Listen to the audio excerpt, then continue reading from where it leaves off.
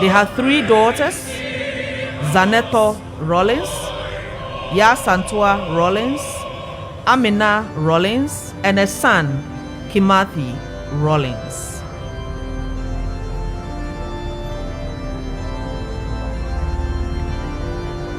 Our former president is a joint recipient of the 1993 World Hunger Prize. He holds an honorary Doctor of Law degree from Medgar Evers College, City University of New York, and Lincoln University doctorate degree for diplomacy and development. He passed away at the age of 73 on 12 November 2020 at the Kolebu Teaching Hospital. 2 months after burying his mother, Mrs. Victoria Agbotui, on 24th September 2020.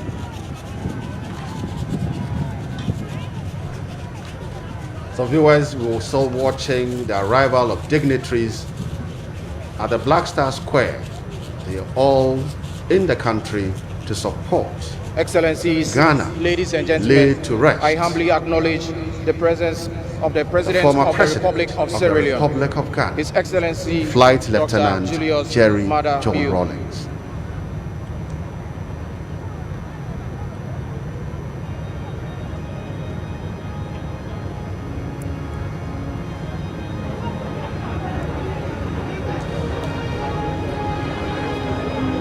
When in November the death was announced, there were information around Rawlings is dead, Rawlings is dead.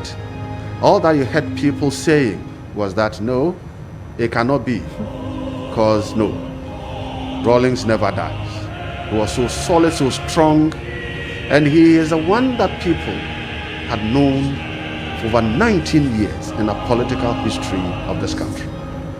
But when finally it was confirmed that the former president was dead, now it dawned on people that there is time for everything. A time to be active and a time to rest.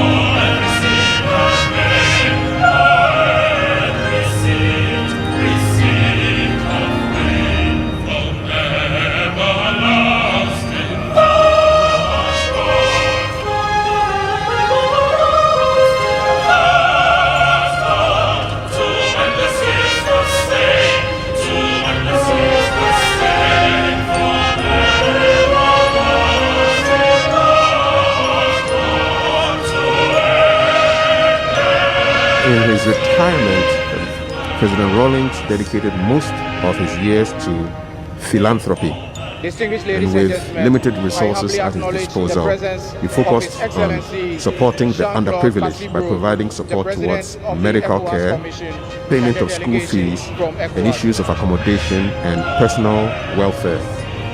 For example, in March 2017, former President Rawlings funded the spinal correction surgery of Maxwell Agoso, a young boy who had a serious spinal abnormality that threatened to cut his life short because of the pressure that was brought to bear on his heart. The successful surgery led the people of his hometown, Vuma, to organize a Durbar of chiefs to express their gratitude later that year. And at that same event, young Naomi Gomeshi's life-saving heart surgery at the Kolebu Teaching Hospital, which was also sponsored by President Rawlings, was duly recognized. He was involved in a lot of philanthropic work. For example, in 2017, he sponsored a group of innovative girls from the Mamfi Girls High School to the Students for the Advancement of Global Entrepreneurship, Sage, the tournament in Ukraine, where they presented their new waste management tips and were crowned second in the world. And the list of philanthropic activities in which each was involved is a long one.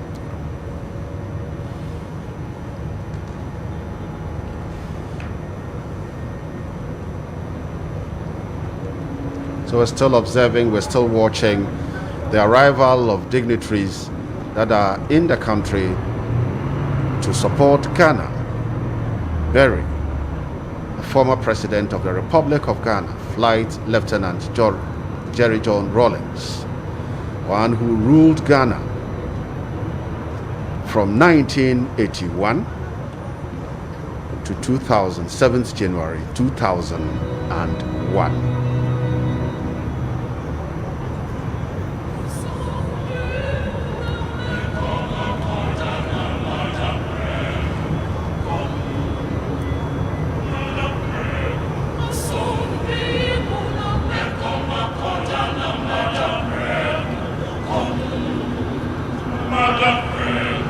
Just some insights into the life of President Rawlings.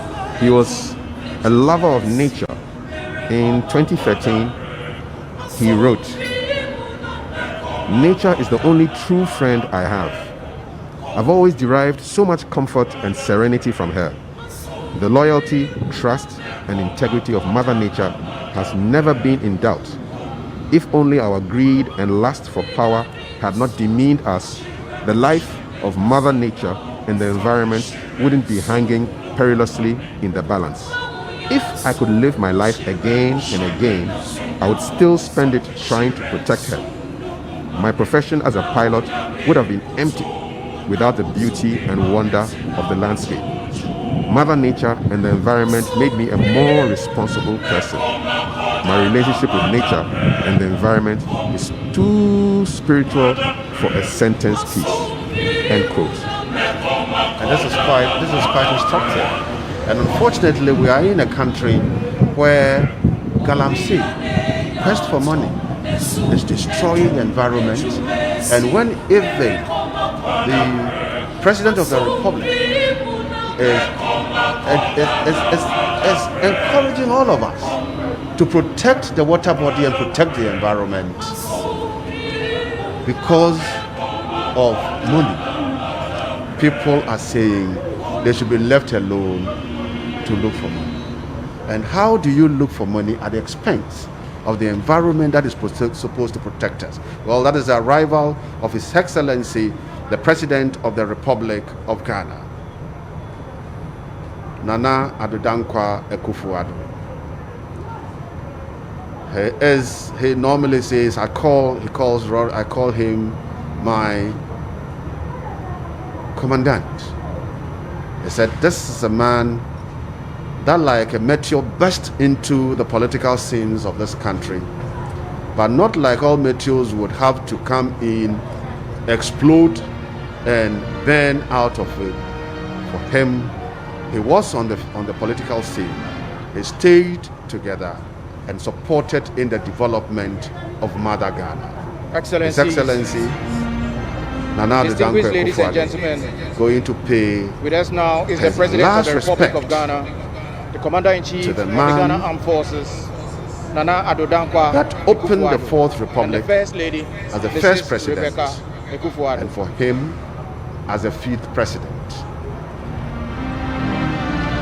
He is with the wife, Rebecca Akufo-Addo.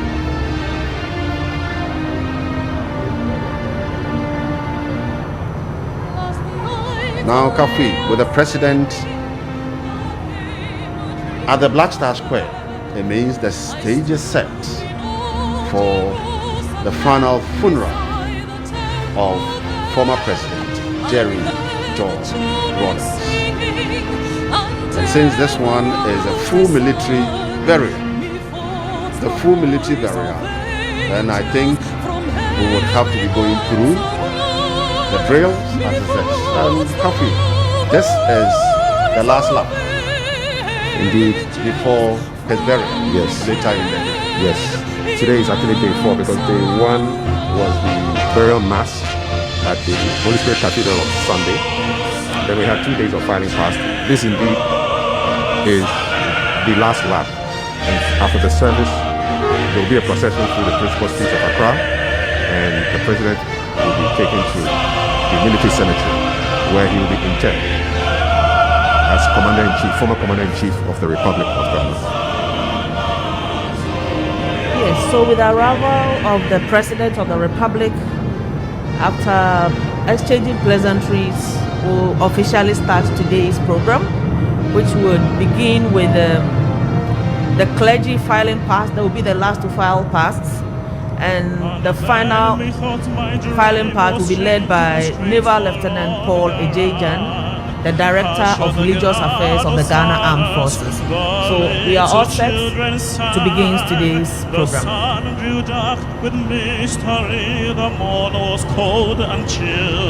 Wakafu, what is extremely instructive is that this is a man that the people love very well. But I think that the various appeal that please respect the COVID protocol, let's do social distancing. So you can see that the Black Star Square is not packed to capacity. It is not filled with people from all over Ghana to come to see, to pay the last respect for former president. An indication that at least the people of this country are aware of the dangers of COVID-19 and how dangerous COVID-19 can be to our existence. We may not see as many people jam-packed in the Black Star Square, but I can assure you that people are watching on television all around this country. I'm getting feedback from people who are sending me messages that they are enjoying our commentary on this event, and they are watching. They are at home and they are watching. They are watching on their phones, they are watching on their TVs. So the audience is huge. And it will not just be restricted to Ghana. I can assure you that all around Africa and beyond our shores, in places like Cuba, people will be watching this and paying their respects to a truly great man who has contributed a lot to the development of this country. So let me reiterate that we continue to appeal to the general public to please stay at home and watch it virtually. For our own sake and for the sake of the nation, we appeal to you all. Anybody who has the intention of coming here, we request you to stay at home or wherever you are, and please watch it virtually because of COVID.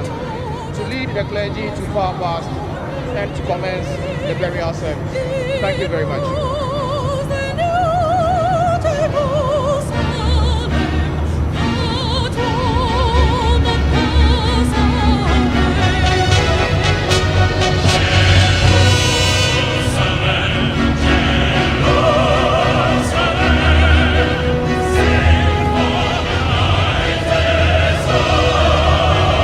One important issue that I can touch on is the issue of time, working with time.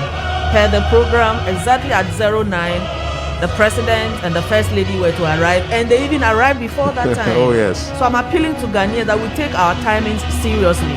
There is nothing like African time or Ghana time, because we are losing a lot due to non-adherence to timings. Indeed. So now the clergy is going to file, and after which the program will start officially. And like I said, they are being led by Naval Captain Paul Ejejan. He is the Director, Religious Affairs of the Ghana Armed Forces.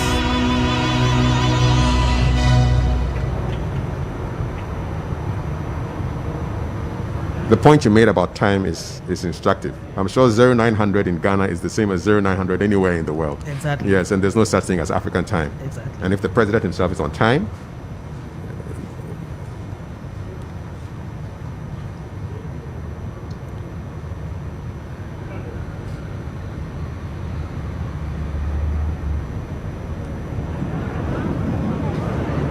so that is the clergy filing past the remains of former President Jerry John Rawlings.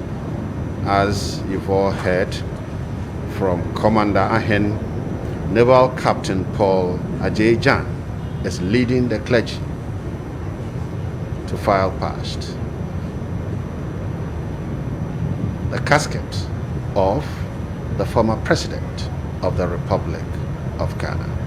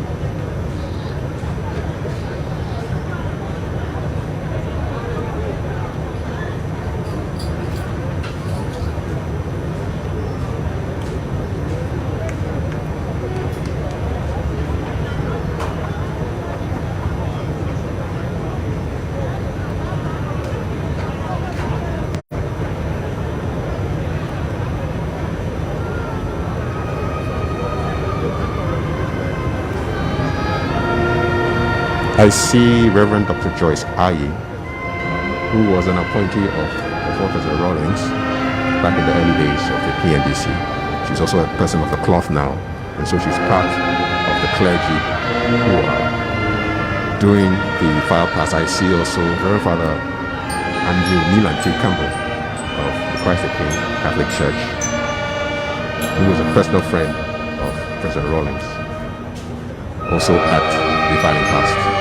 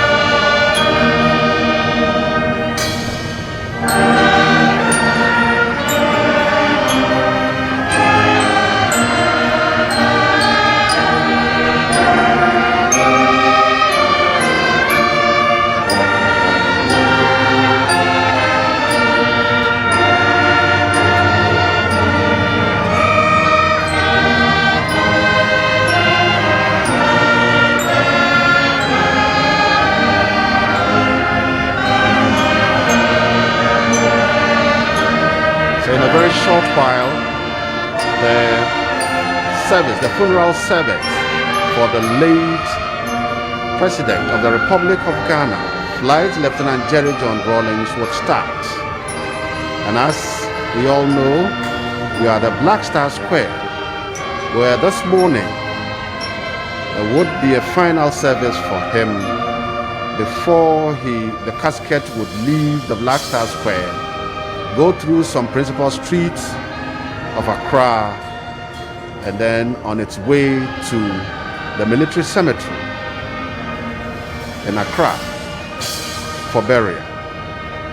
And I am Gabriel Bosompem in commentary position, and with me in commentary room as Commander we thank you for the Ahen life of President and Rawlings Kafui Day, and what you use him to accomplish for us as a nation.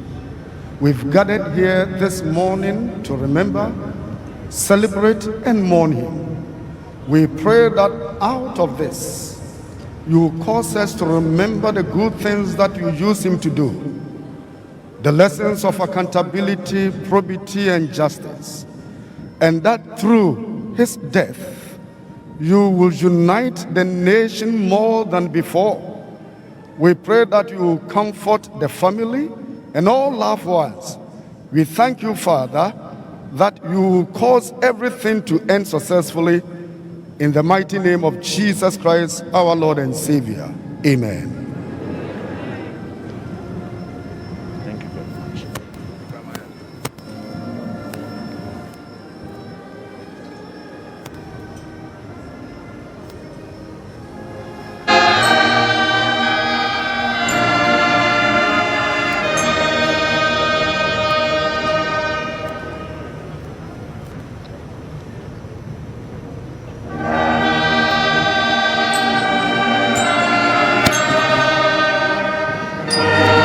of former President Jerry John Rawlings by the clergy. Now it marks the beginning of the service this morning for the former President, Flight Lieutenant Jerry John Rawlings, born 1947, dying year 2020 at age 73.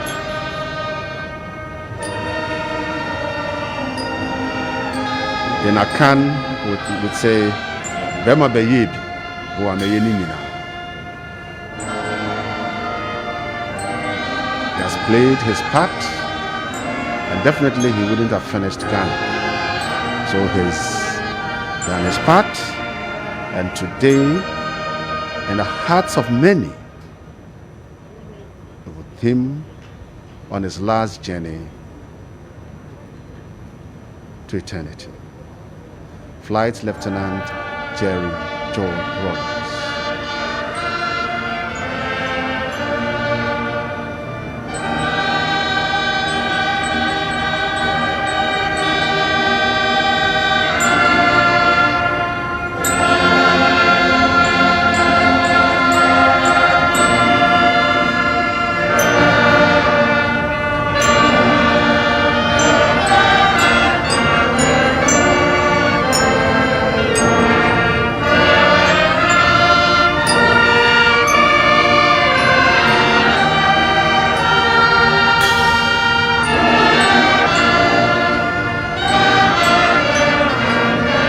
Excellencies, distinguished ladies and gentlemen, the clergy will now commence the burial service. Thank you very much.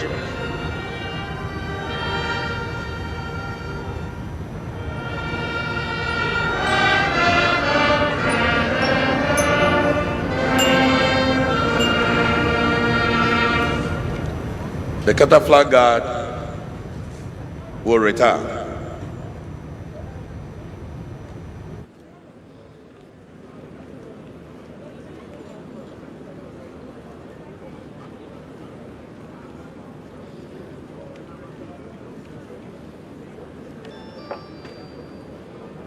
And the aim is to ensure that there's orderliness where he is laid. They also help to give clear direction as to how far any mourner can get. And then They are replaced intermittently, maybe 30 minutes or 40 minutes. The aim is to always ensure that we have fresh limbs protecting our former commander-in-chief. And now that the service is about to start, they have been asked to withdraw.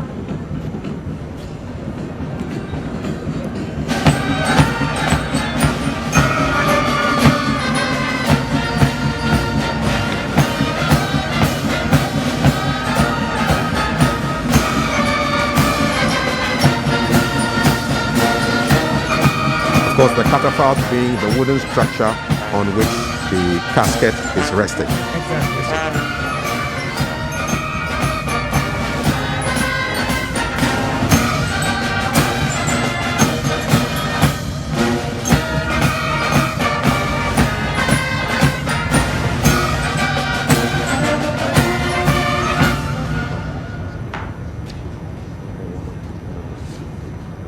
Blessed are those who mourn, for they shall be comforted. We begin this service in the name of God the Father, God the Son, and God the Holy Spirit. May I request we stand to sing from our program, hymn number 1. Now praise we great men.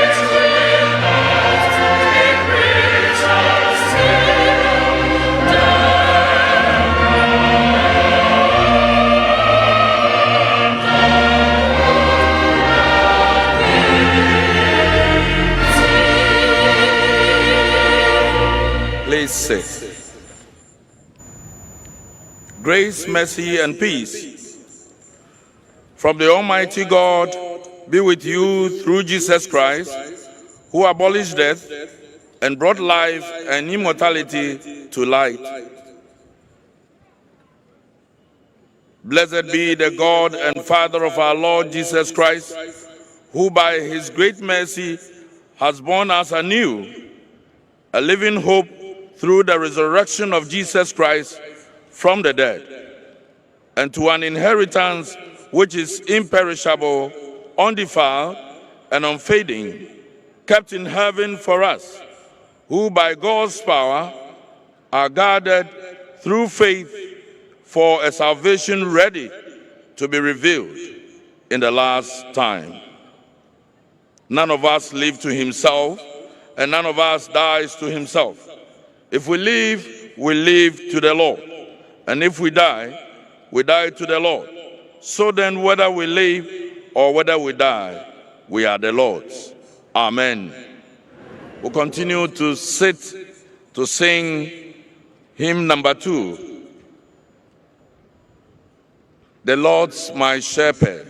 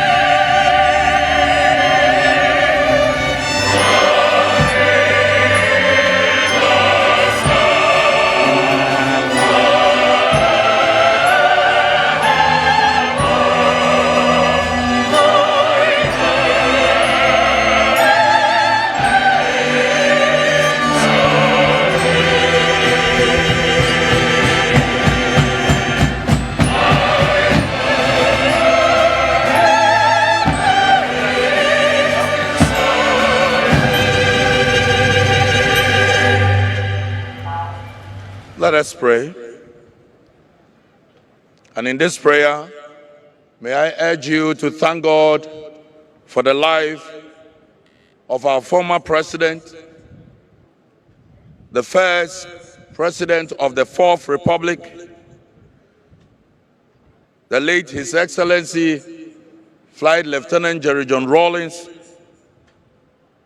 who lived for us as God has given him to us.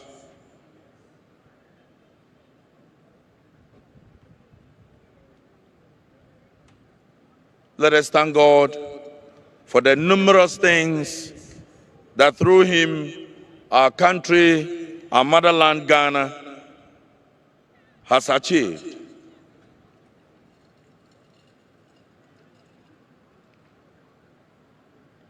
Eternal God, our Heavenly Father, who loves us with an everlasting love and can turn the shadows of death into morning light.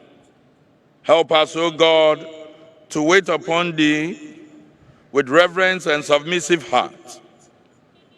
In the silence of this hour, Lord, we pray that You speak to us of eternal things, that through patience and comfort of the Scriptures, we may have hope and be lifted above our darkness and distress through Jesus Christ, our Lord.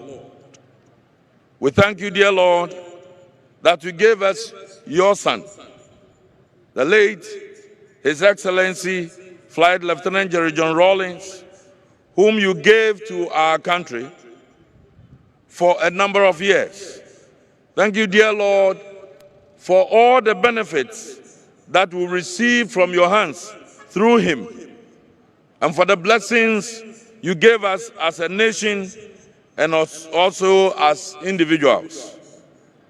This morning, Lord, as we mourn with the family, we commit all hearts into Your hands, and we pray that You wipe away the tears of our eyes and strengthen our faith even in this difficult time, that with joy we will say that You have given and You have taken away.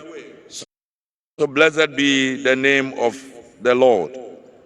We pray for all those who are here to join us and all who are listening to us or watching this service, that, Lord, You strengthen the faith of the people of Ghana, particularly his family, and let the joy that fills the hearts of those who have faith in You dwell with us through Jesus Christ our Lord.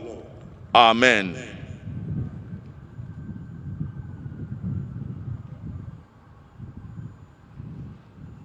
The Armed Forces Central Band and the Ghana Police Band will give us some martial music.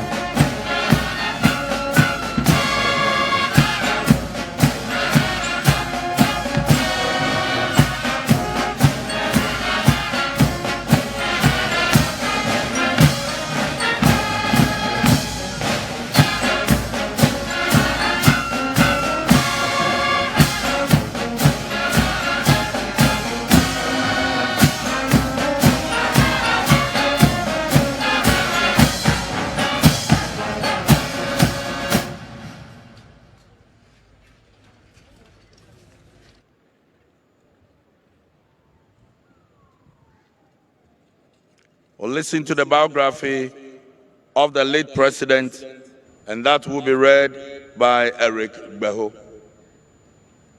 After which the mass choir will give us some music.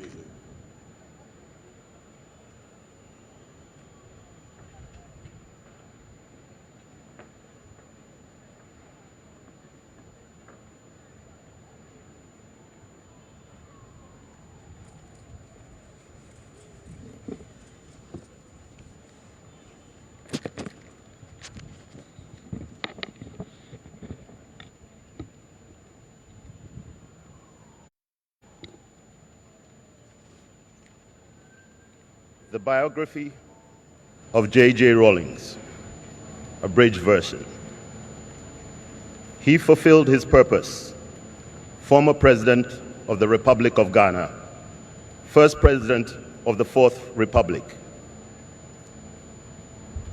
He who lives only unto himself withers and dies, while he who forgets himself in the service of others grows and blossoms in life and in eternity. G. Hinckley. Duty, decency, accountability, social justice, human rights, dignity. These are all values that former President Jerry John Rawlings not only held in high esteem, but practiced every day during his time on earth. A towering and transcendent figure in African politics, former head of state and president of the Republic of Ghana, Flight Lieutenant Jerry John Rawlings is admired widely on the continent of Africa and internationally for his patriotism, sincerity, drive, and participatory leadership approach. Jerry John Rawlings was many things. He was an officer, a pilot, a husband, and a father. He was a revolutionary, a hero, and a philanthropist. He was a celebrated statesman, and he was a former president of the Republic of Ghana. Collectively, these are all the titles and duties of a life that has been well lived. But no single title captures his most important contribution as a public servant. Above all, Jerry Rawlings was a man of the people, a selfless man who gave his life willingly in service to the ordinary Ghanaian. His life's work was not to champion the causes of those with wealth or power or special connections. It was to give a voice to those who were not heard. The strength of Jerry Rawlings was his sincere dedication to the cause of the working poor and oppressed masses. Quote, "For myself, I am ready for whatever sacrifices are required in such a struggle for a better life for our people, and I will forever work with and be at the service of the people who share that common cause," unquote. He was given the gift of empathy and was able to humbly feel for and show compassion for the pain and suffering of others.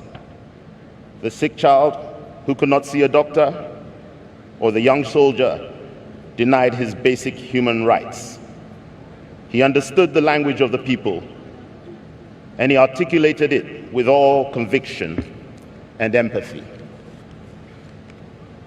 By calling on workers, soldiers, farmers, policemen, teachers, and students to raise their consciousness. Known for his anti-corruption credentials, Jerry Rawlings was a profound and fearless advocate for social justice, accountability, and the political and socio-economic empowerment of Ghana's people. He eventually made his mark on the world by committing to a purpose much bigger than himself.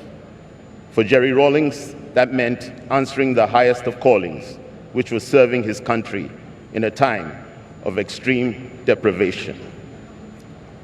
Throughout his life, President Jerry John Rawlings used his gift to touch as many lives and right as many wrongs as the years would allow. Early life and education. Jerry John Rawlings was born on June 22nd, 1947, in Accra, Ghana. He was first named Jeremiah Rawlings John and was baptized Roman Catholic. His father, James Ramsey John, a pharmacist from Scotland, migrated to the Gold Coast, Ghana in 1935 to work and become head of the Kingsway Chemists. His mother, Madame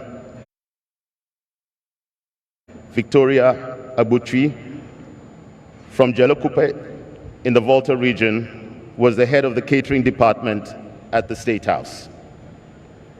Raised by his mother, she wanted her son to be a doctor.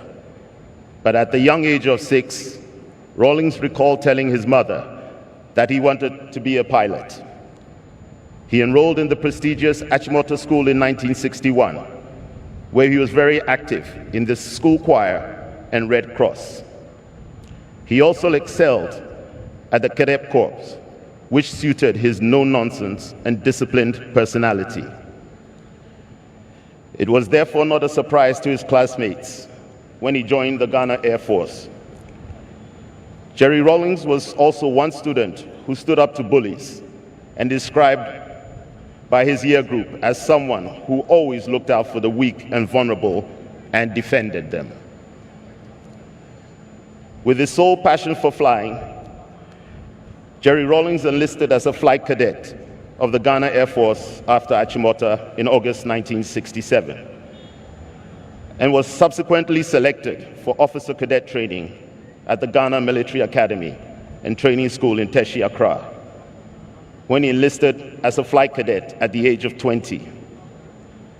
Jerry's surname was changed from John to Rawlings. Assuming John to be a second Christian name, the Air Force administration made a clerical error and recorded Rawlings as his surname. He has been known ever since as Jerry John Rawlings. As part of his ongoing training, he was posted to the Takoradi Air Force Base in the Western region in 1968, where he subsequently advanced and became a commissioned pilot officer of the Ghana Air Force in January 1969, and was awarded the Distinguished Speedbird Trophy for his outstanding airmanship. He got posted to No. 1 Transport Squadron for his operational conversion and training on the DHC Otter aircraft. In June 1970, Jerry Rawlings was posted to the Communications Squadron, Air Force Station Accra, as a squadron pilot flying the Beaver aircraft. And shortly after, in December 1970, he was then reposted to No. 1 Squadron, Air Force Station, Takoradi, to continue with his operational duties as a squadron pilot on the Beaver and Otter aircraft. Just a month after January 1971, Jerry John Rawlings was interviewed and selected to join the prestigious No. 4 Fighter Squadron at the Air Force Station in Accra. He began his conversion and operational training on the MB-326F aircraft, and in April 1972, he was appointed Station Adjutant to the commanding officer of the Air Force Station Accra, and appointed officer in charge of the station's Operation Feed Yourself project, the flagship project of General Achampong's National Redemption Council. A natural workaholic and one who enjoyed working in the outdoors, Jerry John Rawlings took this responsibility very seriously and dedicated all of his off-duty hours to this task.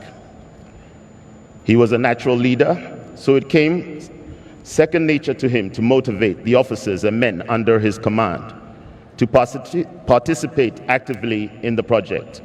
He single-handedly operated the station's tractor to plow all arable lands on the Air Force Station, which earned him the admiration of the officers and especially the airmen. His dedication to the project yielded a bumper harvest, which was short-lived when the mode of distribution was deemed most inequitable, much to the utmost dissatisfaction of the young officer.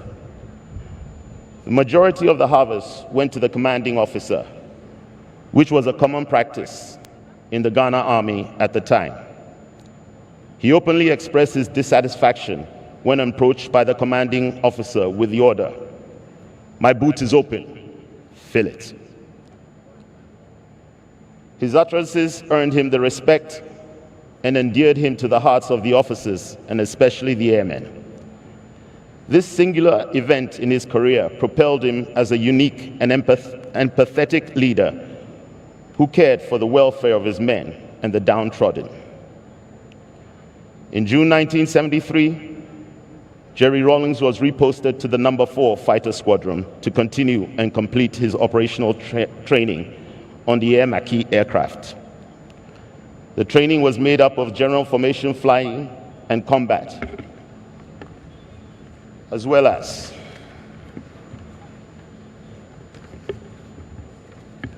tactical formation flying to include air-to-ground firing at the Bundasi range.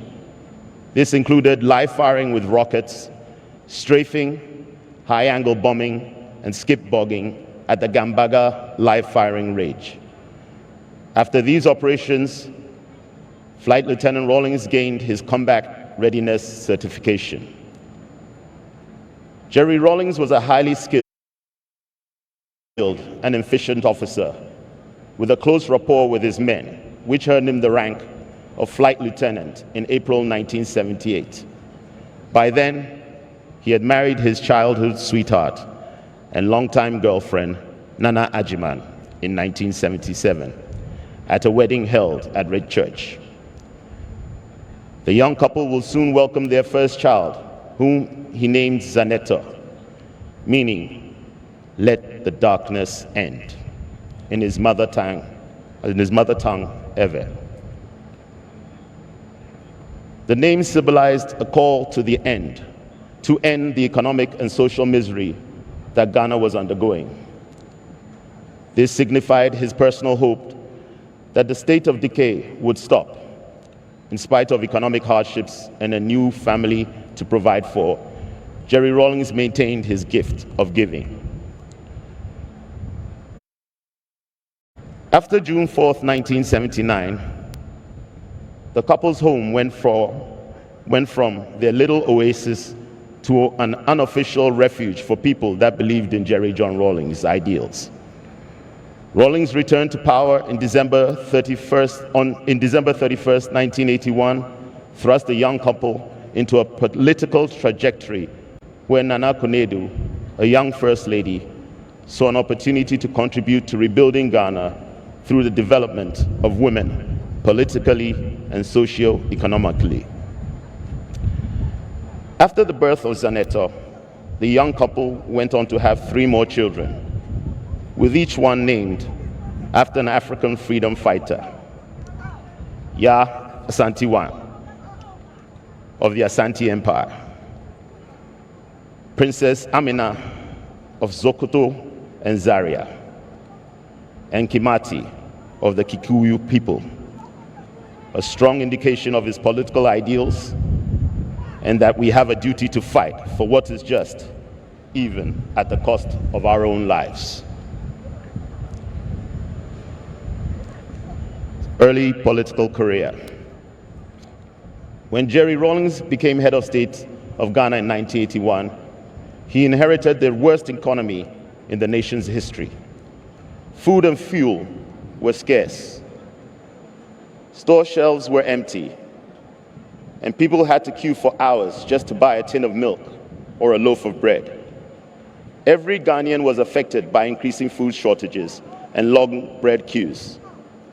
In the rural areas outside of Accra, people lived in dire deprivation, but perhaps better than those in Accra's growing slum areas, which often had unpaved, potholed roads lacked electricity or sanitation, and offered the unskilled poor no way of bettering their lot.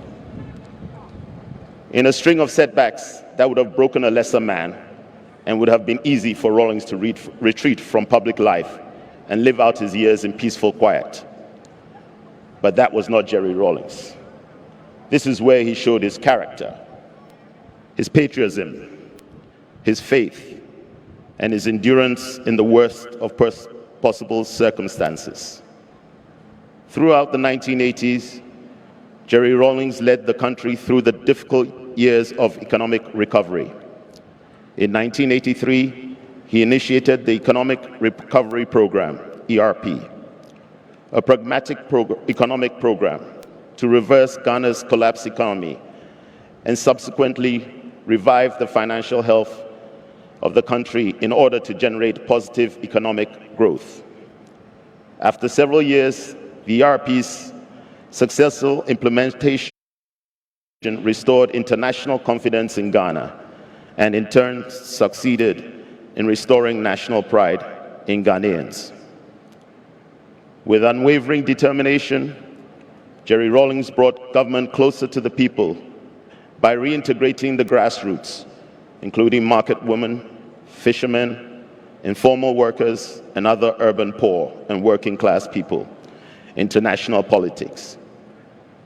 He encouraged citizens to participate in local governance through the People Defense Committees, PDCs, established by the PNDC to mobilize the masses and hold politicians accountable for their actions.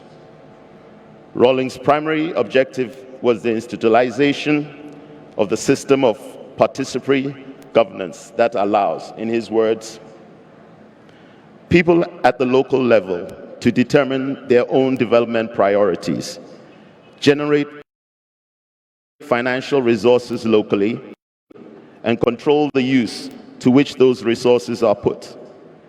Our objective is to end, once and for all, the parasitic relationship that enables the urban elite not only to live off the sweat of the rural dweller, but to dictate to him the conditions of his existence.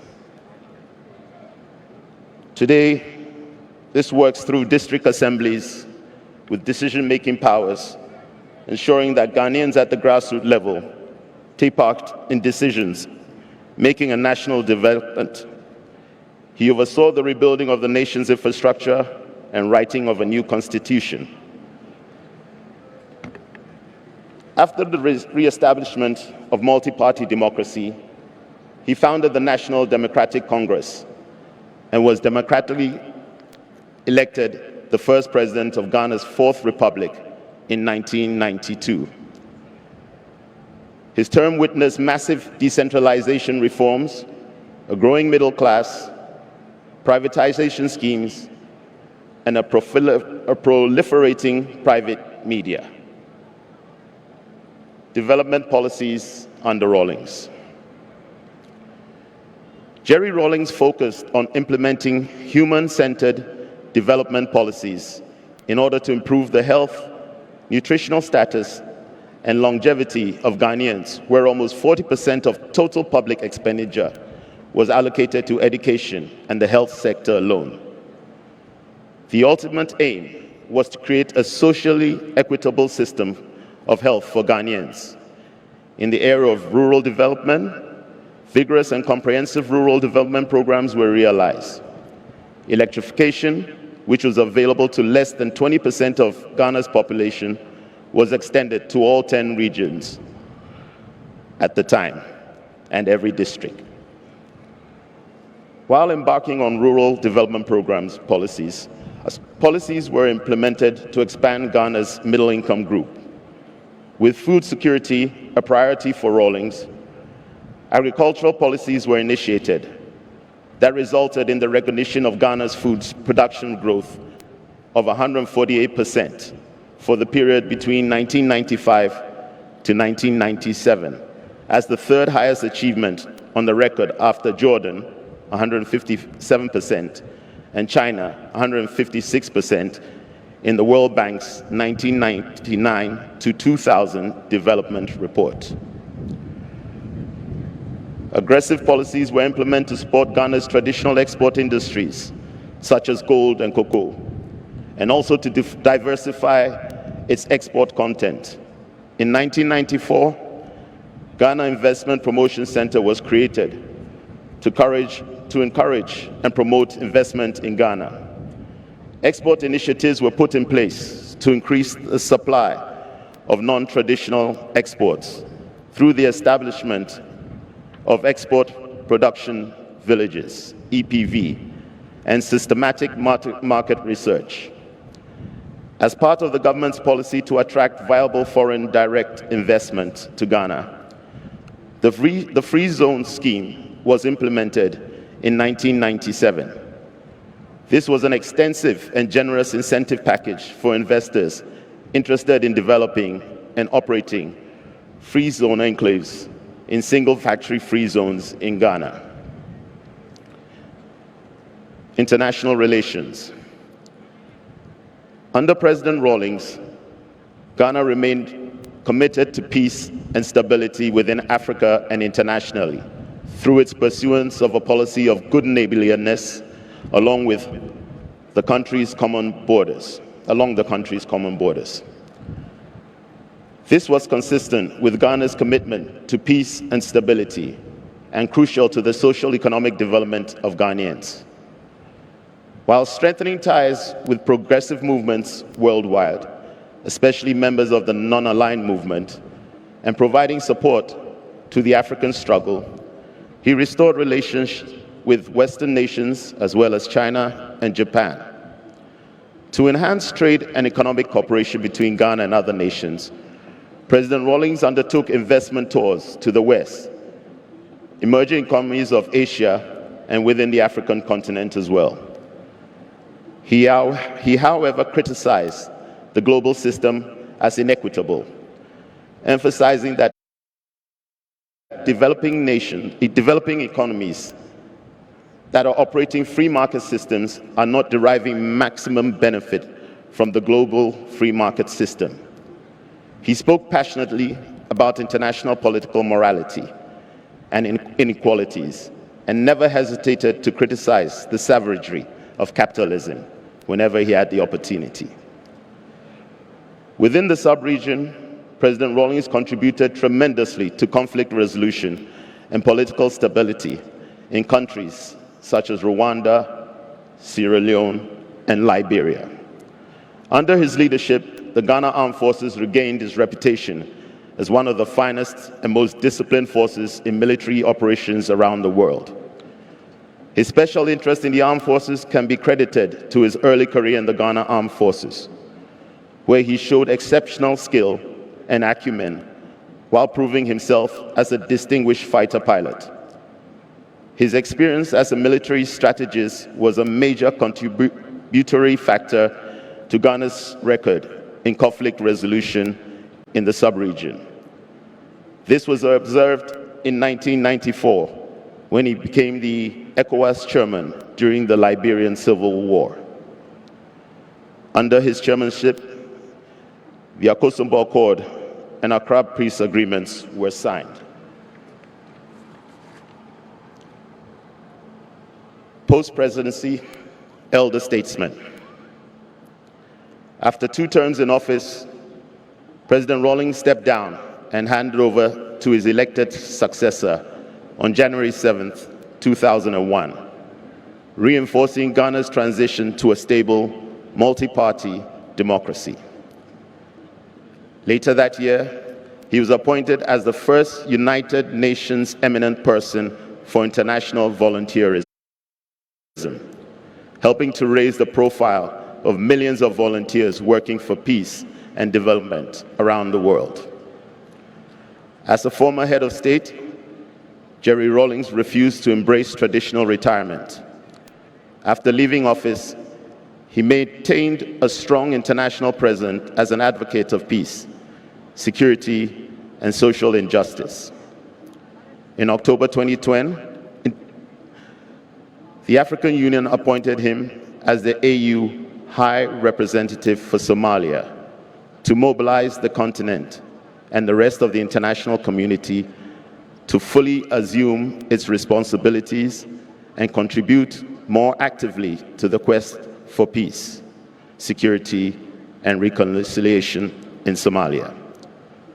Through negotiations with the Somali leadership, politicians, and neighboring countries, Jerry Rawlings managed to get the parties to embrace the transitional roadmap. By October 2011, President Rawlings was also appointed Ambassador of the Pan-African Parliament.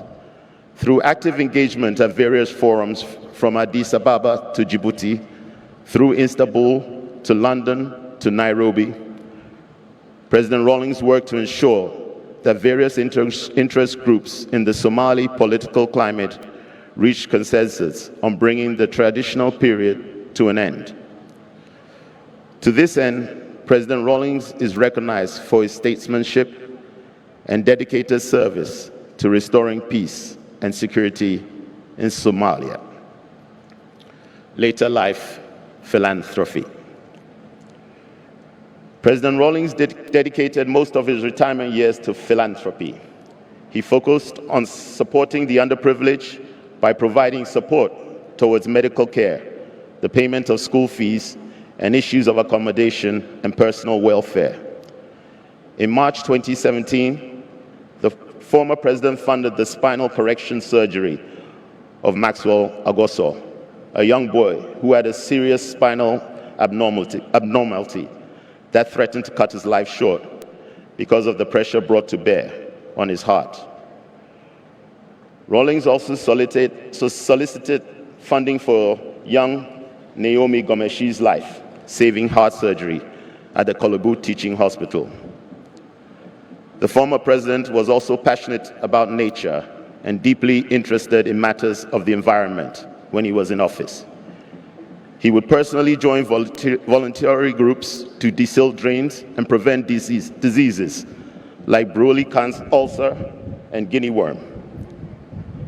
The passion never waned, and on countless occasions, he expressed concern about the hacking down of trees to construct concrete buildings and the failure of Ghanaians to embrace tree planting as an environmentally progressive policy. In a note he penned on the environment for a magazine in 2013, President Rawlings wrote, "Nature is the only true friend I have. I have always derived so much comfort and serenity from her. The loyalty, trust, and integrity of Mother Nature has never been in doubt. If only our greed and lust for power had not demeaned us, the life of Mother Nature and the environment would be hanging perilously in the balance. If I could live my life again and again, I would still spend it trying to protect her. My profession as a pilot would have been empty without the beauty and wonder of the landscape. Mother Nature and the environment made me a more responsible person. My relationship with nature and the environment is too spiritual for a sentence piece." On his 70th birthday in 2017, a symposium on the environment was held in his honor under the theme, "Protecting and Safeguarding the National Environment for Generations." Conclusion. Jerry Rawlings has gone home now, leaving those of us who grieve his passing with the memories he left behind, the good that he did, the sacrifices he made, and the dreams he kept alive. We are forever grateful for his courage and conviction, his humanity, and his compassion for others. But above all, we love Jerry Rawlings for what he represented: a determination to succeed against the odds, humility, an innate sense of social justice, and a tremendous sense of service to country. He gave to himself with intelligence and energy and devotion to duty. In the words of William Shakespeare, I have touched the highest point of all my greatness, and from that full meridian of my glory, I haste now to my setting. Jerry John Rawlings, your work on earth is done, and your life and legacy will be an enduring reminder that a life of service is a life well and greatly lived. May God bless Jerry Rawlings, and may he rest in eternal peace. Freedom must be enjoyed on mutually respectable terms, not on one man's terms. If it's on one man's terms, then it's not freedom. The golden rule must apply. You see? I want the best for you. I want the best for all my people in this country. But let's learn to make the golden rule apply.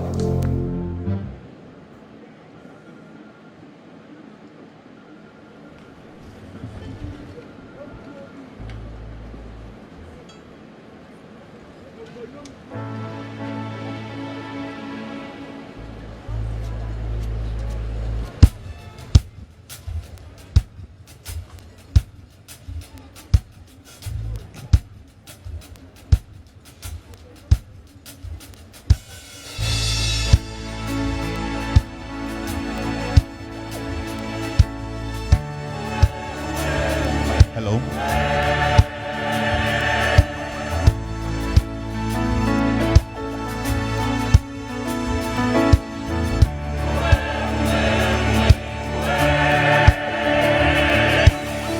The higher you build your barrier, the taller I become. Yeah, the further you take my rights away. Yeah, the faster I will run.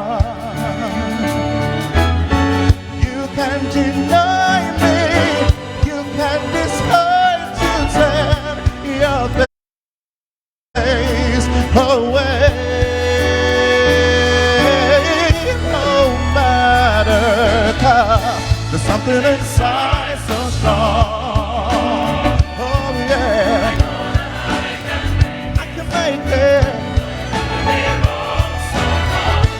none of my pride was torn. Oh yeah,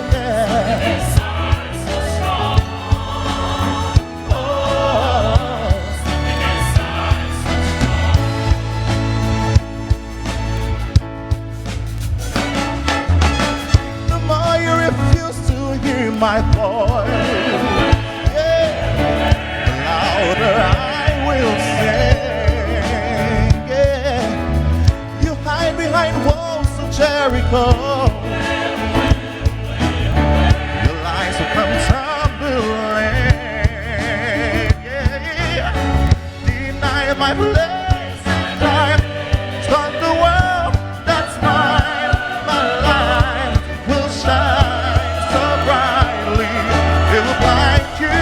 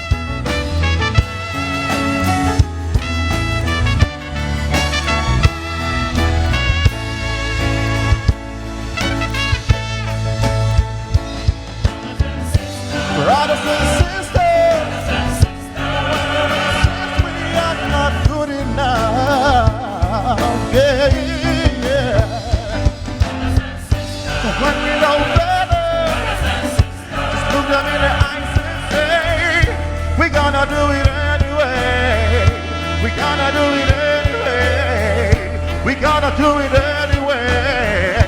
We gotta do it anyway.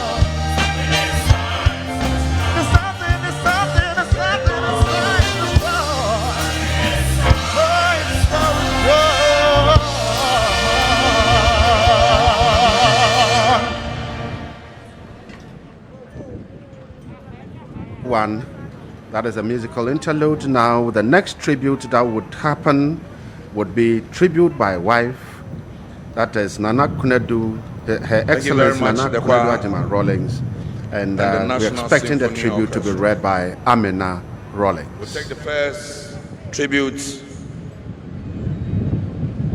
and that is by Her Excellency Nana Kunedu Ajiman Rawlings, and is to be read on her behalf by Princess Amina Ajiman Rawlings, after which Elsie Duncan Williams will sing tribute.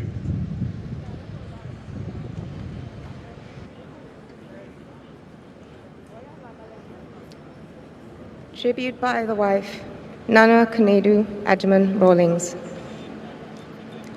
It starts off with a poem.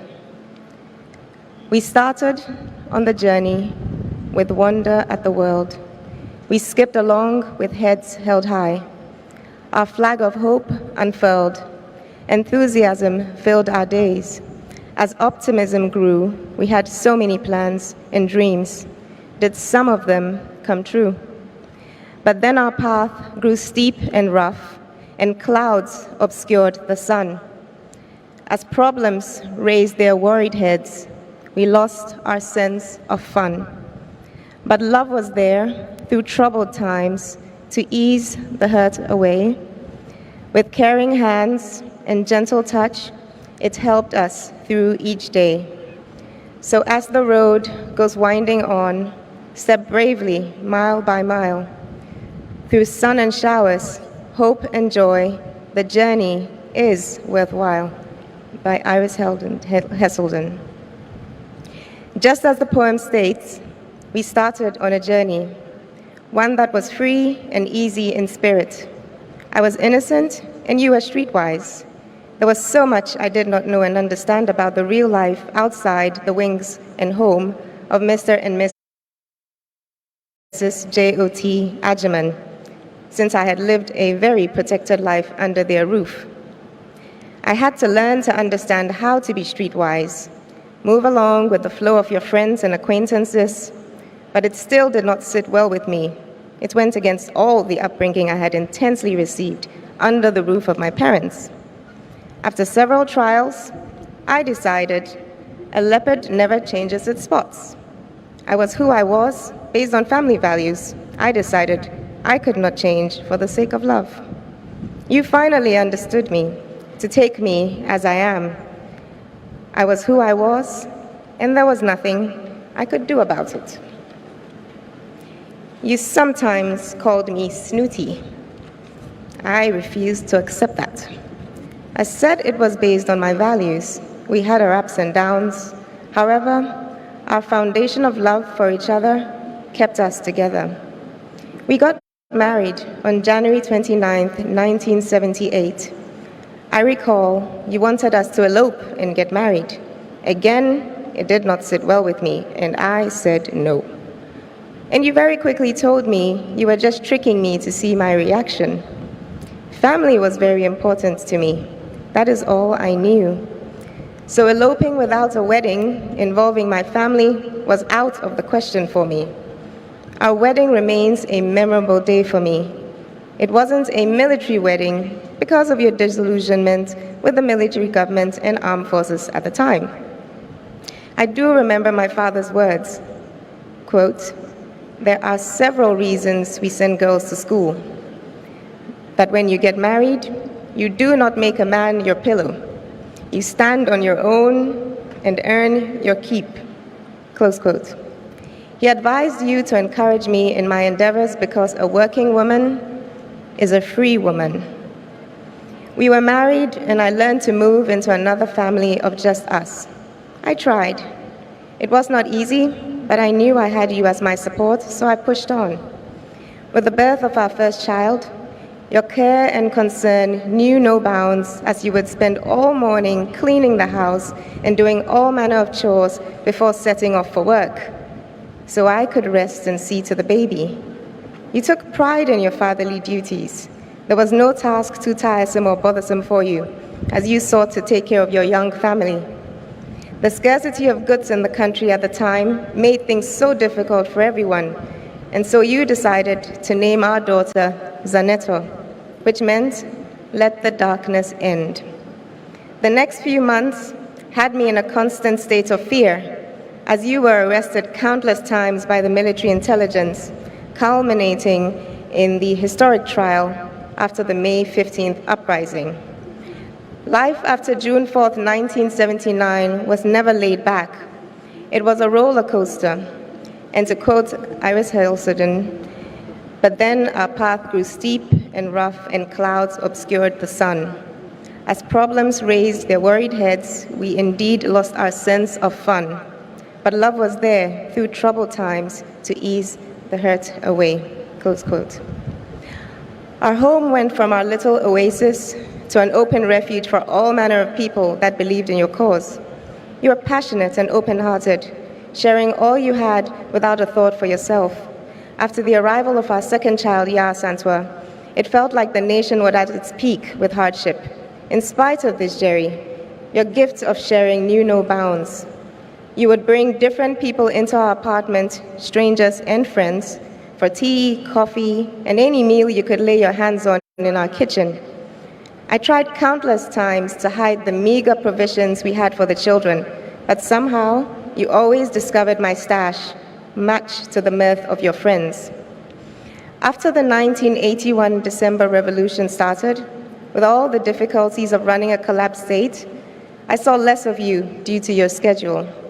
When the restructuring and reconstruction took off, improvements to the national economy were clearly visible, and I would bring the girls over to visit on weekends and fortnightly. They never could hold back their excitement. When Amina and Kimathi were born, my work with the rural and urban communities intensified. You made me your eyes and ears to what was going on around the country. You trusted in the integrity and astuteness of our womenfolk to give a good assessment of the reality on the ground. With your help and support, we were able to make the fight for women and children's rights a reality with the passing of the interstate succession laws, family accountability laws, and all the other laws passed on behalf of Ghanaian women and children. They are a testament to your concern for your nation when you were made aware of the difficulties women were facing in the country. You never hesitated to help with the passing of laws to protect the vulnerable and the voiceless. From 1983 to 1992, I worked assiduously on empowering the Ghanaian women. I knew my passion to transform the lives of women could become a reality.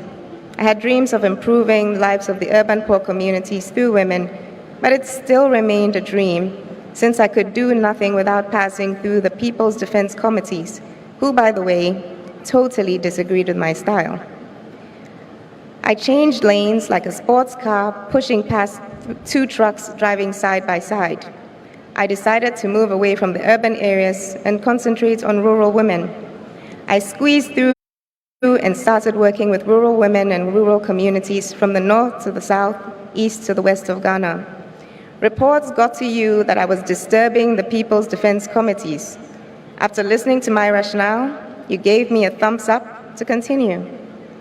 You helped me by assessing all my issues and getting laws passed to support the women and children in Ghana in many fields. With all the opposition I got within the PNDC government, only one male appointee supported me, BBD Asamoah, who urged me on with the women's programs I was doing.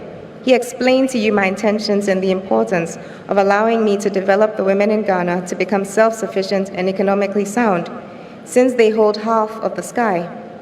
So their empowerment will reflect on how the children in Ghana will grow and develop as well. You expected me to prove my worth by refusing to help my organization financially and challenging me flatly to raise my own funds if I felt the cause was important enough. Today, I appreciate and understand the importance of separating my NGO women's movement work from government business. I went all around the world, boldly fundraising and shamelessly negotiating in different sectors for opportunities for our women and children in Ghana. Jerry, I know that God created us for each other. And today we make a formidable team, notwithstanding the ups and downs of life.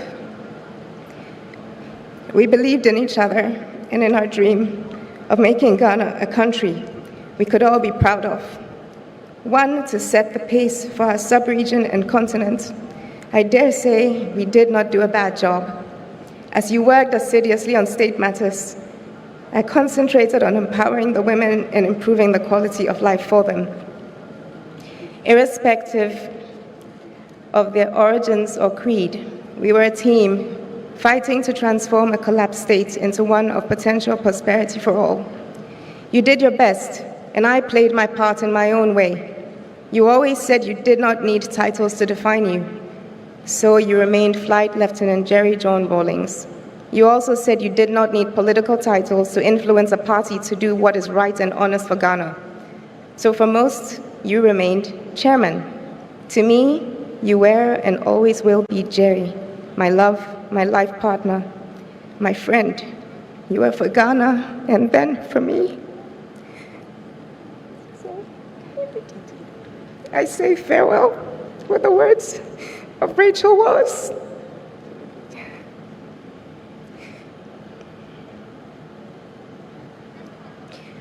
He's the kaleidoscope of the rainbow, the chuckle of the stream, the lark's glad call, the lily's perfume. He is the bud on the branch, the rich gleam of the fox's fur, the shy gaze of a fawn, the small cloud caught in a crate of trees. He is the gold that crowns the daffodils, the whisper in the wind, the song in the rain, the story of the seasons. He is life and love, the beginning and the end, an hour, a day, an eternity. Rest in perfect peace, my love. May you watch over us all.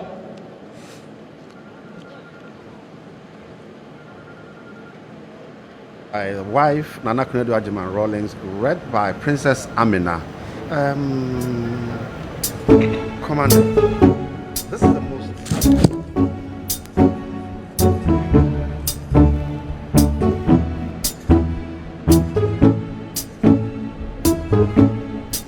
When the night has come and the land is dark and the moon is the only light we'll see. No, I won't extremely well. be afraid. Very few people can read their mommy's tributes and read the way she did. Yes, she's done excellently well. Even me watching and running commentary, I was touched, and I'm touched. So I'll say yes, she's done very well. She's proving that she's a strong princess. By me, oh, stand by me, stand by me. So darling, darling, stand by me, oh, stand by me, oh, stand by me, stand by me. If the sky that we look upon should tumble and fall, and on the mountains to crumble to the sea. I won't cry, no, I won't shed a tear, just as long as you stand by me. So darling, stand by me, oh, stand by me, oh, stand by me, stand by me, darling, stand by me, oh, stand by me, oh, stand by me, stand by me, darling, stand by me, oh, stand by me, oh, stand by me, stand by me. So darling, stand by me, please stand by me, stand by me, stand by me, stand by me. So darling, stand by me, oh, stand by me, oh, stand by me, stand by me. Whenever you're in trouble, won't you stand by me? Please stand, please stand, stand by me, stand by me, stand by me, oh, stand by me, oh, stand by me, stand by me. Whenever you're in trouble, won't you stand by me? Please stand by me. Please stand by me.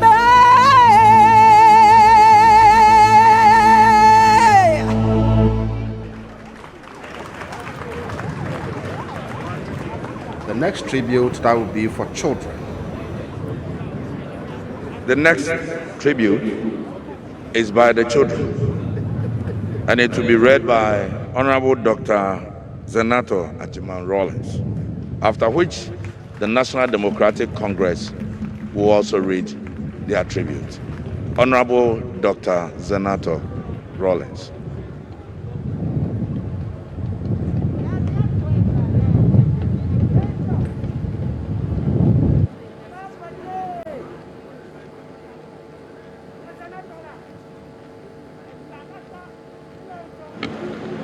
The only thing necessary for the triumph of evil is for good men to do nothing. Edmund Burke.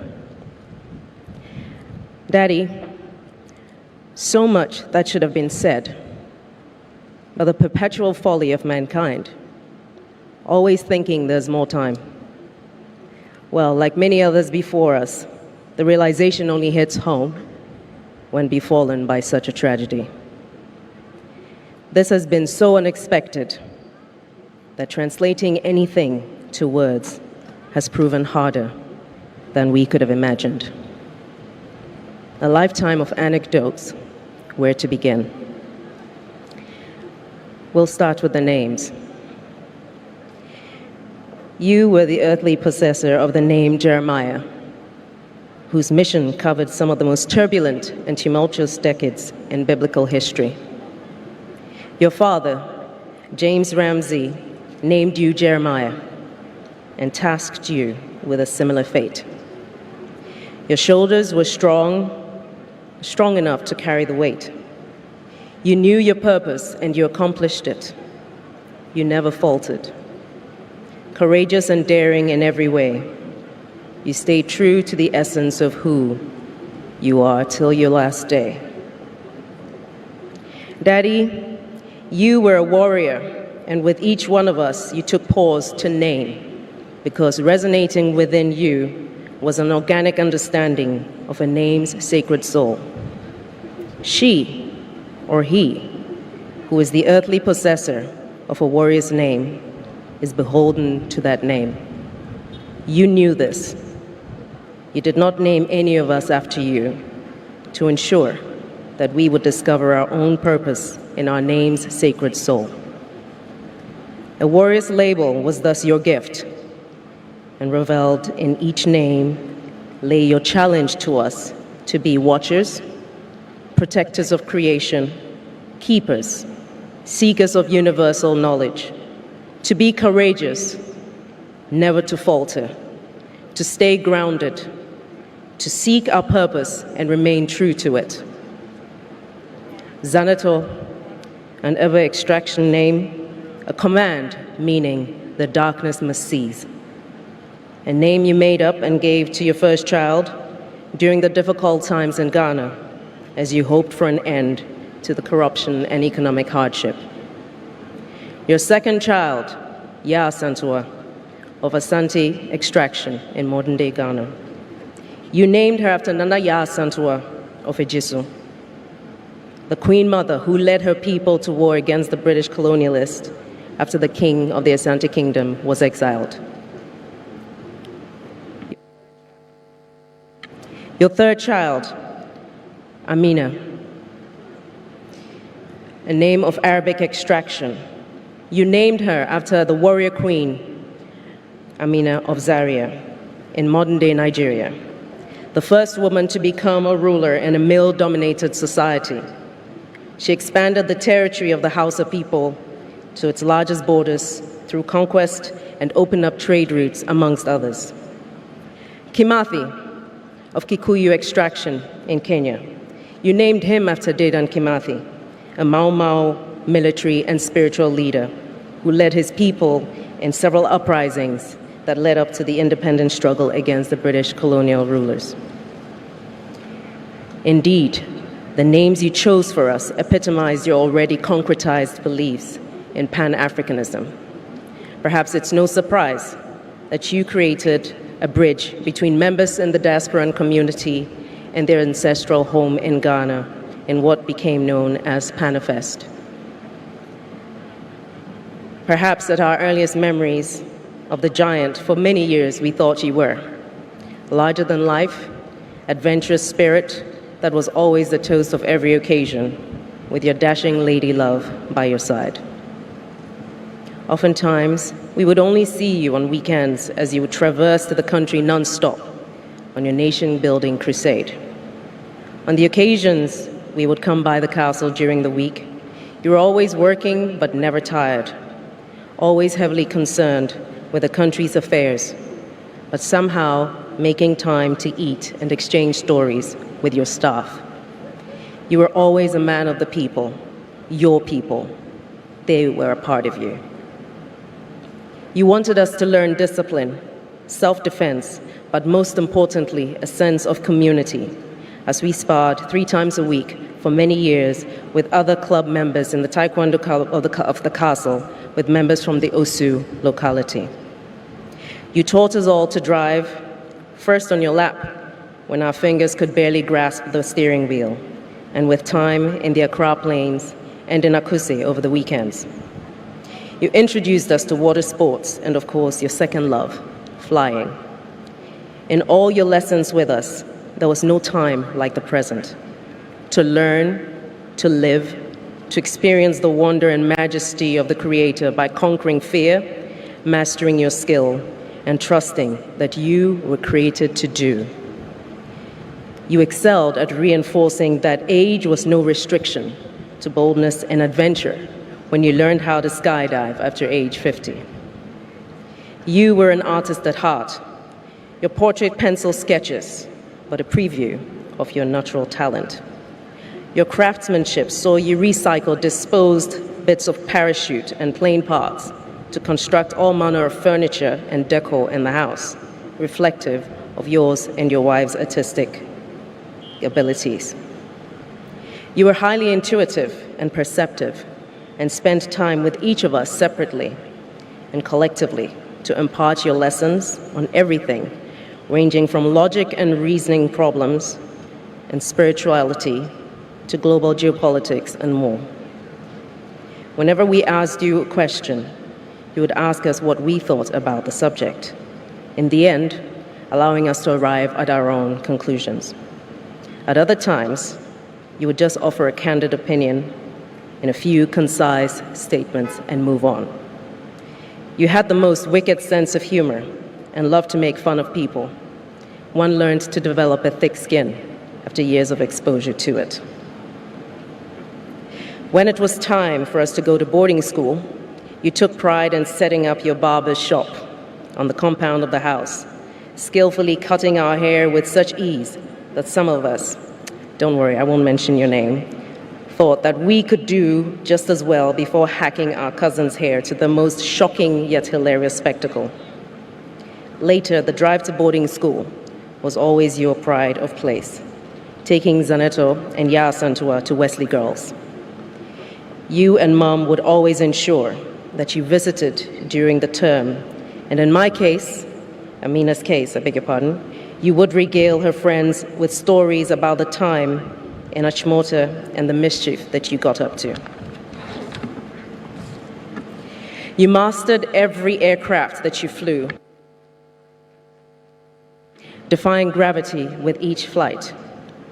Your flying gave you the eyes of an eagle and added dimension to your perspective on the situation on the ground, literally. Even among the clouds, you were an artist.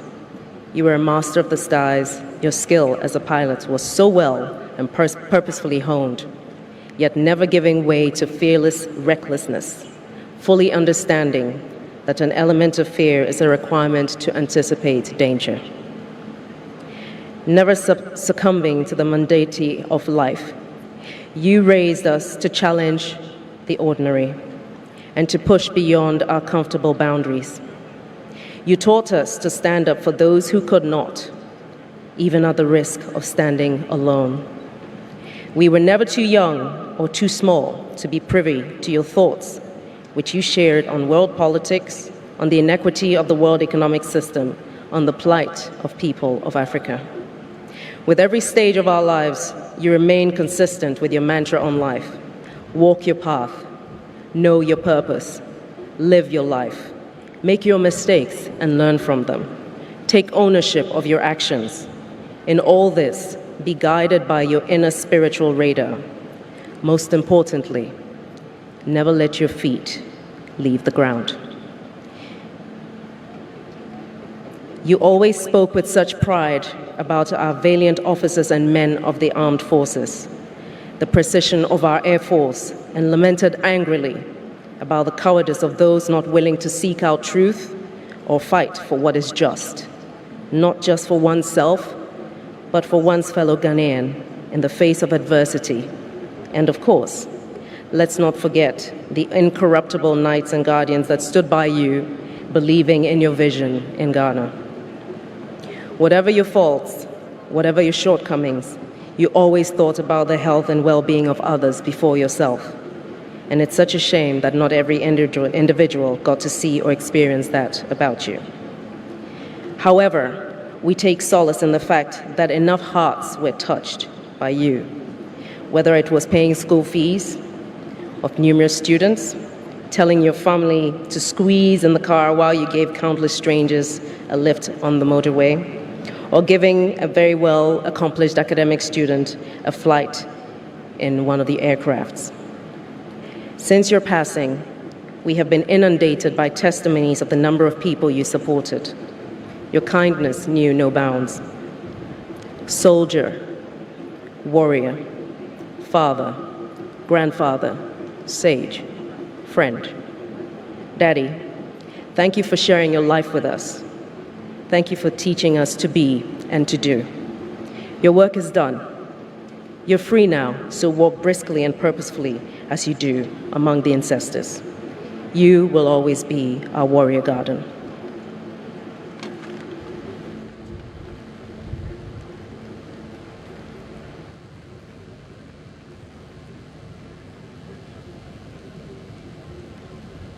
The next tribute is by the National Democratic Congress, and it will be read by Alhaji Hudu Yahya, after which the mass band will give us some martial music.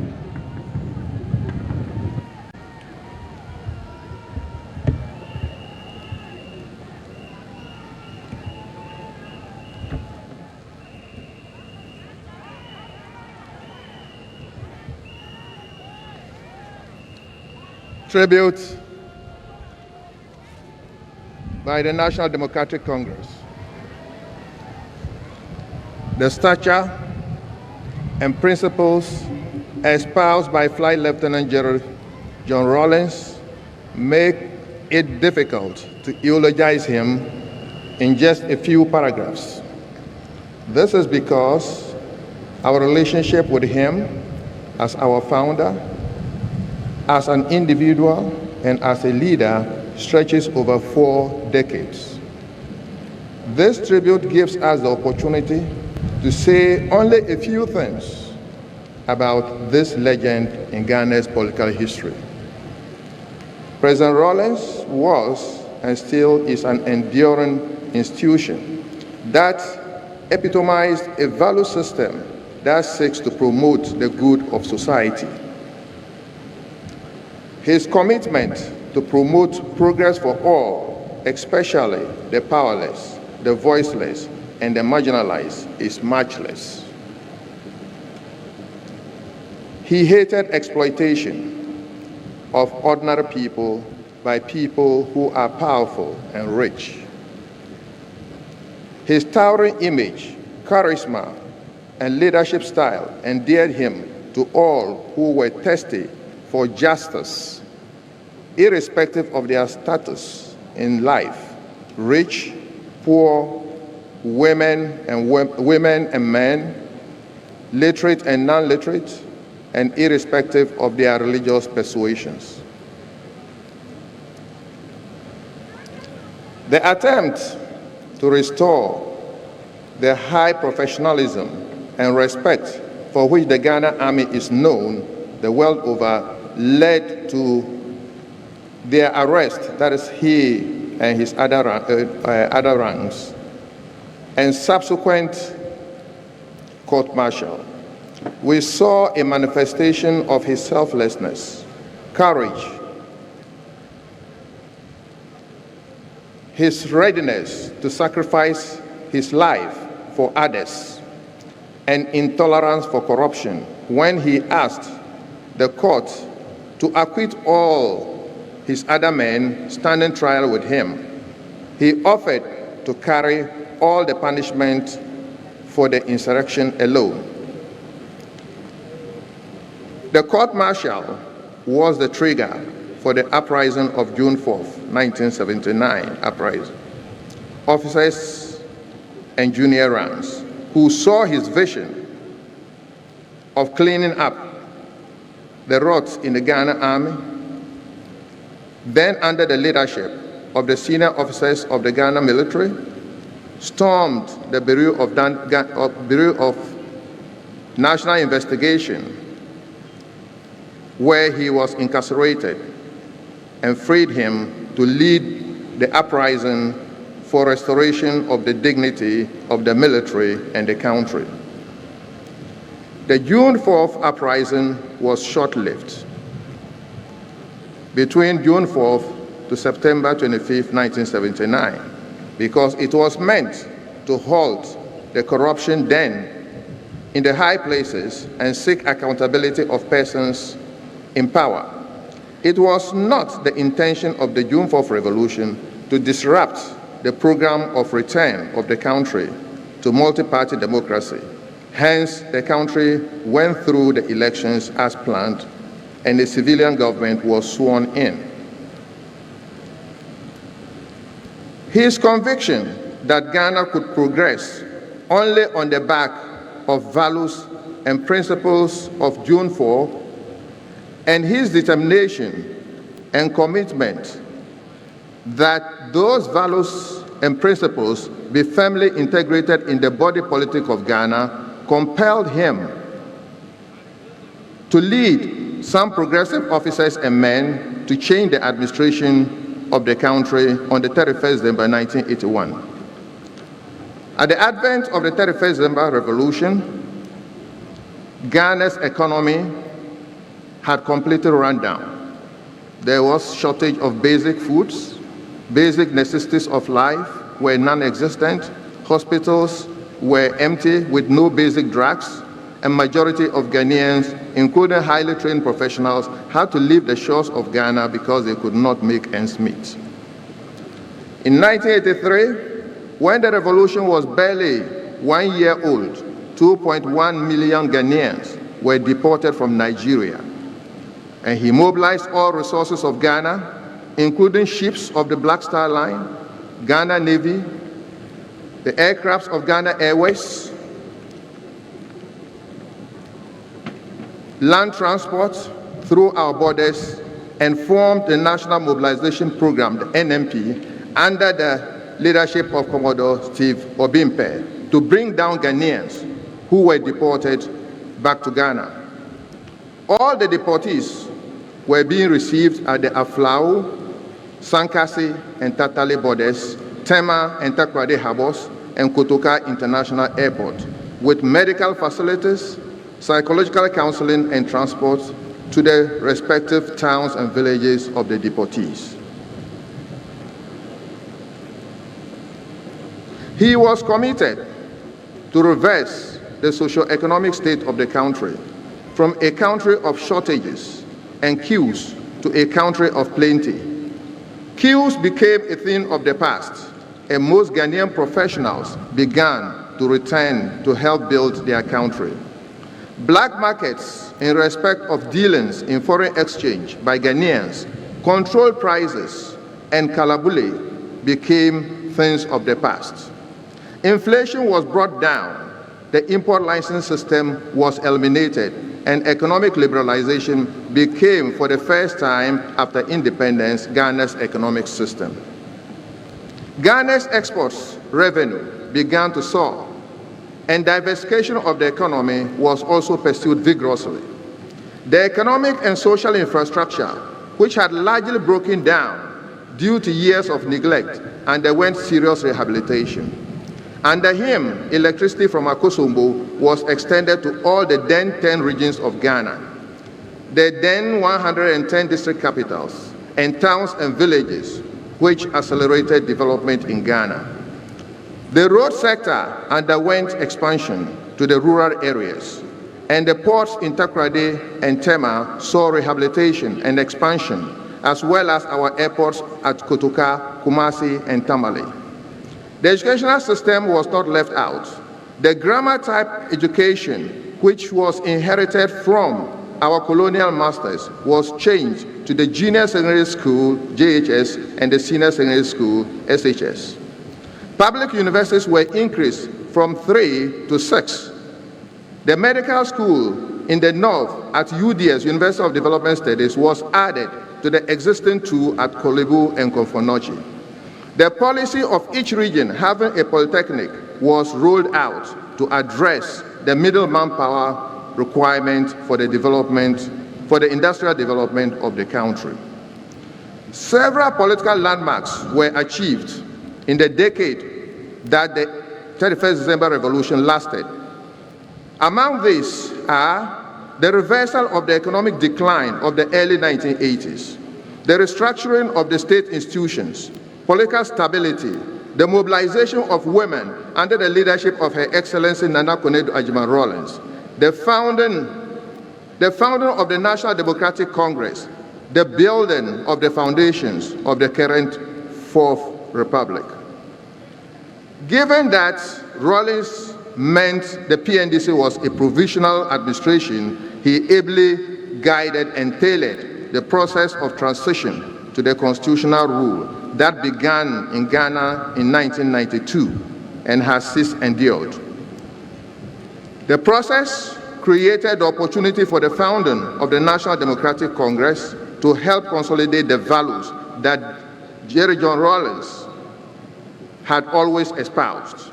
Since his message over the decade resonated with the ordinary Ghanaian, he easily won the first and second general elections in the Fourth Republic with the party he founded, the NDC.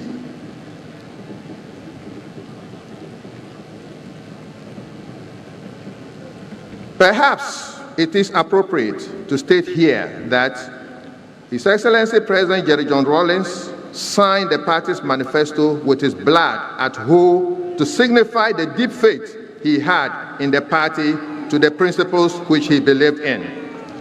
Indeed, many of the persons that served in these administrations of the AFRC and PNDC have held different positions in the NDC and are still loyal members of the party.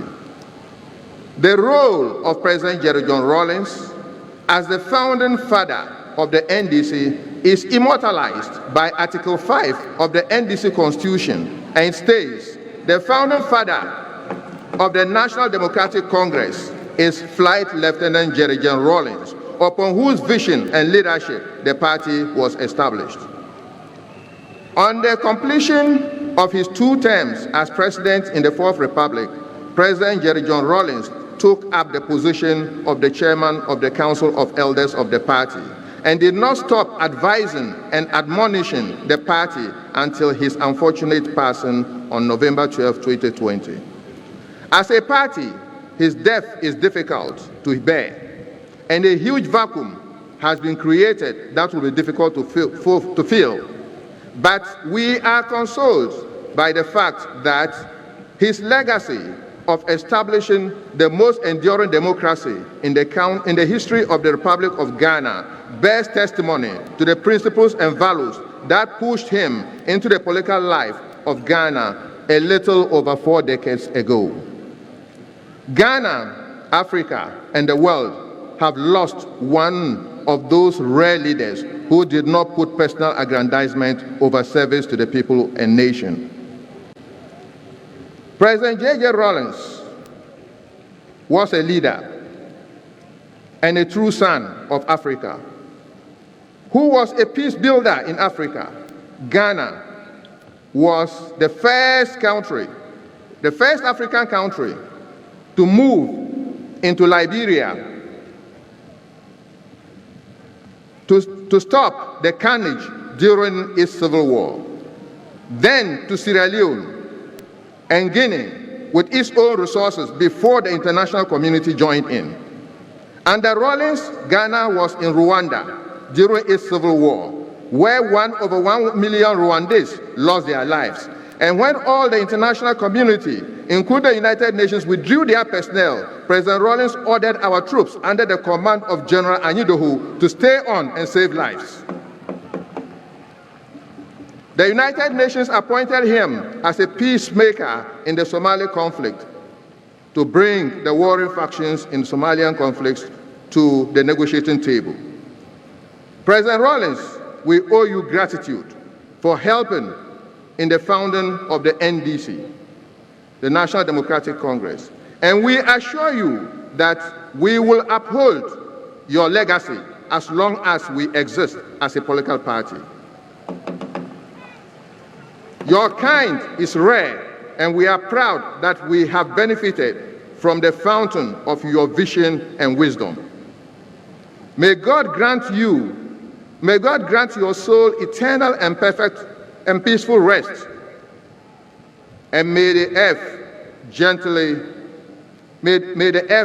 gently lie on your remains. Fare thee well, our leader, our former president, our chairman of PNDC, our chairman of AFRC, our founder, and our chairman of Council of Elders, Hedenwe, fare thee well. Thank you. Pachi Hudu Yahya of the NDC, once Secretary General of the party, reading the tribute of Flight Lieutenant Jerry John Rawlings. He was one of the strong men that Rawlings used when forming the NDC. The next tribute would be by the Ghana Armed Forces, that is after a musical interlude.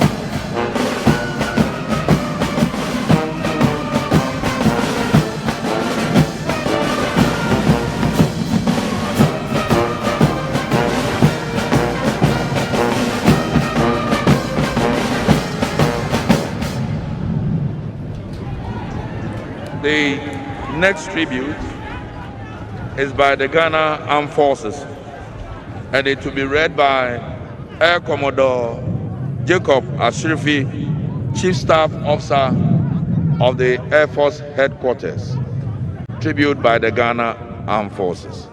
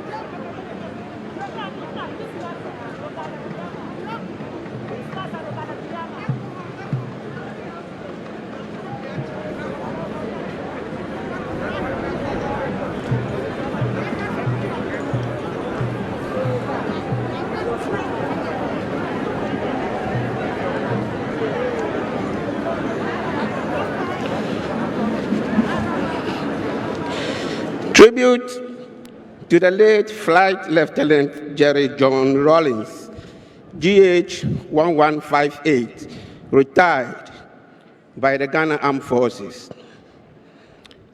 The great Nelson Mandela said, and I quote, "When a man has done what he considers to be his duty to his people and country, he can rest in peace." I believe I have made that effort, and that is therefore why I will sleep for the eternity. Any keen observer will agree that these words of Nelson Mandela resonate equally with the life of His Excellency Flight Lieutenant J.J. Rawlings, whom we mourn today. The late Flight Lieutenant Jerry John Rawlings was commissioned into the Air Branch of the Ghana Air Force as a pilot officer on 25th January 1969, on completion of his basic military training at the Ghana Military Academy. Flight Lieutenant Jerry John Rawlings' passion for flying was very evident even as a very young officer, and the route to that realization was challenging. However, by dint of hard work and dedication, he successfully achieved that cherished objective. Indeed, he was adjudged the best graduating cadet and was awarded the much coveted Speedbird Trophy, an award which every flight cadet at the flying training school in Takoradi dreams of. His career as an Air Force officer began at the Air Force Base Takoradi as a squadron pilot. Over time, he distinguished himself as a fighter pilot, demonstrating his exceptional skills in aerobatics. In addition to flying duties, he was also the base adjutant. From June to December 1970, Flight Lieutenant Jerry John Rawlings was posted to the Communications Squadron of the Air Force Base Accra as a squadron pilot. Subsequently, he was reposted to the No. 1 Squadron of the Air Force Base Takoradi from December 1970 to January 1971. His passion for precision and adherence to flying procedures, coupled with his dexterity at flying, earned him an appointment with the renowned No. 4 Squadron from 1971 to June 1979. He simply loved his job as a pilot. His situational awareness and rare skills with cockpit management and the art of flying were exceptional. He was also known for his love for other machines, especially motorbikes. Whilst in active service, he accepted extra-regimental assignments willingly and always executed them to the required standards. He was very firm, fair, and straightforward on his principles, especially when it came to dealing with his subordinates. He exhibited good leadership qualities at the flight lines and at social gatherings. The late former president had an affable personality, and his social etiquettes were that of an officer and a gentleman.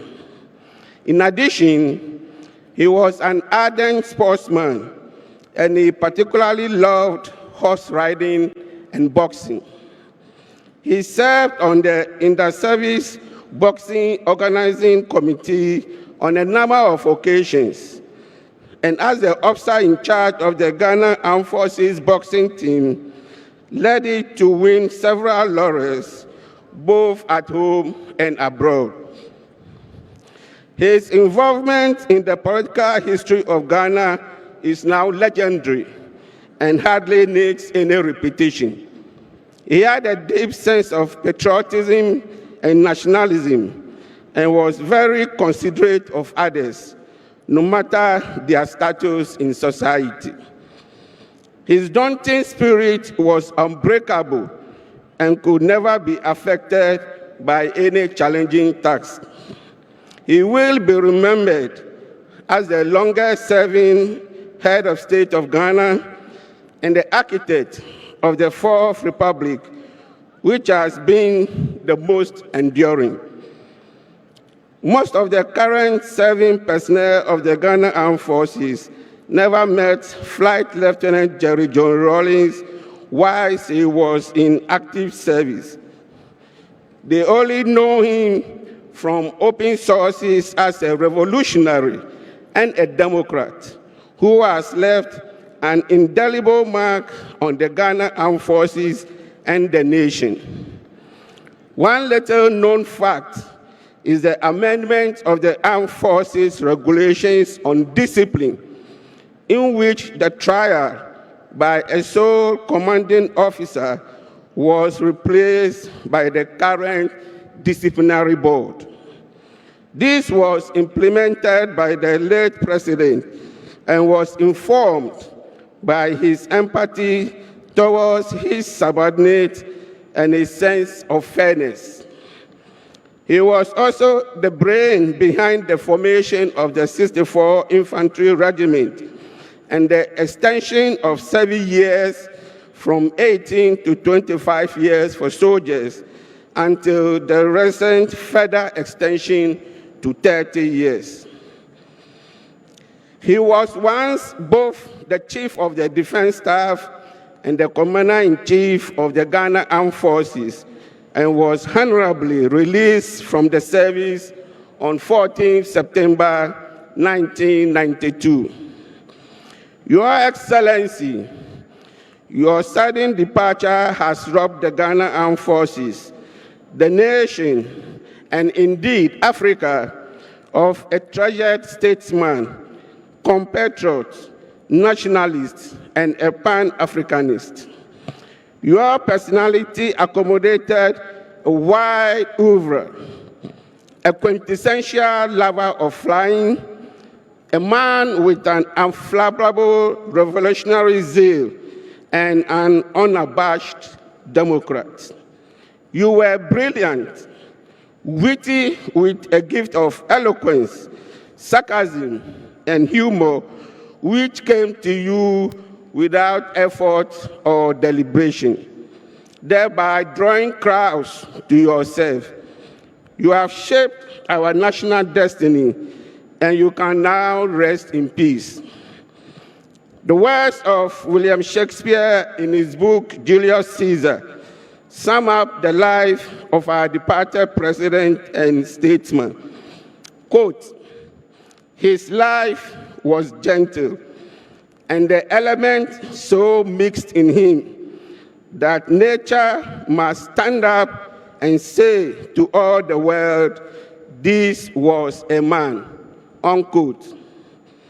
We are consoled that he is lying in the bosom of his maker until we meet again to soldier on in heavenly bliss. This tribute concludes with hymn number 896 of the Methodist hymn book, which says, quote, now praise we great and famous men, the fathers named in story, and who now, as then, reveals in man his glory. Rest in perfect peace.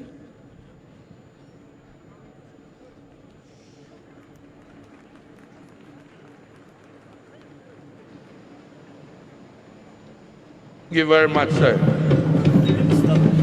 The choir will sing.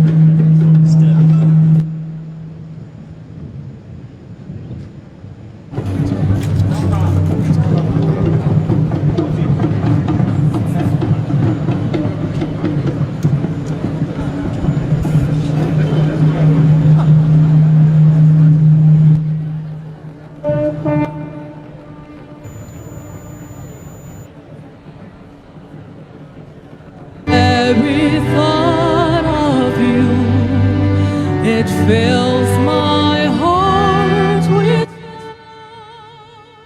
Jesus. You burn like wildfire, and I am overcome. Lover of my soul, even unto death, with my every breath, I will love you. Lover of my soul, even unto death, with my every breath, I will love you. Jesus, you are my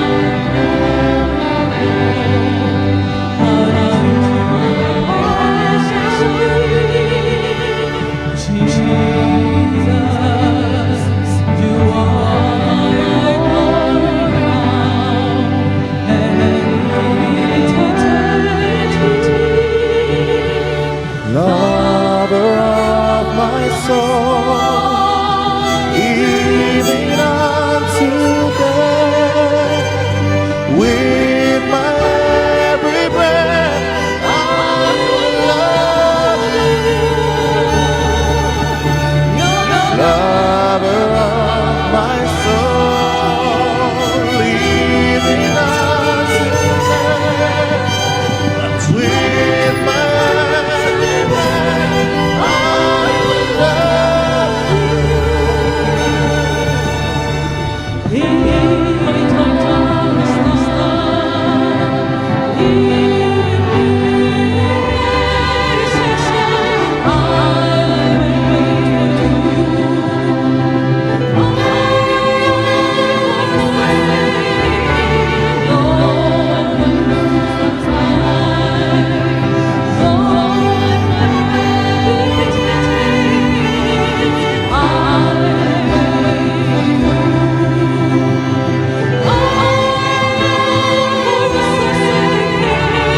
One and I desire to see you in your beauty, my delight. Oh, you are my only, blessed defense, all consuming.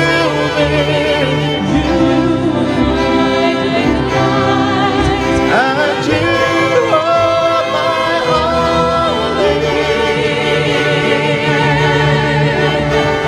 You are my only.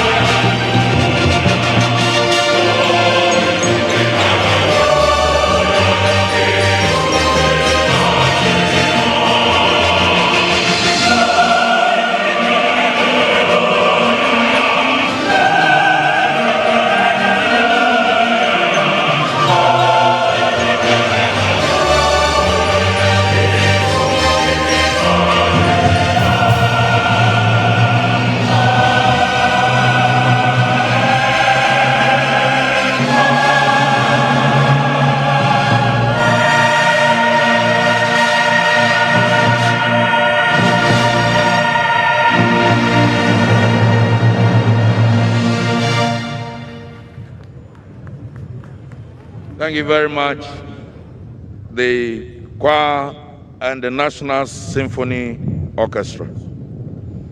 Brothers and sisters in the Lord, I have the singular honor to invite the President of the Republic, His Excellency Nana Addo Dankwa Akufo-Addo, to read his tribute. Mr. President, you are invited. After this, our sister Irene Logan will sing. Thank you, sir.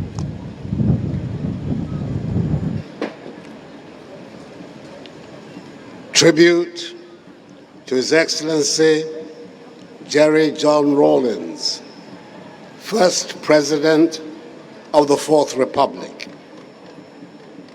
Farewell, Commandante. He burst onto the scene like a meteor,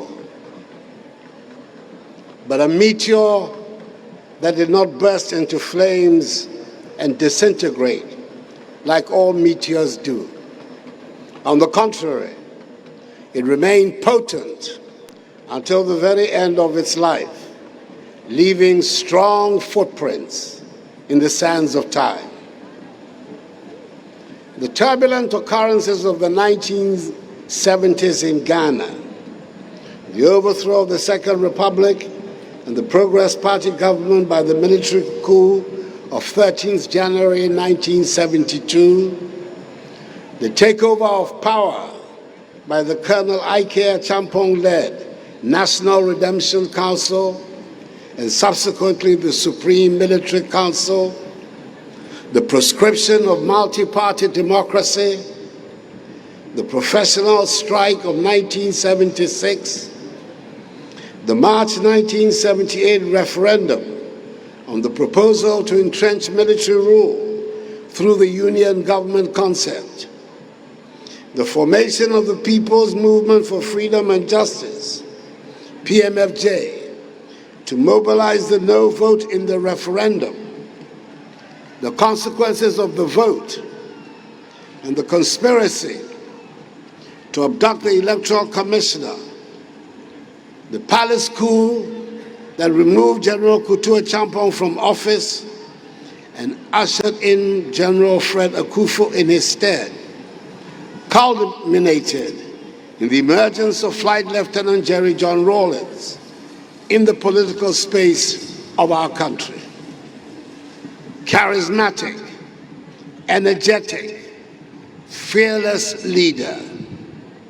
Such were the attributes ascribed by many Ghanaians to the man, Jerry John Rawlings, the young Air Force officer who announced his presence in Ghana's politics by the abortive coup of May 15, 1979, and was sentenced to death for his part in the failed effort.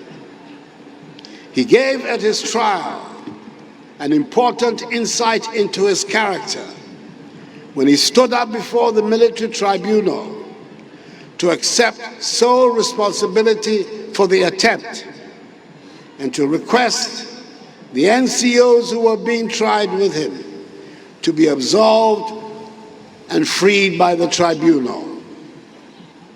The great events that were to define his character and career followed quickly after his trial, conviction, and sentence. 3 weeks later, whilst awaiting execution of his sentence, he was dramatically freed from prison by the insurgents of what has come to be known as the June 4th uprising, when junior officers and other ranks of the Ghana Armed Forces banded together to throw out the Supreme Military Council and install the Armed Forces Revolutionary Council, AFRC, headed by Flight Lieutenant Jerry John Rawlings. Thereafter, JJ to all and sundry in Ghana.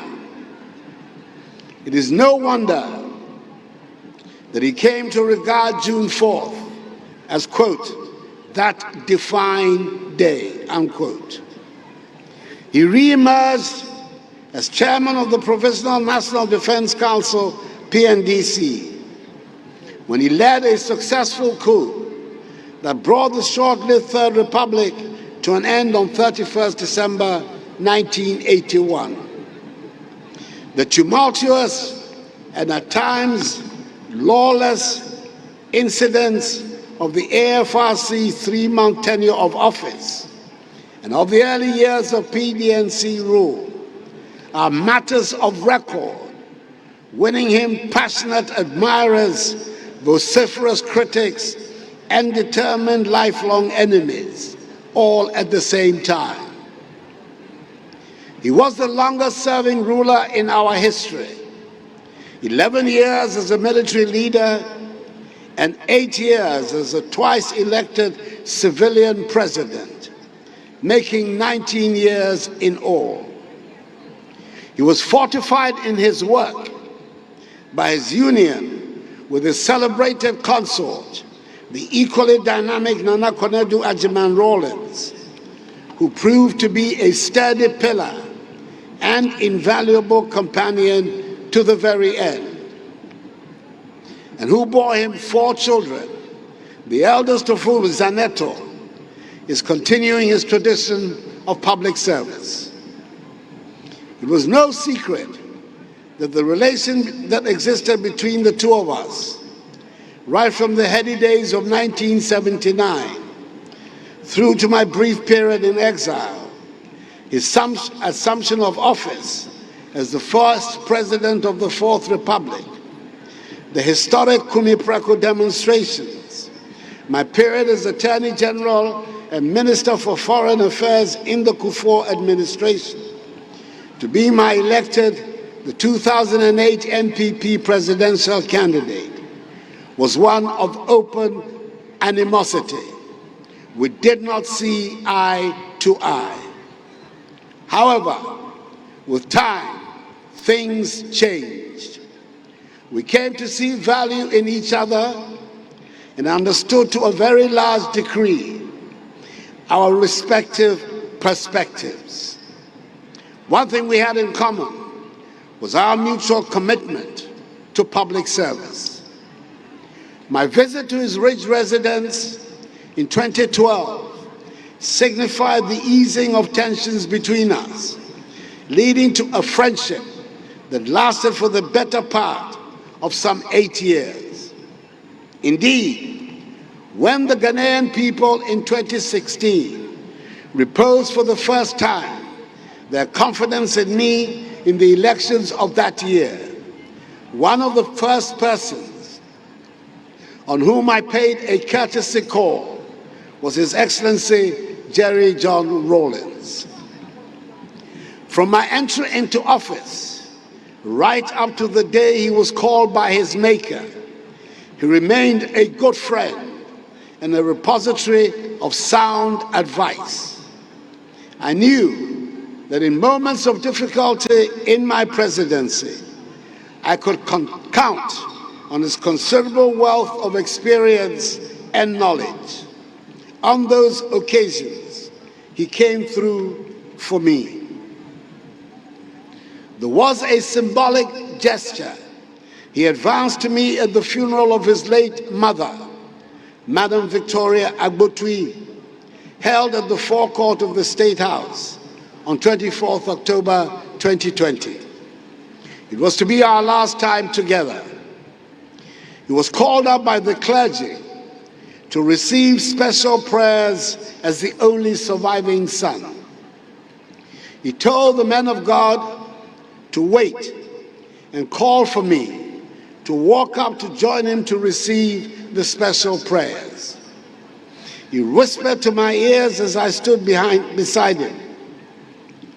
I reminded them that they should pray for you also, because you had also lost your mother. I was touched by this. It is for good reason that his well-known, oft-cited ideals of probity and accountability, in which he invested a great deal of his political capital, have been enshrined in the Constitution of the Fourth Republic, and together with freedom and justice, the words of our nation's motto, constitute the foundational principles on which social order is to be developed in Ghana. There are many who acknowledge him as the founder of the Fourth Republic, a republic which has proved to be the most enduring and stable in our history, and which has witnessed 8 successive elections, 3 peaceful changes of government from one party to another, and 5 presidents. For all his revolutionary antecedents, he set in 2001 the enviable precedent which has since guided our country of respecting the 2-term limit of the presidency and superintending the orderly transfer of power to his democratically elected successor. Whilst he was with us, he respectfully declined an offer I made to him in 2017 to have the University of Development Studies Tamale, UDS, which he personally helped establish, named after him. His reason was that, in adhering to a long-standing principle, he did not want to have any national monument or facility named after him. 2 days after his passing, at the 21st congregation of UDS, I expressed my strongest convictions, in spite of his reservations, that such an honor should be accorded him. I am glad that this has found favor with his family, and the necessary formalities will be carried out to achieve this. That is, the Jerry John Rawlings University of Development Studies, Tamale.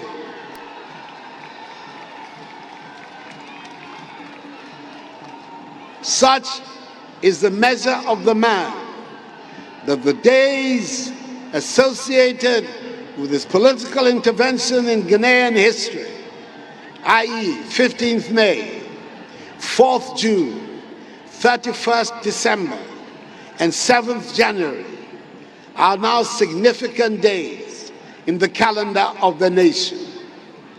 But the most significant of them all must be 7th January 1993, the day that ushered in the Fourth Republic. It is in recognition of this that I decided to commemorate 7th January as Constitution Day on the national calendar. It is perhaps the greatest tribute a grateful nation can offer to the men and women whose efforts led to the establishment of the Fourth Republic. It is my hope and prayer that he remains forever the longest-serving head of state in our nation's history, for that would mean that the Fourth Republican Constitution and its enshrined term limits have endured. His actions were not limited to Ghana only.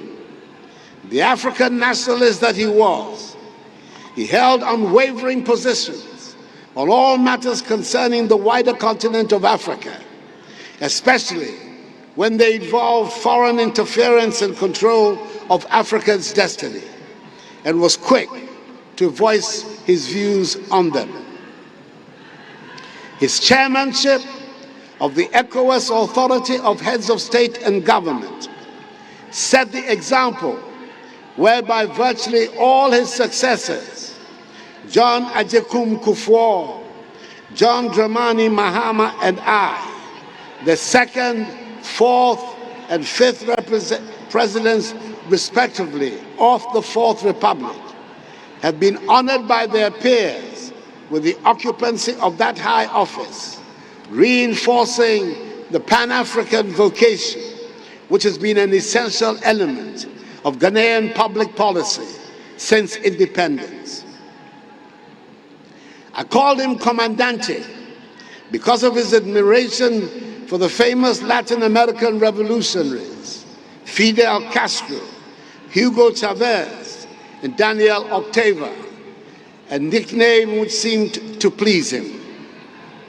I believe that history on balance will be kind to him and will render a positive verdict on his contribution to the evolution of our nation and the entrenchment of its democratic institutions and culture. It is entirely appropriate and fitting that he should receive a state funeral with full honors to express the gratitude of the nation for that contribution.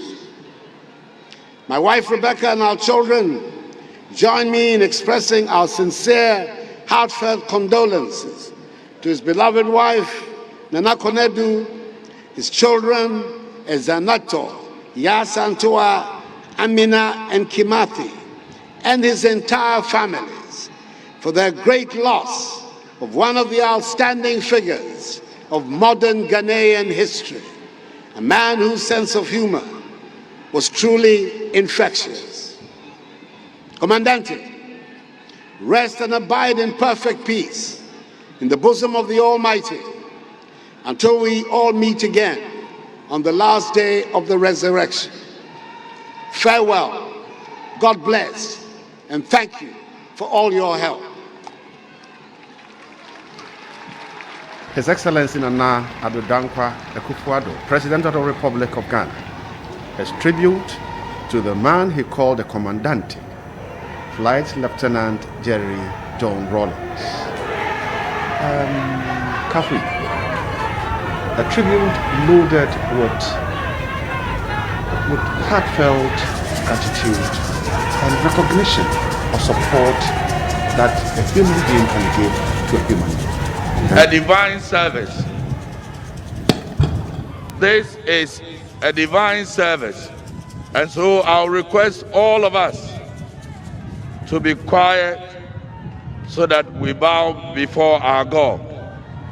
Thank you for responding. God bless you. Irene.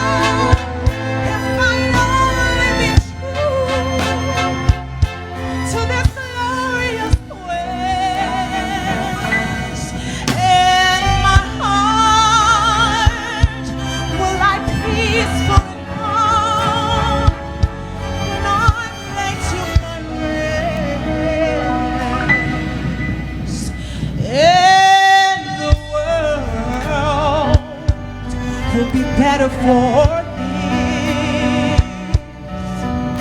One man sore and covered with scars still rose within the land of courage to reach the unreachable, the unreachable, the unreachable star.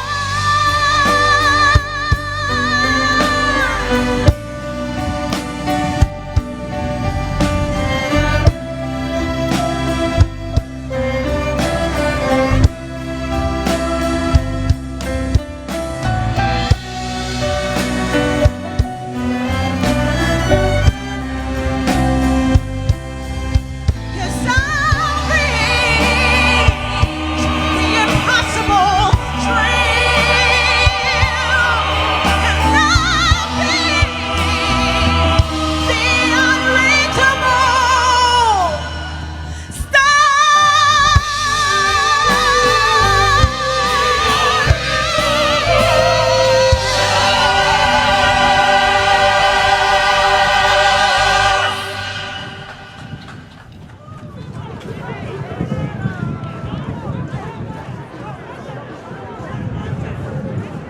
May I still request that the service is not over. Those playing traditional drums, please, this is the church. You stop it, or else I'll call the military police on you.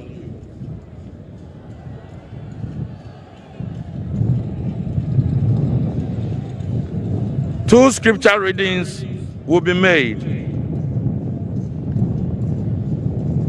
The first one will be done by Mrs. Hosse Rosemond Anyai Gbenam, and the second one by Reverend Father Lieutenant Colonel Kofi Kemeche. First reading.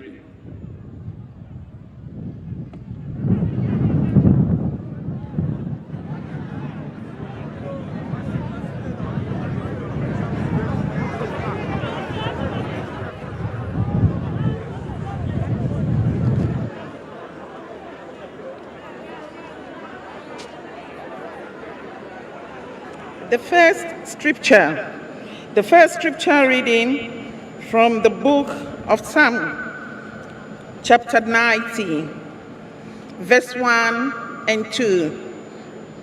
Psalm 90, verse 1 and 2. Please, let's listen to the word of God. Lord, you have been our dwelling place in all generations. Before the mountains were brought forth, or ever you had formed the earth and the world. From everlasting to everlasting, you are God. Amen. Here ends the reading. Thanks be to God.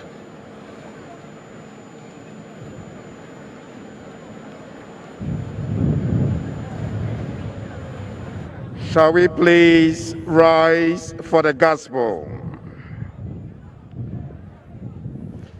Shall we stand, please, for the gospel?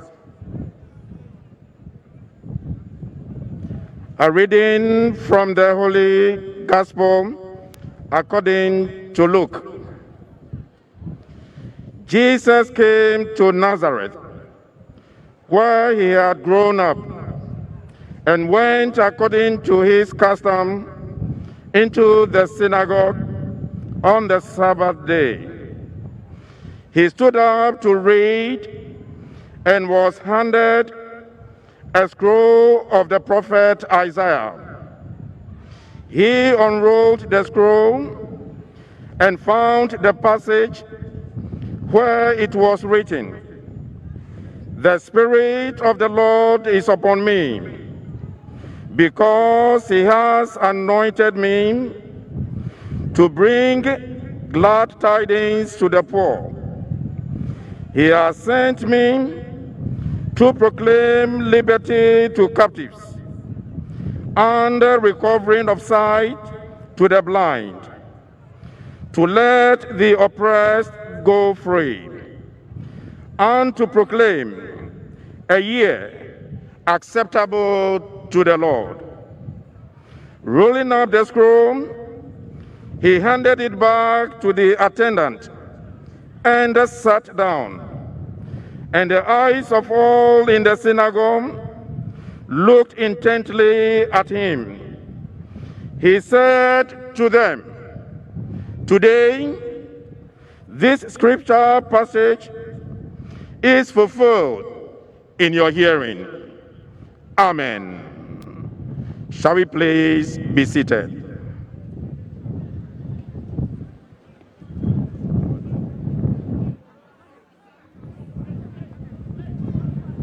To preach the sermon for this divine service is Right Reverend Kofi Osabute, Methodist Bishop of Accra. Shall we therefore stand once again and sing the first two verses of the third hymn, When Peace Like a River? The band and the choir will lead us. May we stand, please.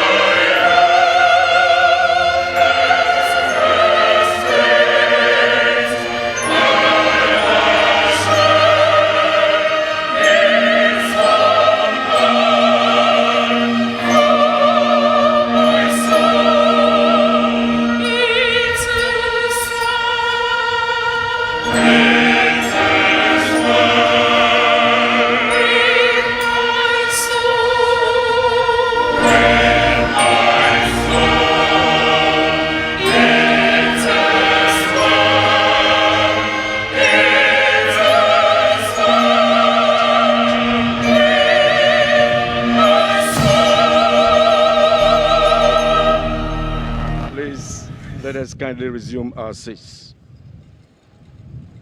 Friends, Romans, countrymen, lend me your ears. I come to bury Caesar, not to praise him.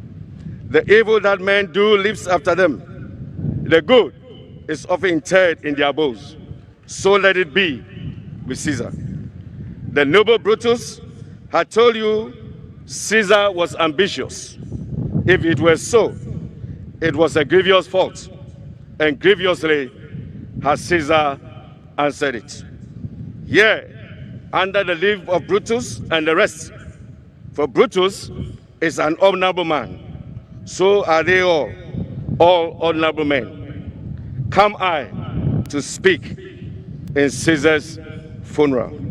He was my friend, faithful and just to me. But Brutus says he was ambitious, and Brutus is an honorable man.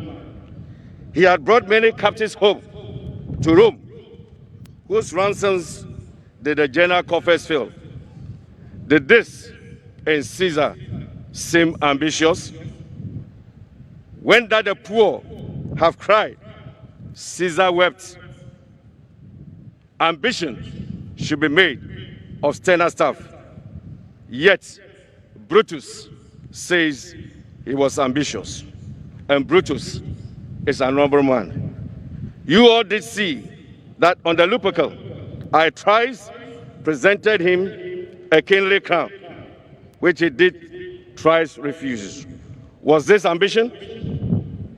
Yet Brutus says he was ambitious, and sure, he is an honorable man. I speak not to disprove what Brutus spoke, but here am I to speak what I do know. You all did love him once, not without cause.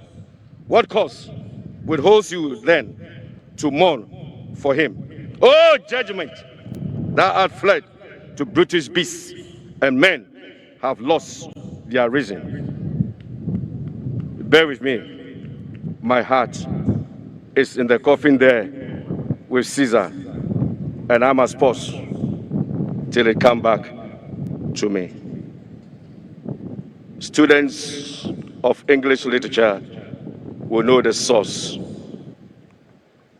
of this oration. Your Excellencies, our political, social, religious, and traditional people of God in God's image, created to reflect His glory, irrespective of our color, creed, or cult, to be asked to preach at the funeral of such a personality as one's head of state, and particularly His Excellency Jerry John Rawlings, is humbling and challenging. We are grateful to God for this opportunity, and we also thank the Family and Planning Committee for this honor. We draw strength from all of you who have come here to witness this occasion, and more importantly, we draw strength from the triune God, who in our religious tradition has revealed himself through Jesus the Christ. We add to the many voices already our condolences to the former First Lady, Her Excellency Nana Kunedu Ajima Rawlings, children, by Honorable Zaneto Rawlings, and the nuclear and extended. As we reflect on the life of His Excellency Jerry John Rawlings, we can all come to varied conclusions depending on our viewing point. As someone has said, your viewpoint depends on your point. From general social media, this was a man who was loved and hated, devoted to and betrayed, consulted and rejected, considered wise and considered foolish. Considered wise, foolish, viewed as compassionate and viewed as callous. This was as a man so difficult to wrap up. In the November 21, 2020 edition of the Ghanaian Times, columnist Professor Nana Asikfi Kodua wrote a piece titled post-mortem, part of which we quote. All the flurry and interest about former President John Rawlings have simmered, or may have by now. So far, the aggregate is overwhelmingly incendiary, kind of Shakespearean. The good is often interred with their bones.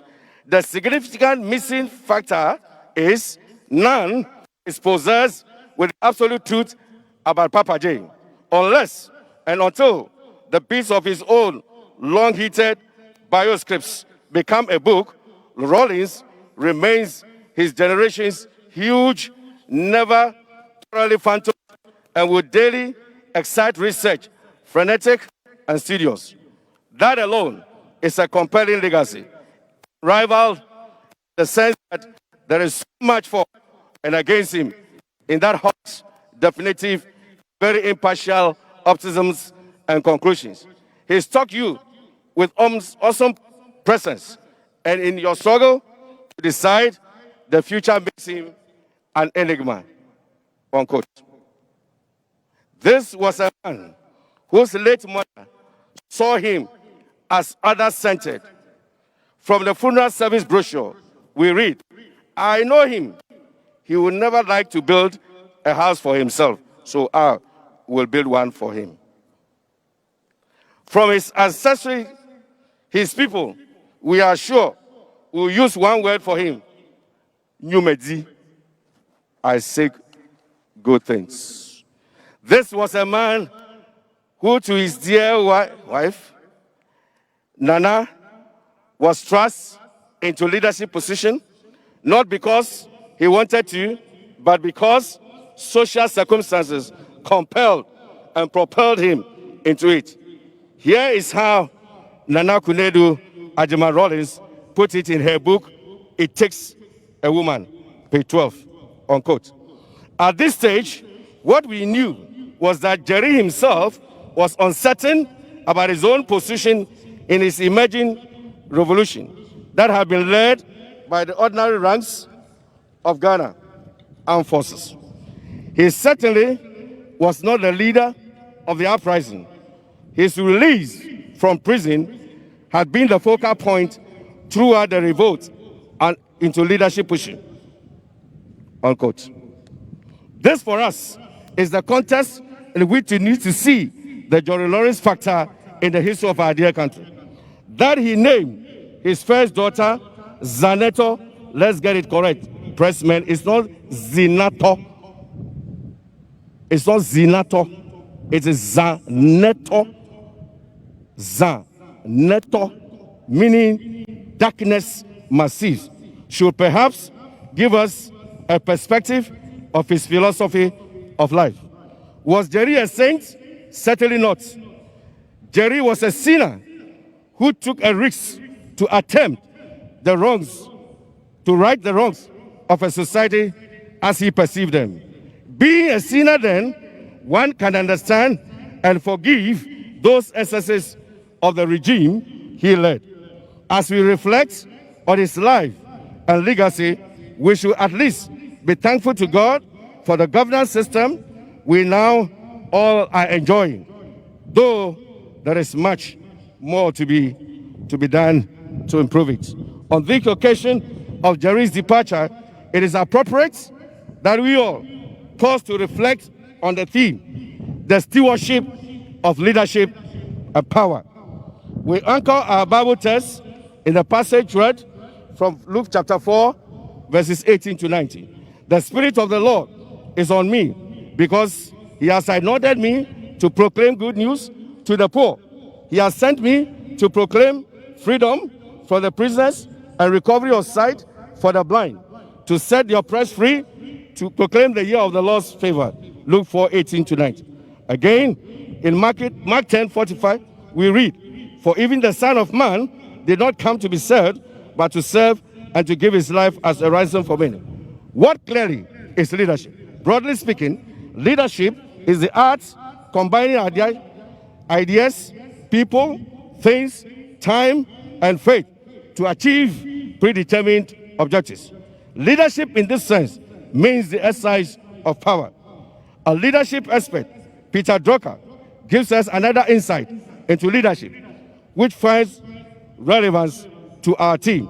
Leadership is lifting a person's vision to higher heights of a person's performance to a higher standard, the building of a personality beyond his normal limitations.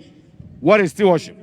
Stewardship is the recognition that we owe our life, what we owe, our time, talent, treasure, belong to a sovereign creator, and that God expects us one day to account for this.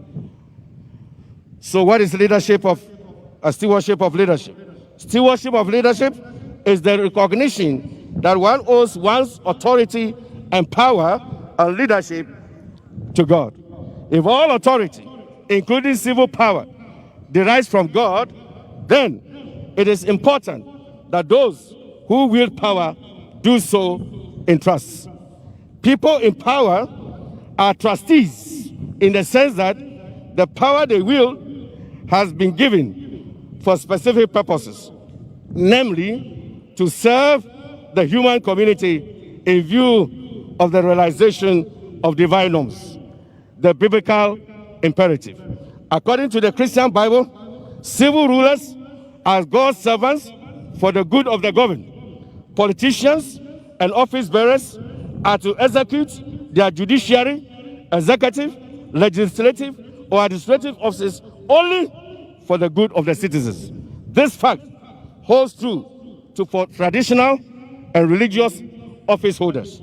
In the Bible's perspective, power, understood as the giving authority, is to exercise leadership, is exemplified in and through our Lord Jesus Christ, who says, all authority in heaven and on earth has been given to me. Matthew 28:18. A good stewardship of power in the sense of delegated authority then is defined in the terms of its consonance with power as our Lord Jesus Christ has released it. The leadership of Jesus.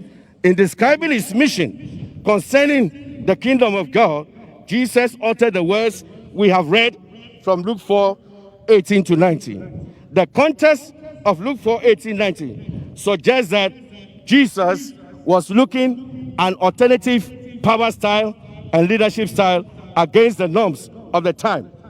Some refer to this passage as Jesus' manifesto. According to this passage, the rule of God in Jesus Christ brings wholeness, justice, and compassion to the people. The people experience power in the sense of the rule of God in Christ as good news. The oppressed has release. The hopeless has hope. It comes as a proclamation of the Lord's jubilee in ever abroad.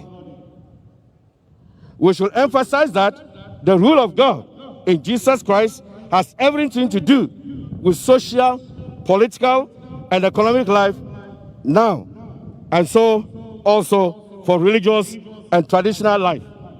The point is, any political or religious or traditional authority which is worth its salt must conform to the liberating power of the kingdom of God as revealed in Jesus Christ. Abuse of power is the outcome of lack of realization that human authorities, be they civil or religious, derive from God and are subservient to him. In summary, in this short manifesto, Jesus says clearly that leadership is understood as the exercise of power is not self-serving, but service to humanity. He made this statement clearly. For even the Son of Man did not come to be served, but to serve and to give his life as a ransom for many. For those who worked and worked closely with His Excellency Jerry John Rawlings, could they not sincerely testify, his human failings aside, he fought to demystify power and send it down to where it really belongs, to the people. And for this, he, Jerry, was prepared to be misunderstood, misrepresented, betrayed, and vilified, as he shared in some of his quiet moments with some of us. Once again, we quote the words of Professor Nana Asef-Kodua about Rawlings. He came to the job a neophyte, but he learned the art of leading at one level and governing, neither weakening his grip on power and scared of criticism for his ability to follow through. We quote from John Jerry's own words: whatever form of government we adopt as a people to suit our peculiar circumstances, our basic tenet is our common yearning and concern for every individual. For politics, listen to that carefully. For politics, whatever its color must be an avenue to serve our people. Jerry John Rawlings. For clarity, one is not comparing Jesus with Jerry John or Jerry John with Jesus, because we have already pointed out that JJ was a sinner who sought to serve his country, simply.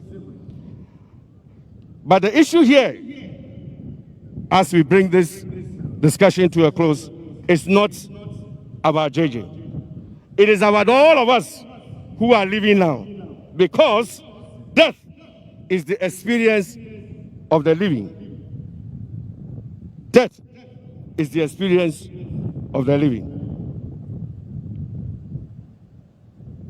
Professor Nana Asef-Kodua notes, in the depths of our mosque, the sage advised that you don't hoist or wave a white flag even on the death of your most deadly enemy. This bears repetition. In the depths of our mosque, the sage advised that you don't hoist or wave a white flag even on the death of your worst enemy. How do we evaluate our own leadership and exercise of power in the light of the Jesus paradigm, which I have sought to labor was maybe, or perhaps, or in one way, exemplified also in Sinner Jerry? Papa J, with all his force, has served his generation. For those of us living, we have been exposed in this sermon to the stewardship of leadership or power, as exemplified in the life and mission of Jesus Christ.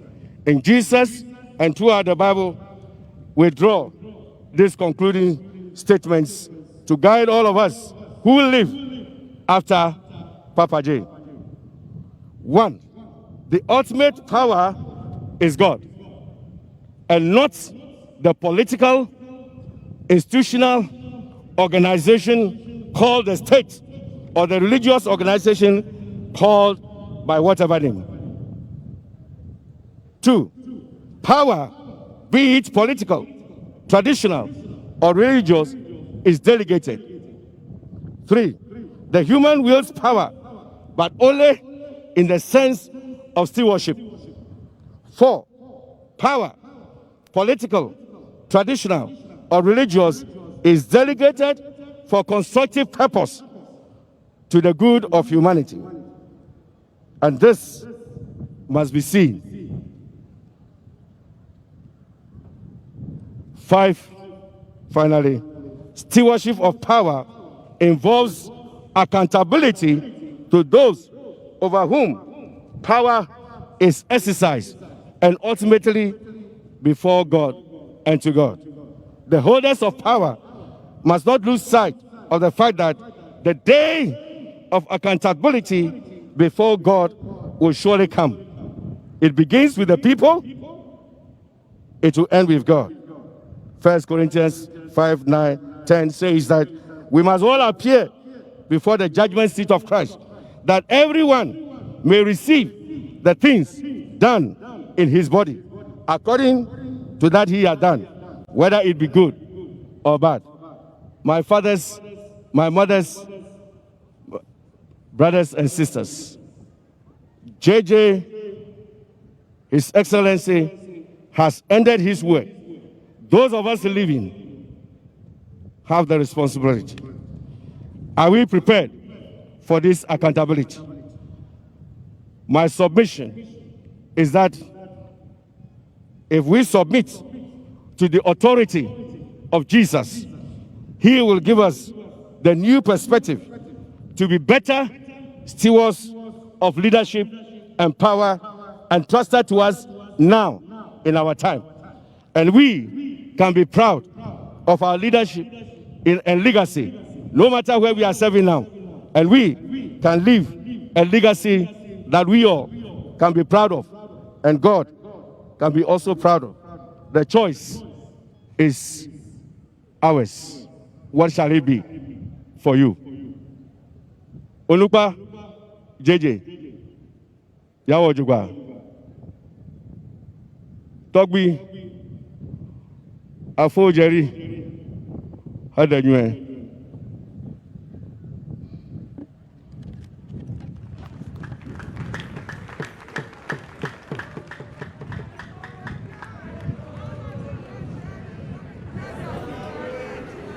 Thank you very much, Right Reverend Kofi Osabote. A song by Joe Mettle, after which wreaths will be laid. Joe Mettle. Yes, nyamia oyo wa weni bibi aransu no yeah. Ono no kasa atinyina yeti bibi aransu no yeah. Say yes nyamia oyo wa weni bibi aransu sing on no kasa atinyina from enina bibi aransu say it again say yes nyamia oyo wa weni bibi aransu sing on no kasa atinyina from enina bibi aransu hey oti jan se ni fasu se redeemer enunti ensuro shi yasum nyamia oyo weni bibi aransu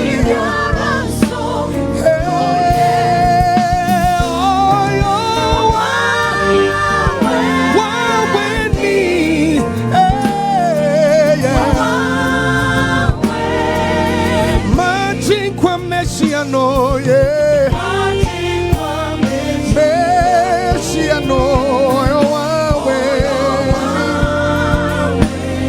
say it again sing oh you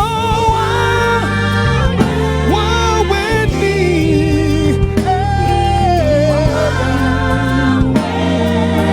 Machikwa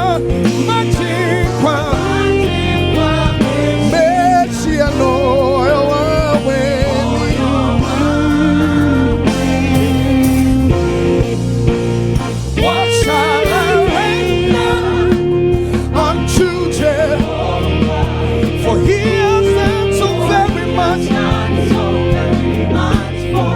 What shall I render unto Jehovah? For he has done so very much for me.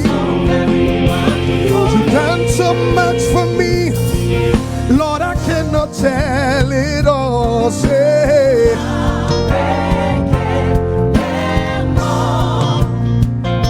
cause if I have 10,000 tongues, Lord, it still won't be enough.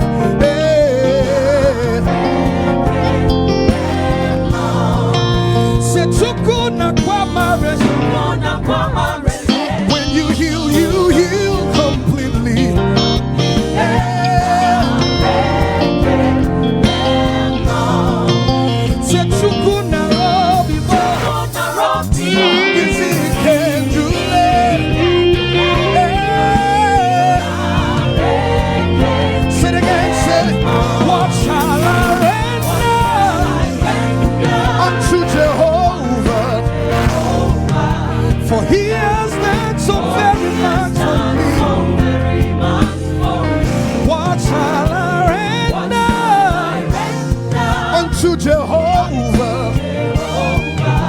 for he has done so very much for me. Nara, nara, say. Nare, kelemo.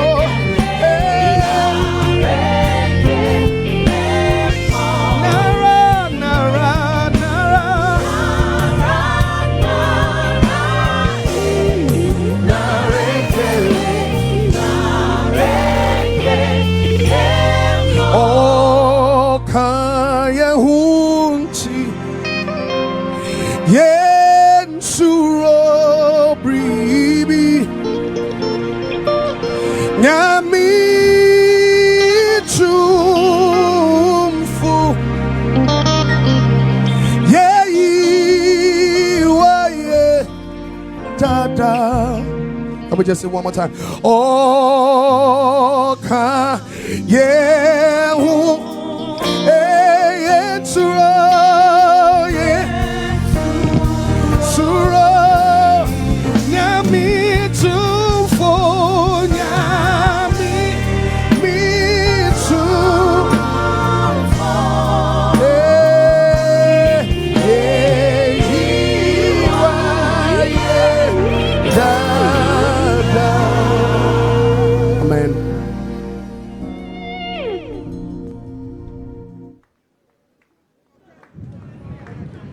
President Nana Addo Dankwa Akufo-Addo for the Republic of Ghana, widow, Her Excellency Rawlings. Children will be laid by Dr. Zenato Rawlings, Honorable, and then the family will be laid by Colonel Retired Joshua Agbuti. And then have a wreath for the Anglo States, and then the NDC, the ECOWAS, the AU, and the Ghana Armed Forces. That will be laid by the Chief of Defense Staff, Lieutenant General Obed Boama Akwa.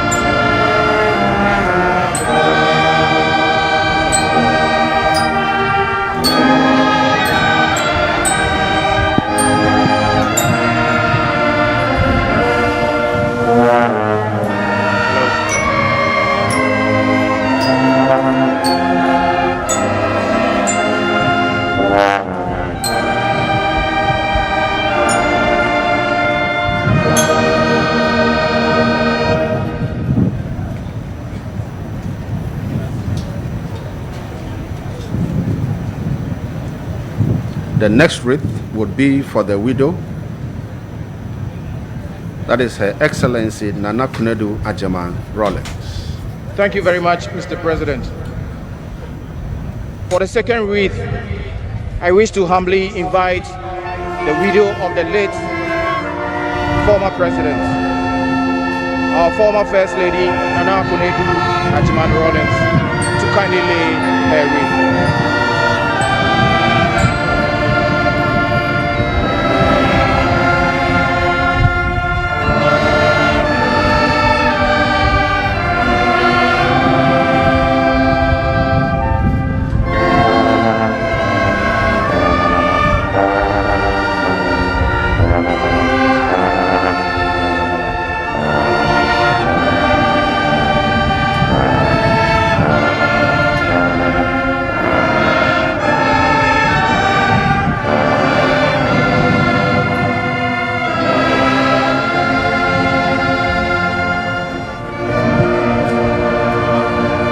Flight Lieutenant Jerry John Rawlings.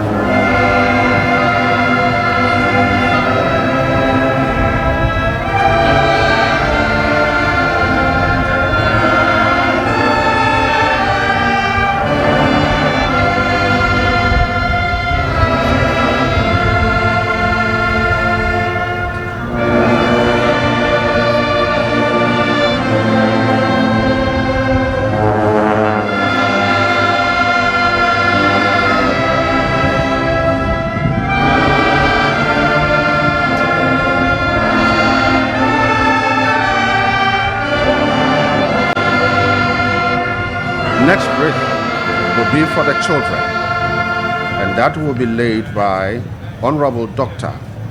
Zanata Rawlings.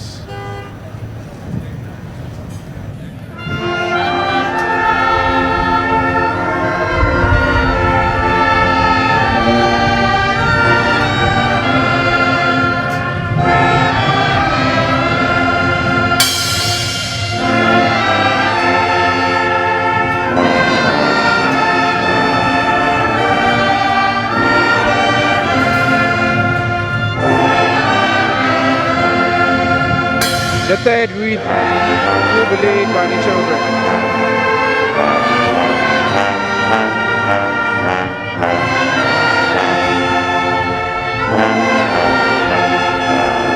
Dressed air women are the wreath bearers. They place the wreath gently to lead the siblings to lay the wreath. The lane in state.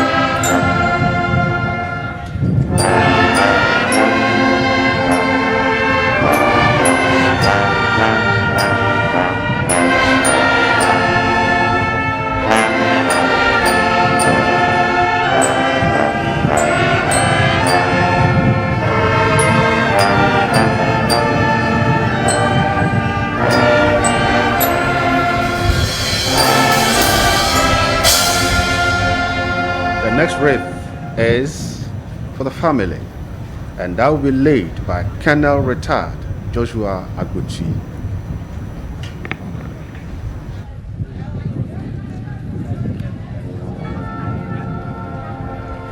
The fourth wreath will be laid on behalf of the family of the late former president.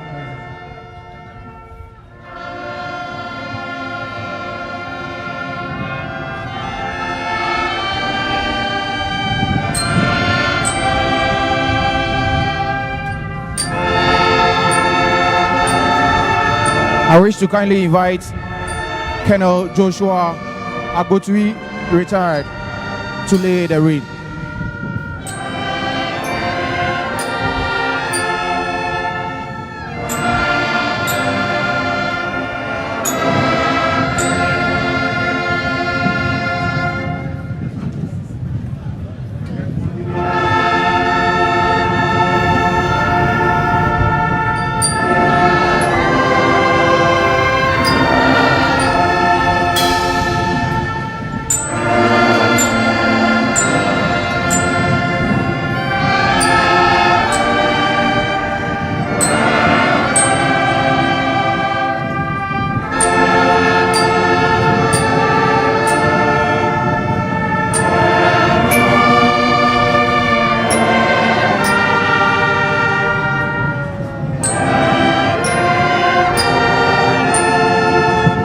Family. late Jerry John Rawlings, former president of the Republic of Ghana.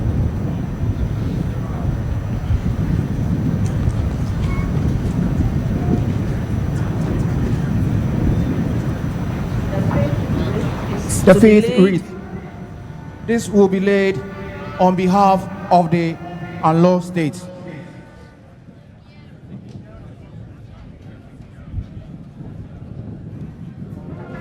Wreath will be laid by Togbi Wenya. I wish to respectfully invite Togbi Wenya, Regent and Tutor of Alo, to lay the wreath.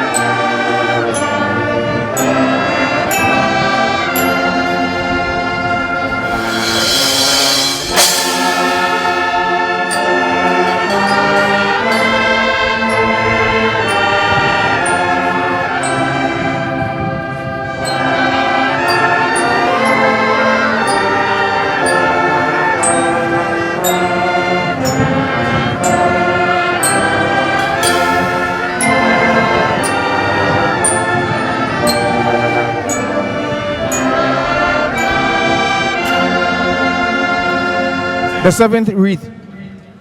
This would be laid on behalf of the Economic Community of West African States.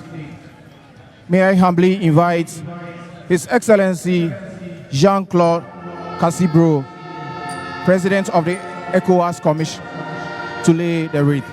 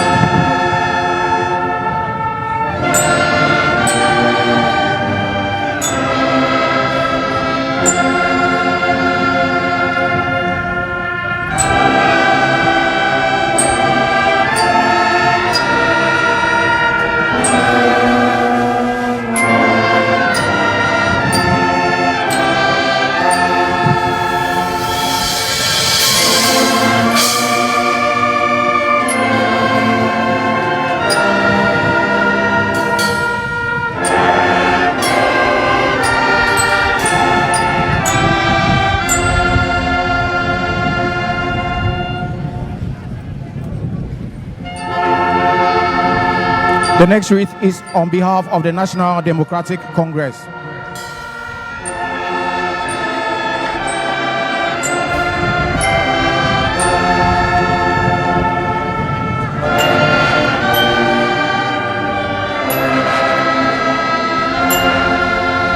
I humbly invite our Haji Hudu Yaya to lay the wreath.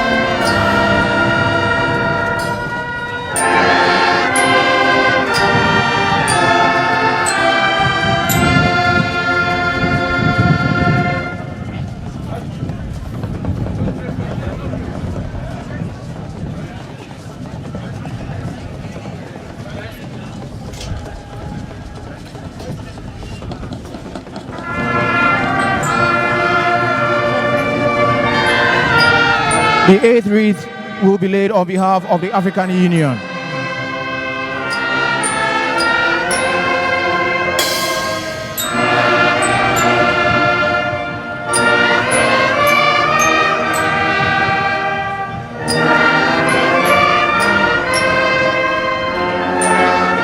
May I humbly invite Ambassador Abdoulaye Diop, Chief of Staff at the AU Chairperson's Bureau.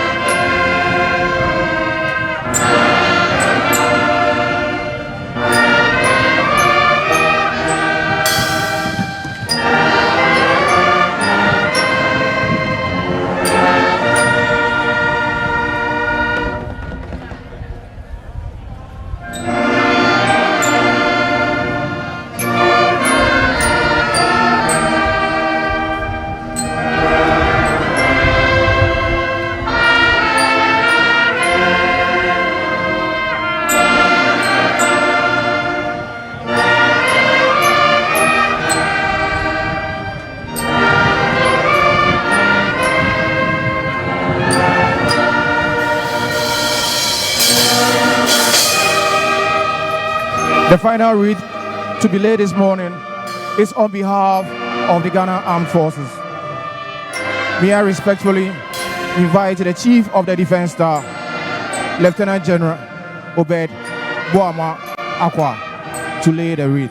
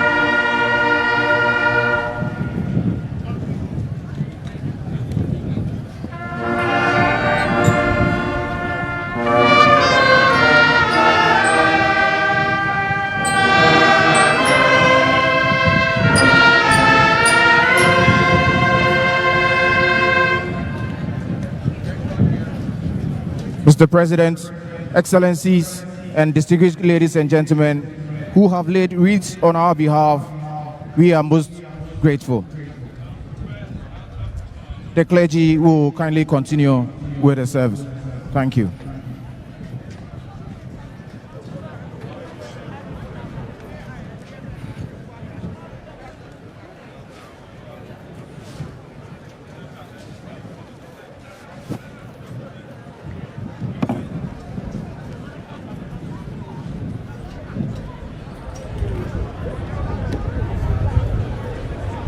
May I request we stand with the family as we invite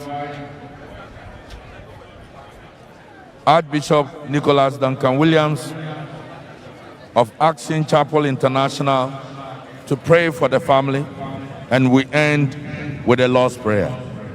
May we stand, please.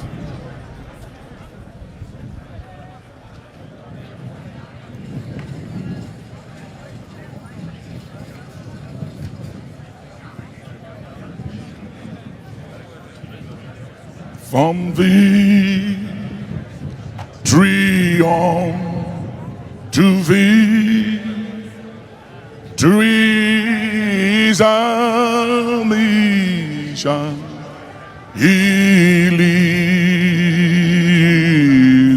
to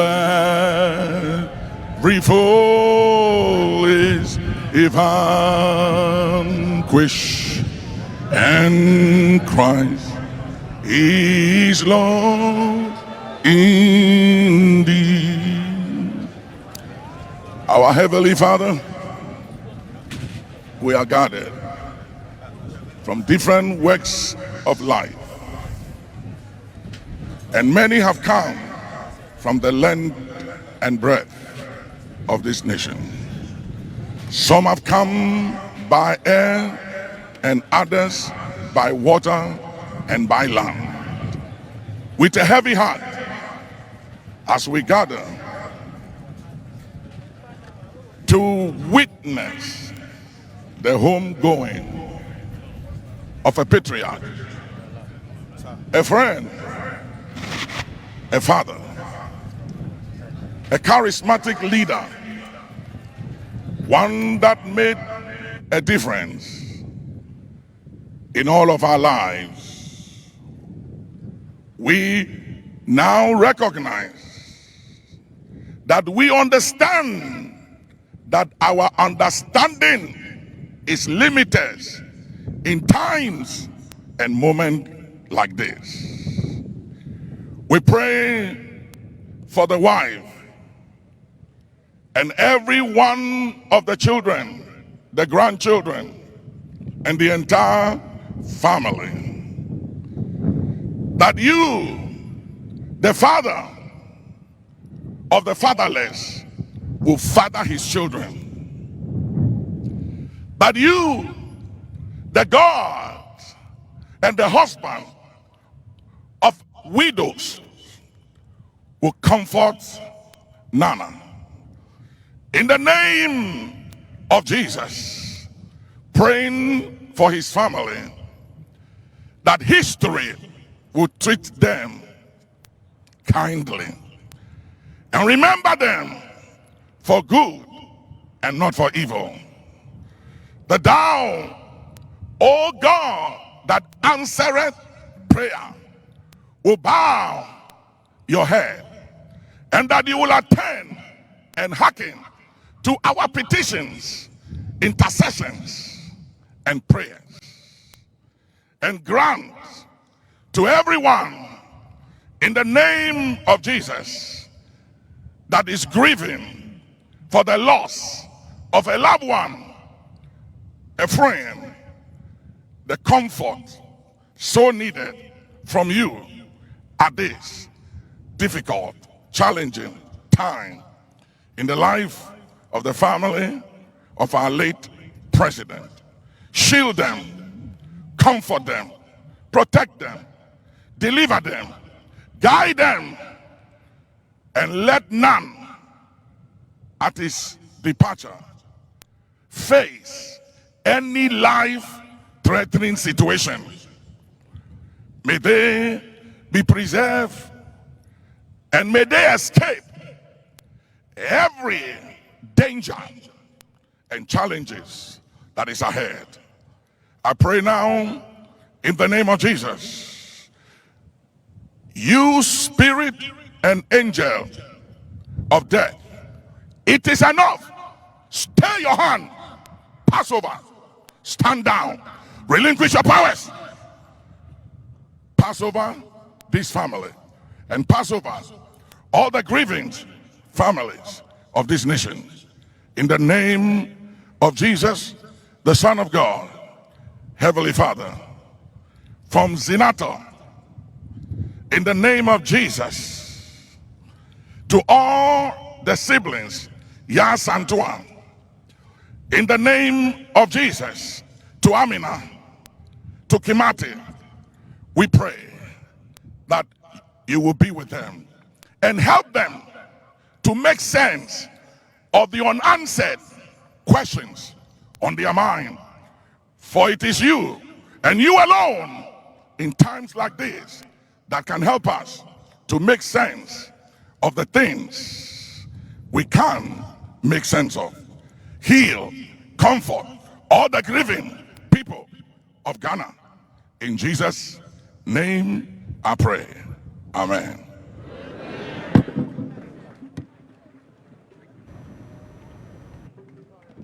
We are still standing to do the Lord's Prayer. Our Father,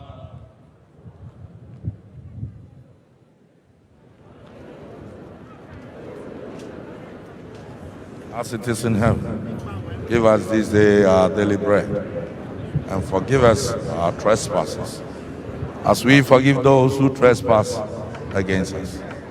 Lead us not into temptation, but deliver us from evil. For thou is the kingdom, the power, and the glory, forever and ever. Amen. Please be seated. We'll take announcements.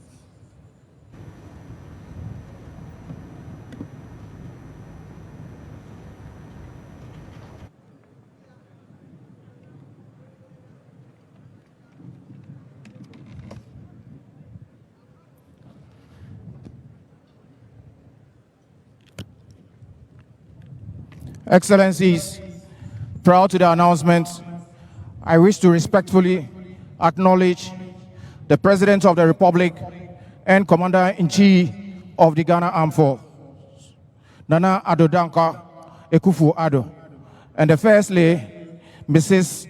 Rebecca Akufo-Addo. I wish to also acknowledge the President of the Republic of Liberia, His Excellency, Dr. George Mane Weah, and the First Lady of Liberia.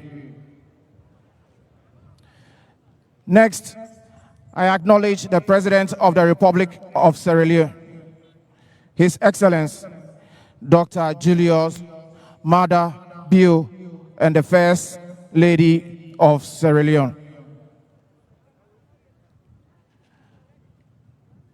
I wish to also acknowledge Vice President of the Republic of Ghana, Alhaji Dr. Mamudu Bawumia, and the Second Lady, Mrs. Samira Bawumia. May I respectfully acknowledge former President of Ghana, His Excellency John Agyekum Kufuor.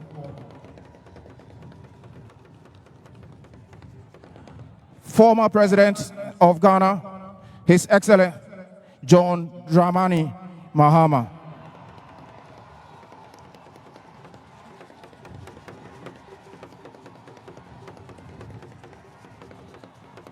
I wish to also humbly acknowledge former First Lady Nana Konadu Ajiman Rawlings, the children, and the bereaved family. Ladies and gentlemen, please permit me to also acknowledge former President of the Republic of Benin, His Excellency Yayi Boni. Also here with us is Prime Minister of Niger, His Excellency Brigi Rafini. I humbly acknowledge the President of the ECOWAS Commission, His Excellency Jean-Claude Cassibro, and all the distinguished foreign dignitaries representing their governments and people. You are most acknowledged. I wish to continue by acknowledging the Speaker of Parliament of Ghana, Right Honorable Alban Kingsford Sumana Bagbin, and the honorable members of Parliament. Next, I wish to kindly acknowledge the Chief Justice of Ghana, His Lordship Justice Kwesi Enim Yeboah, and members of the judiciary.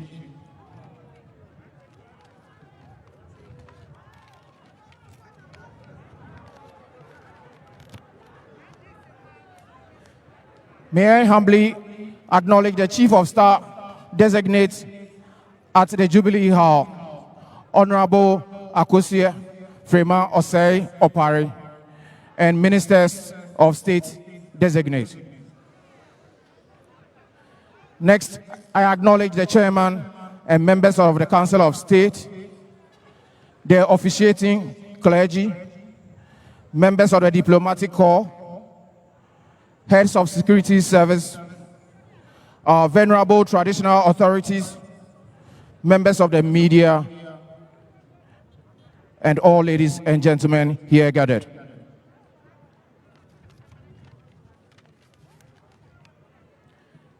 Excellencies, ladies and gentlemen, before the final commendation and upon closing of the burial service,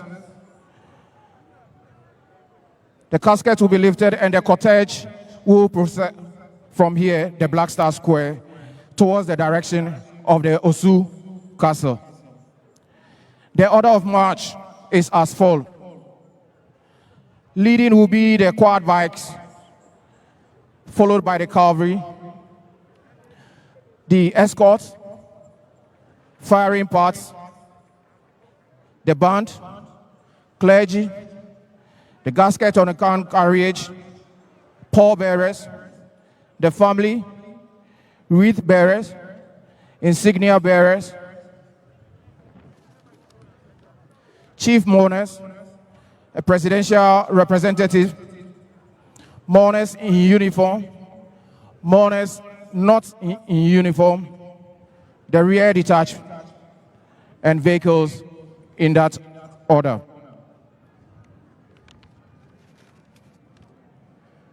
From the Osu Castle Junction, the cortege will embark on the drive through some principal streets in Accra.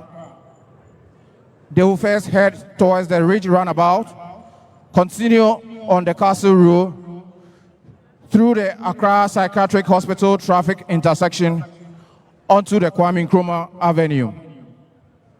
Subsequently, the cortege will head towards the Kwame Nkrumah interchange and branch onto the Ring Road Central towards the GBC area and onto the Akwaje interchange, and then proceed to the 37 Military Hospital. On the Gifford Road, the cortege will move to Bemakam and turn around at the Air Force Base, and then back on the Gifford Road, branch off the Airport Hills bypass, and finally end at the military cemetery.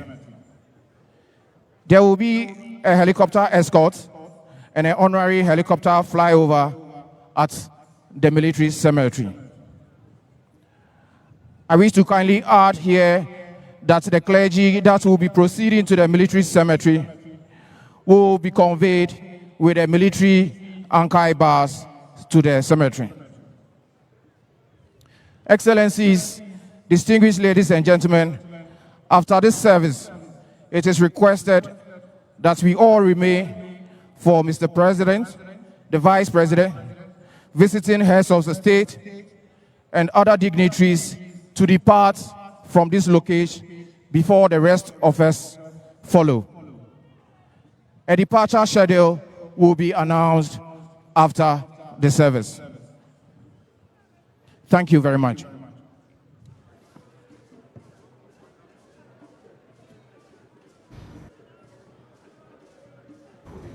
Commendation. Final commendation, please.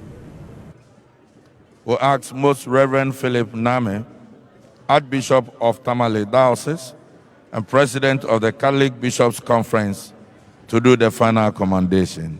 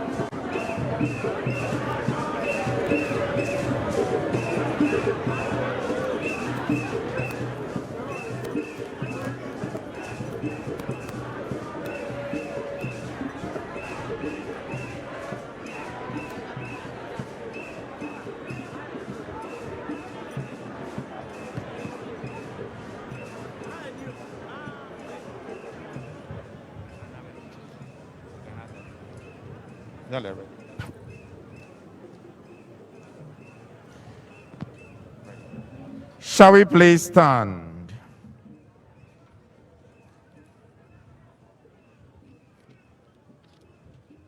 Before we go our separate ways, let us take leave of our brother. May our farewell express our affection for him. May it ease our sadness and strengthen our hope. One day we shall joyfully greet him again when the love of Christ, which conquers all things, destroys even death.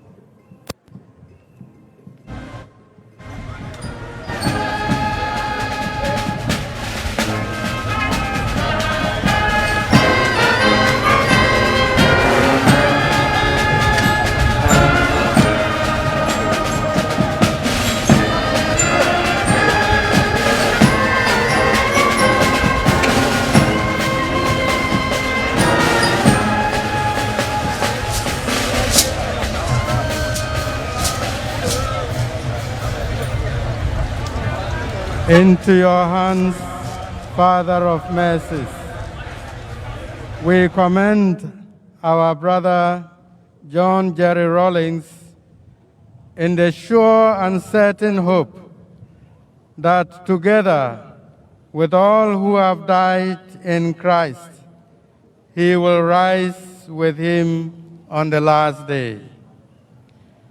We give you thanks for the blessings which you bestowed upon John Jerry Rawlings in this life. They are signs to us of your goodness and of our fellowship with the saints in Christ. Merciful Lord, turn toward us and listen to our prayers. Open the gates of paradise to your servants, and help us who remain to comfort one another with assurances of faith until we all meet in Christ and are with you and with our brothers and sisters forever. We ask this through Christ our Lord. Amen. You shall respond to the following invocations with these words: receive his soul and present him to God the Most High. Receive his soul and present him to God the Most High. You may now stretch your hands towards the body as a simple gesture of farewell to our dearly beloved Jerry John. Saints of God, come to his aid. Hasten to meet him, angels of the Lord. Receive his soul and present him to God the Most High. May Christ, who called you, take you to himself. May angels lead you to the bosom of Abraham. Receive his soul and present him to God the Most High. May eternal rest grant unto him, O Lord, and let perpetual light shine upon him. Receive his soul and present him to God the Most High. May the angels lead you into paradise. May the martyrs come to welcome you and take you to the holy city, the new and eternal Jerusalem.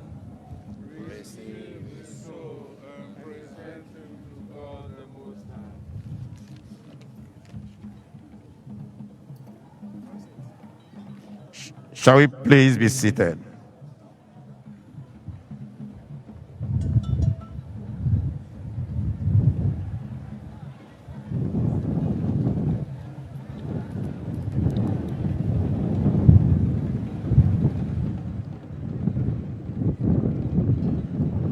May I invite Most Reverend Dr. Paul Boafo, Presiding Bishop of the Methodist Church, Ghana, to do the closing prayer and the benediction, after which we'll stand for the dead march in Seoul.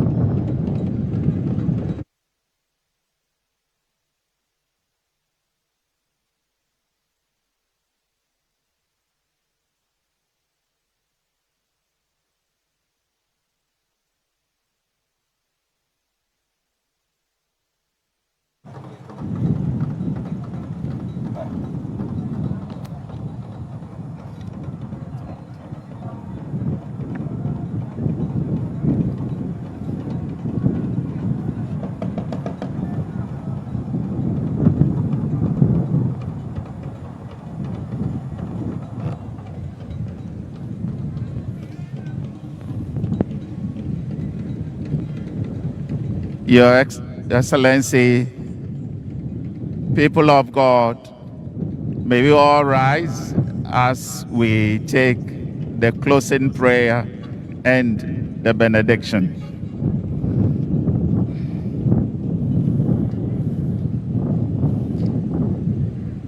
Let us pray. Eternal God, we praise you for the great company of those who have finished their course in faith and now rest from their labors. We praise you for those dear to our hearts, whom we name in our hearts before you today as a nation. Especially, we praise you for the life, the devotion, the dedication, and the service of our former president, His Excellency Flight Lieutenant Jerry John Rawlings, whom you have graciously received into your presence. Grant that he may sleep here in peace until you awaken him to glory. For you are the resurrection and the life. Then he will see your face, face to face, and be within the light which will shine unto your people. To him and all others who have departed this life, grant them perpetual light to shine upon them. Eternal God, we commit at this moment once again family and friends and all who have come to join us as we bid farewell to our loved one.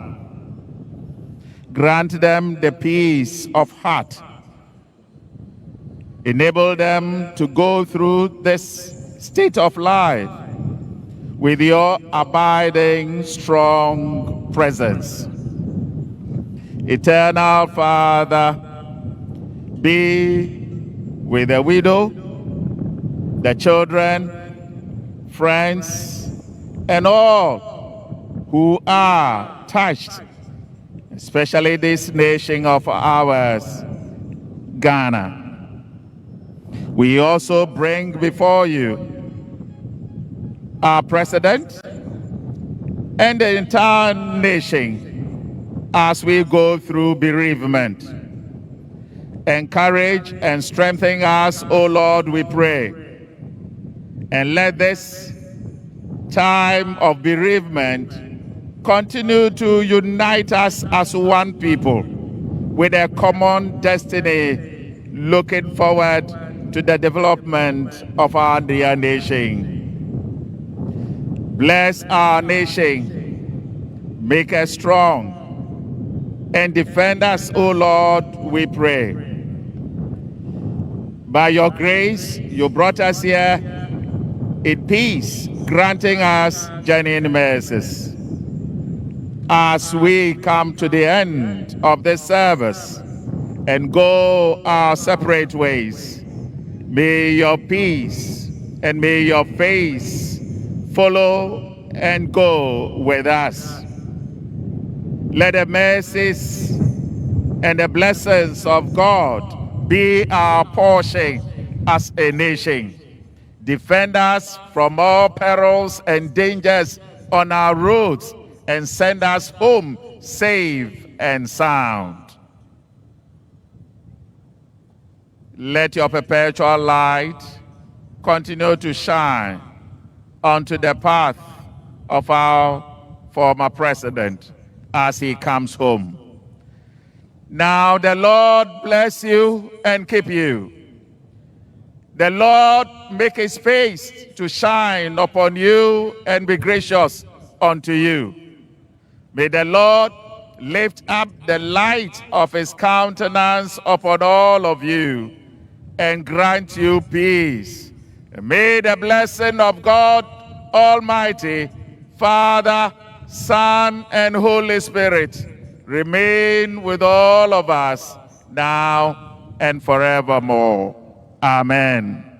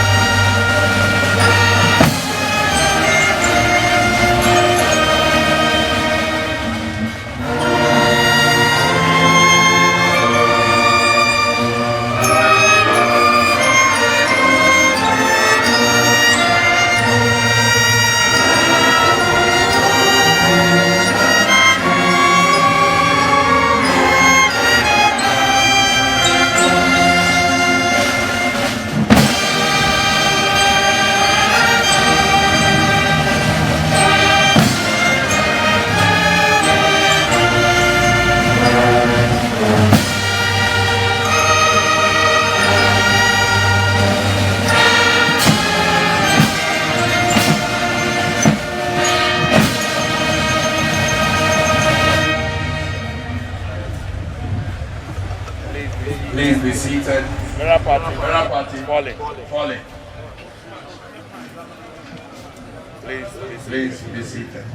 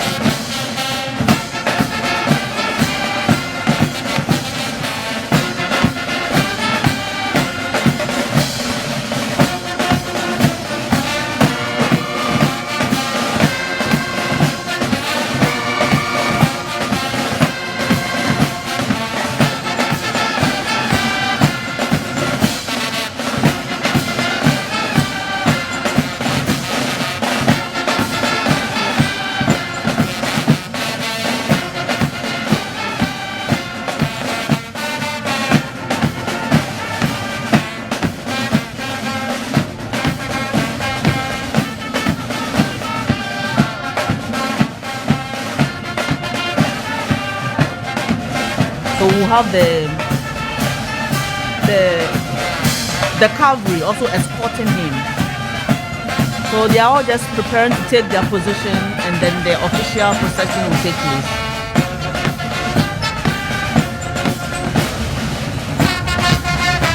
That in your short are the pall bearers.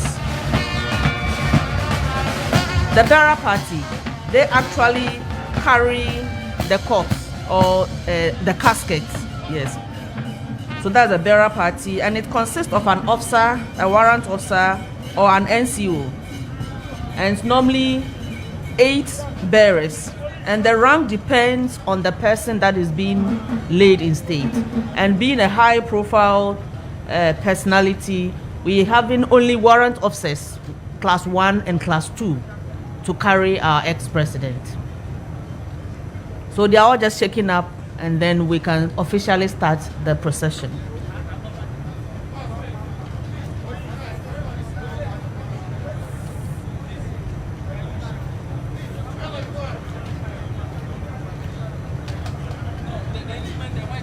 And you realize that the casket is draped in the Ghana flag. That tells you that it's a national burial. If we could recall, during the burial of His Excellency Kofi Annan, when the casket was brought down, it was in the UN colors. And then the UN colors were removed and draped with the Ghana colors. So that is why the casket is also draped in our flag, red, gold, green. And now we have the pallbearers. They will escort the body as it moves. In some jurisdictions, the pallbearers carry the casket. So the pallbearers can play dual role. They can help in carrying the casket or escort it. In the Ghana Armed Forces, the pallbearers will escort it, whilst the bearer party carry the casket, as we are seeing now.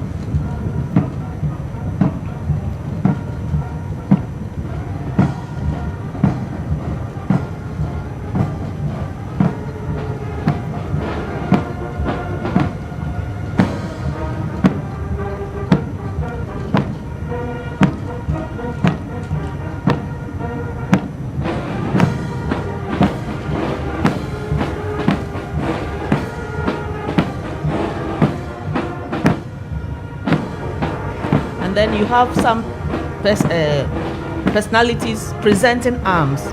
It's a form of compliment or greeting. In the military, we use the term compliment. So they are paying compliment to our former commander-in-chief, even as the casket is moved to be placed on the gun carriage.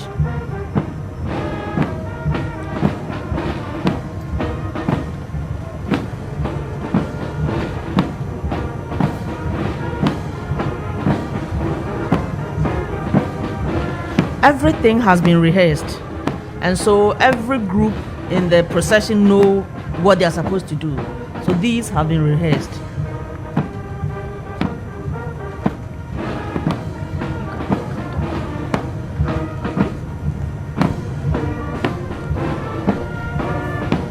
It's a very solemn occasion. It's full of significance and pageantry. These are some of the unique situations around institutions. If you see situations like this, and you see how orderly it is moved, look at how the casket was lifted, and then look at how they've even lifted their hands. Their hands. Everything rehearsed, an indication that this is an organized group, and it is so beautiful to see them. And then they all took off their headgear as a mark of respect for what is happening now. Mm-hmm.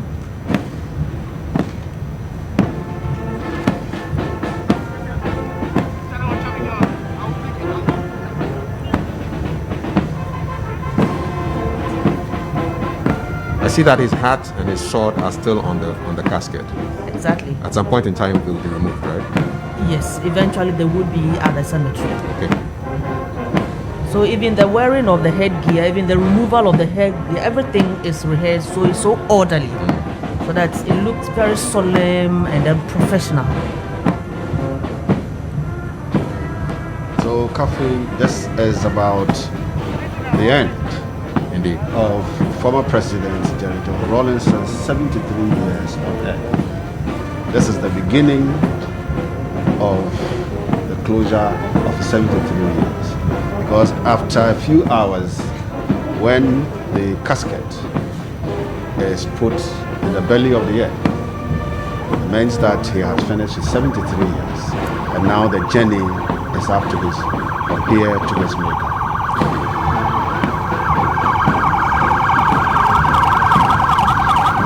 And then we have the firing party. They are also taking their position at the cemetery. They'll be firing the volleys, the 3 volleys. So they are taking their position, and if you see that they have reversed the weapon. Normally we carry the weapon properly to fight, but we are mourning, so the weapon has been reversed. A sign of no time for us to fight. For now, we are giving every respect and every respect to our former president.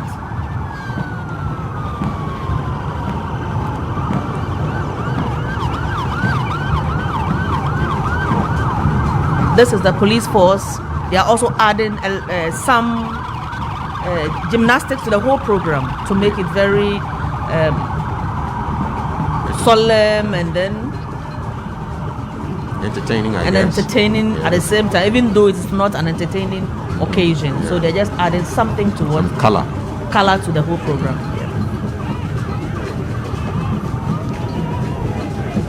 I saw a horse that had no rider. Exactly. On it, and I'm sure at the right time you will tell me exactly what it means. Yes, you will do that. And that is a riderless horse, a horse without a rider. You know, our former president loved horse riding. So today we needed to get that horse as part of the procession to tell the whole world that this is a passion for our president that we have not forgotten, that we wish to acknowledge it today. So like you said, at the right time, I'll give further details on that. So it means that now they have started the journey from here to the cemetery. Exactly. That's the horse. That's the riderless horse. Yes. Yeah. That's a riderless horse. Okay, let me say something a little about it. The riding boots have been turned to face backwards. A rider wears the boot and face forward. But okay, now.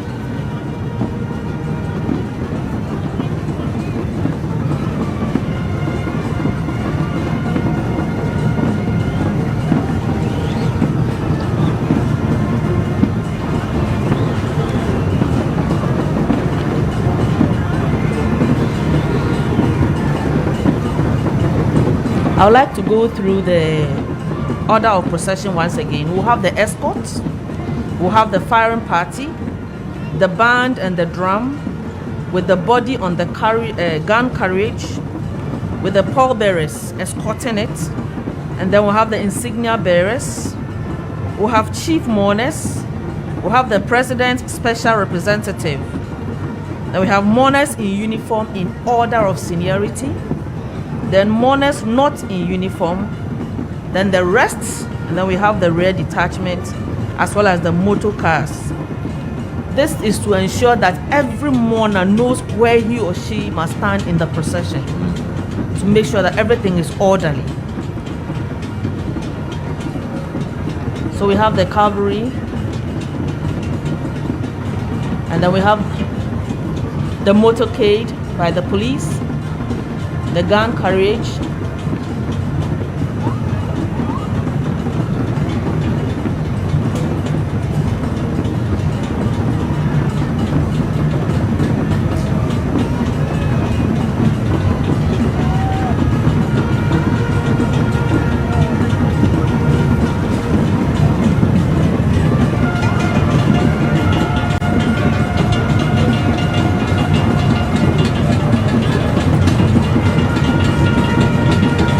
for the pallbearers, the officers with the sword. Yes. The sword has also been reversed.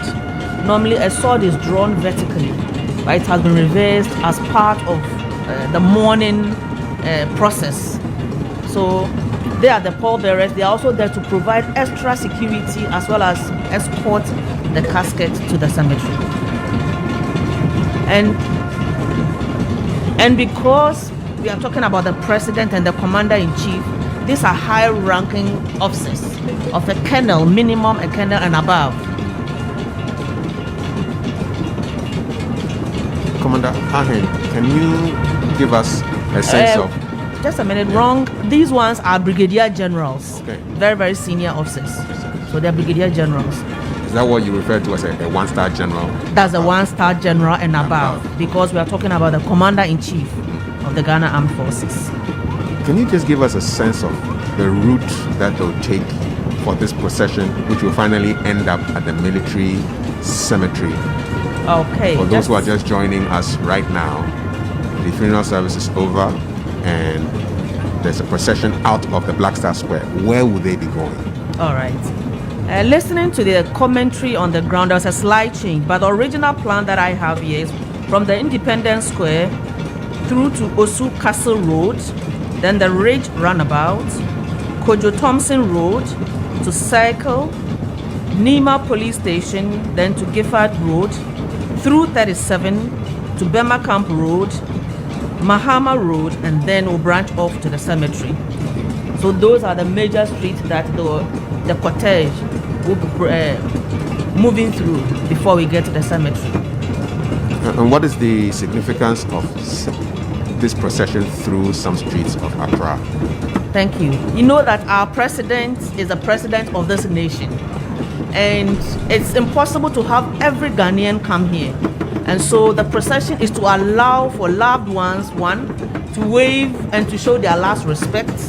However, we also have what we call street lining. We'll have our personnel line the street that is going to be used to pay their last compliment to our commander-in-chief. Additionally, our former commander-in-chief also lived in some of these localities. So it's to afford the general public a viewing and also to say farewell to all of us.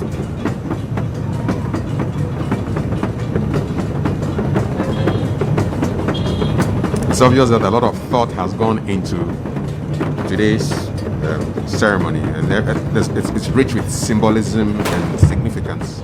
Exactly. One thing with the military, that every program that we undertake, we take time to plan the minutest detail and also have backups in case one fails, another one is in. Now we have the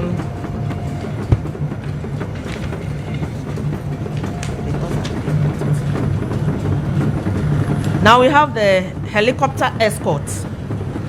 Our president was a pilot, and so the helicopters are also there as part of the escort through to the cemetery.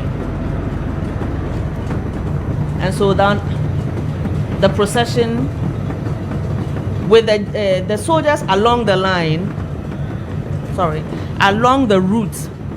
That practice is known as the route lining, the street lining. And it has so many advantages. One, it tells the cortege exactly where they are passing. It also provides security for the cortege as they move, and will appeal to the public not to crisscross them, allow the cortege to move through solemnly.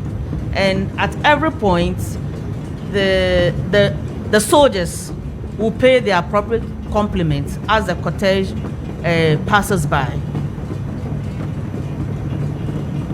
This is one long, slow march to the cemetery.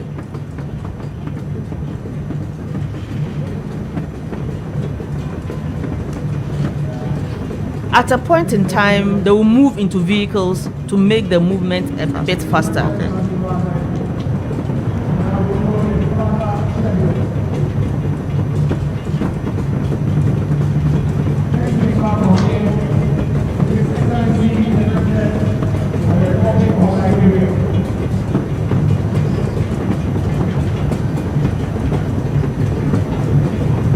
I see the riderless horse leading the 4 other horses.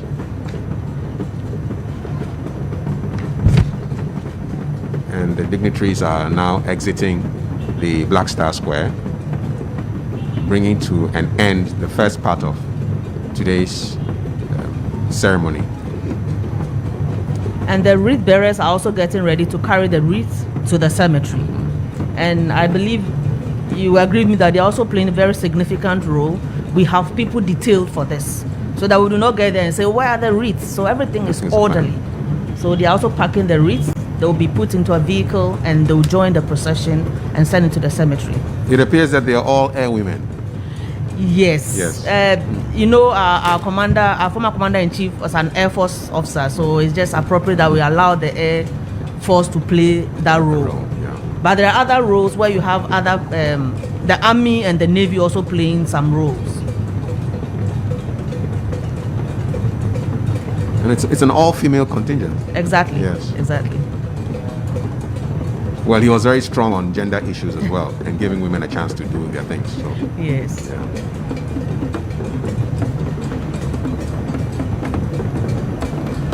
And it was during his tenure that more and more women were also enlisted and recruited to the armed forces. So on a day like this, it's just appropriate that we feature both the men and the women playing their complementary roles in the Ghana Armed Forces. So I'm just curious though, how often is it that officers of this high rank get to march? You know, it's a lieutenant, brigadier generals marching.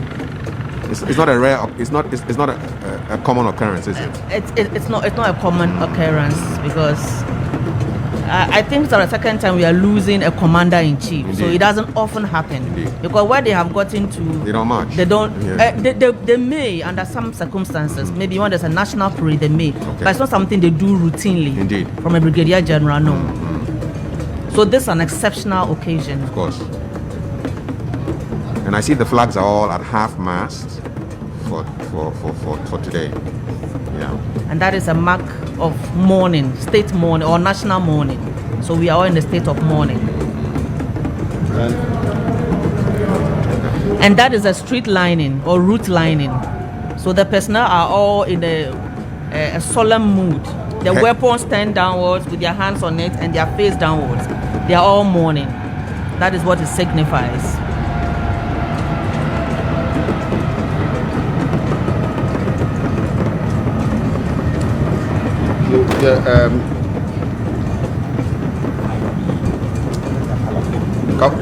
Kafu, you were talking about gender role.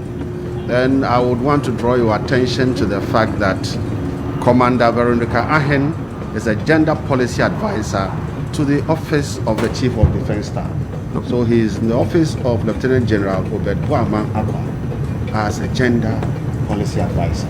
So it means the military is abreast of this and they know the role of women and making sure that they are not left out of it. So it should not surprise you that all gender carrying the wreaths. It doesn't mean that wreath carrying is for women.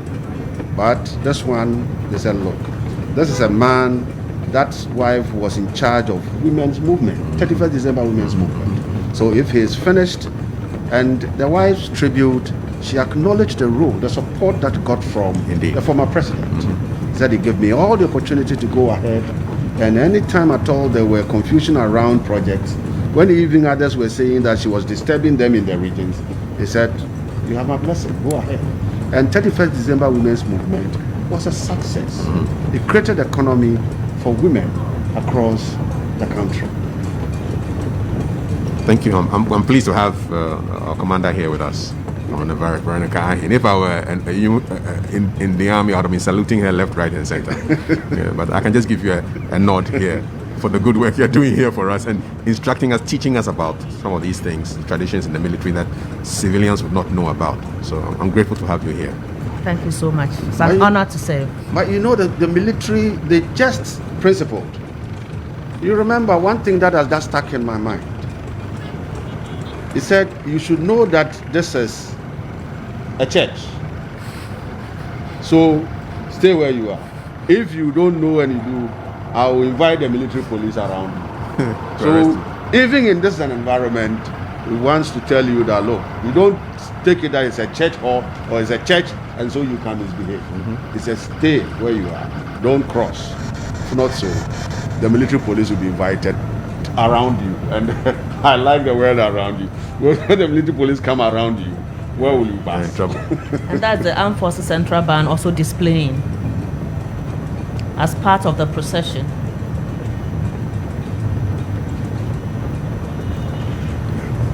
I wouldn't normally associate the color pink with the army. So I was wondering, who are these men with pink neck scarves and they pink around them? They are from 5 Infantry Battalion at Bemakam, 5BN. I see. Yes. We have a lot of nice colors. Yes, this is some serious hot pink, man. Hot pink in the army is great. Commander Veronica says they have some very nice colors. Yeah. Nice colors. I was pleasantly surprised, you know, to see pink, hot pink on that's 5BN. On camouflage. You know, that's 5BN. All right.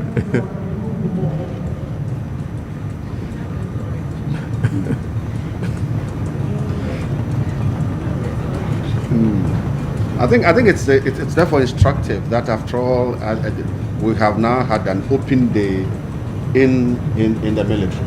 That we now open the barracks for civilian population to move in there, and they're starting with the kids. You know, when we were growing, kids were made to. Let me just cut in briefly.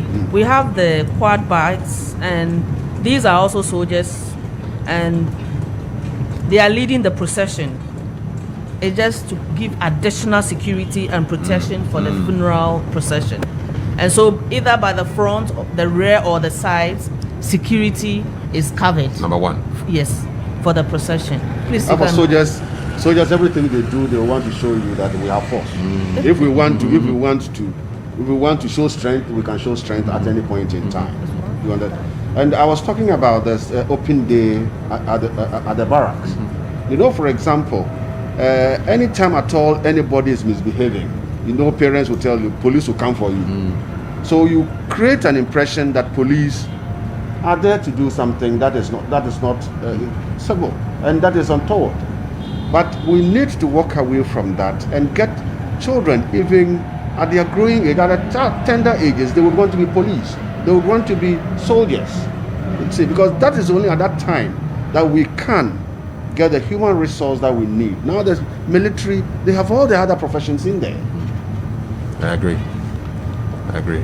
It's such a beautiful shot, with the Independence Arch, and then all these uniformed men and women marching, very, very ceremonially. It's a beautiful picture.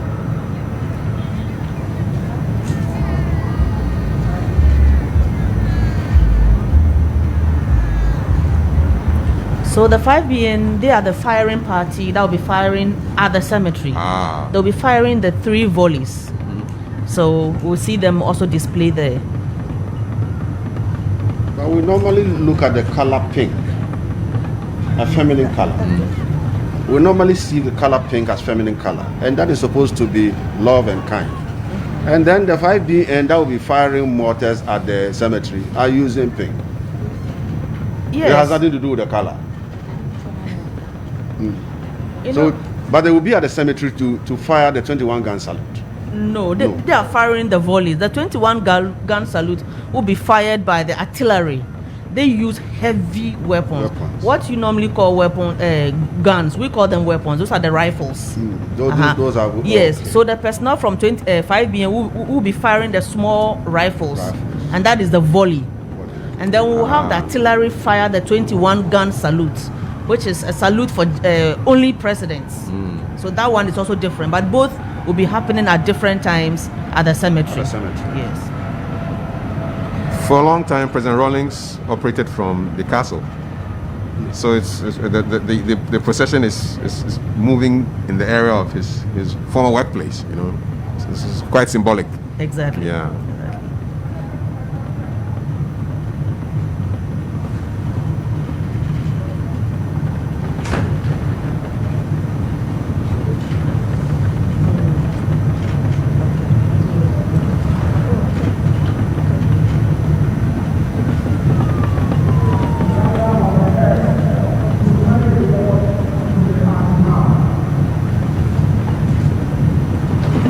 In case you just joined us, this is the burial procession following the burial service for former President Flight Lieutenant Jerry John Rawlings, which took place at the Independence Square, Accra. That has been done, and this is the journey that finally takes him to the military cemetery where his remains will be interred. And so the cortege is being taken through principal streets of Accra. They have just left the Independence Square area and heading towards the Osu area.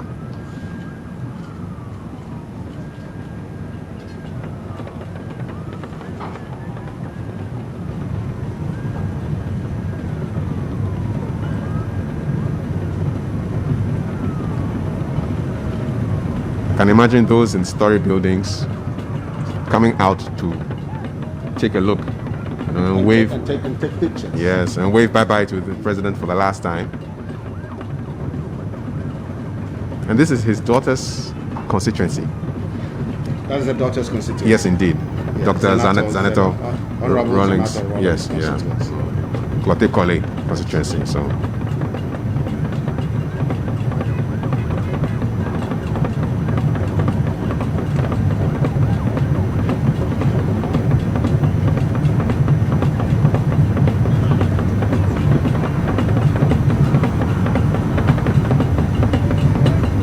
The ban is gradually filing off, and then they will be conveyed with the vehicle eventually to the cemetery.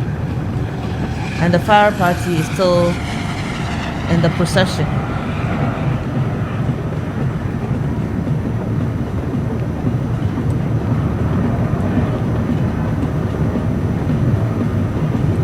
And I'm Commander Veronica Ajo Ahen, the Gender Policy Advisor to the Chief of the Defense Staff, and I'm in the commentary box with Gabriel Bosompem, and my name is Kafui Day, and I'm learning a lot today and enjoying your company, Commander. And should I give you honorable? Gabriel Bosompem. It's enough, eh? Yeah, that is enough. I believe our former president has left a number of legacies, but one that I would like to touch on is service to our nation and service to humanity. We are at a time where people are in a hurry to get rich overnight. They're not ready to sacrifice a little for the nation. If for nothing at all, let's all remember that Ghana is the only country we have, and we have to do everything possible to ensure that it develops. It creates an environment that we can all be proud about.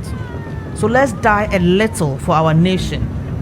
I'm urging the young one there, there's a need for us to serve rather than to wait to be served. And like the preacher said, he said, a son of man did not come to be served, but to serve. It's now up to you and me to make sure we give off our best to our motherland. It is extremely sometimes worrying to see any time at all you would want to get people involved to do even communal labor. The question is, how much are you giving me? How much am I taking?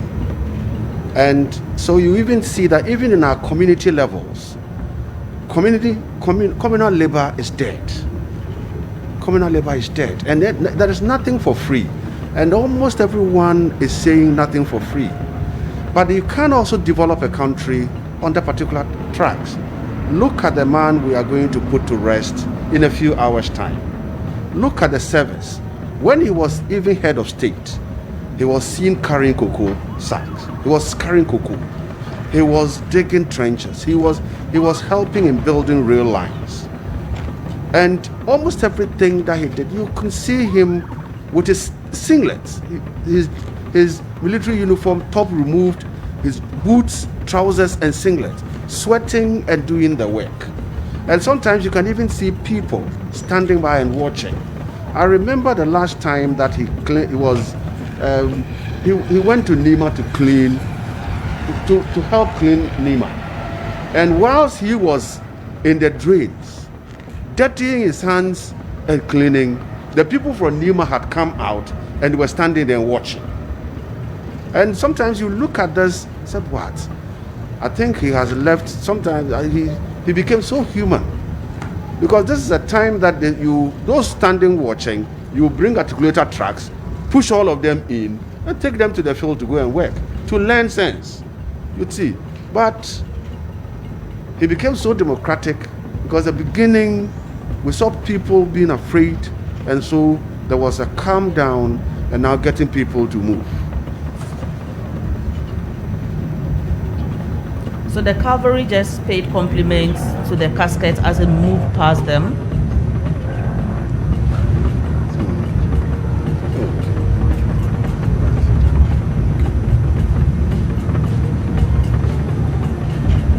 I think viewers, at a point in time you can see that your picture quality is dropping and they're freezing. It is because of use of the helicopter and then communication interferences. These are things that technology would always have to visit on us. But as they get to where the communication systems are stable, you get them. And when the chopper is not interfering with us flying part, then the signals will come in. So viewer, it is not your TV set that has a problem. So don't adjust your TV set. Don't touch your TV sets. It is because of the helicopter, use of the helicopter, and then communication interferences that is creating this. And the quack bites are in the shots again, and they are manned by personnel from 64 Infantry Regiment, one of the units created by our former president. And so they are all here to give their last support and respect. You know, I was pleasantly surprised to find out that the 64 actually stands for June 4th, right? Is that correct? 6th month, 4th day, 64. Yeah, so quite interesting. And one very prominent individual that you can always remember around June 4th was Colonel Gwevnolati.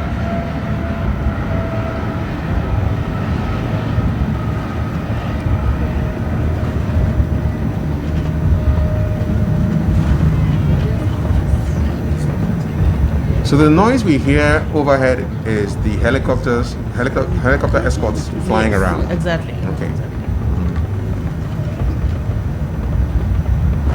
You know, I was just flipping through the brochure, a lot of tributes and messages of condolence from really big people, but there's one simple poem from somebody just called Village Boy, and I wanted to share it with you. It's a simple poem.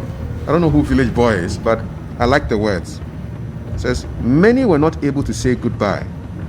Close family did their best, but little did they know God saw a different path and beckoned.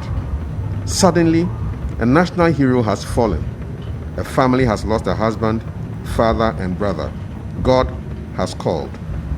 You gave us your best, but did we remember to thank you enough for the many years you held Ghana together and for teaching us by your example the value of modesty, good judgment, and compassion? Some of us forgot to show enough gratitude. We do so now, hoping you would hear us, for your presence in our lives meant more than we ever knew. God now has you in his keeping. We have you in our heart. It was an honor to have you. A journey has now ended. To the grave you now travel. Personal and national flowers placed with care. Hearts remain broken as dear ones turn to leave you there. Many hands are pressed into molding a nation. Yours, an indelible impression. Ordinary people drafting the Constitution of the Fourth Republic. A firm resolve, patriotism, discipline, and moral strength. Selflessness, probity, accountability, and integrity. Your mark will live on still. Rest in perfect peace. And this is Your Presence in Our Lives Meant More Than We Ever Knew by Village Boy. And this Village Boy is really instructive. The Village Boy is really on point. Let's see. And this is what we should all learn as a people to carry on with. If not so, it would just mean that the strong politician had come to waste his time. And I don't think it should be anything near he has come to waste his time. It's a track he laid, a track he followed, and he made sure that he got along with us. He didn't do it alone. He made sure that he did it with us. And if we believed in what he did with us, then it is time that we should continue with whatever we started with him. Then at that point, we can say that the country Ghana has a brighter future.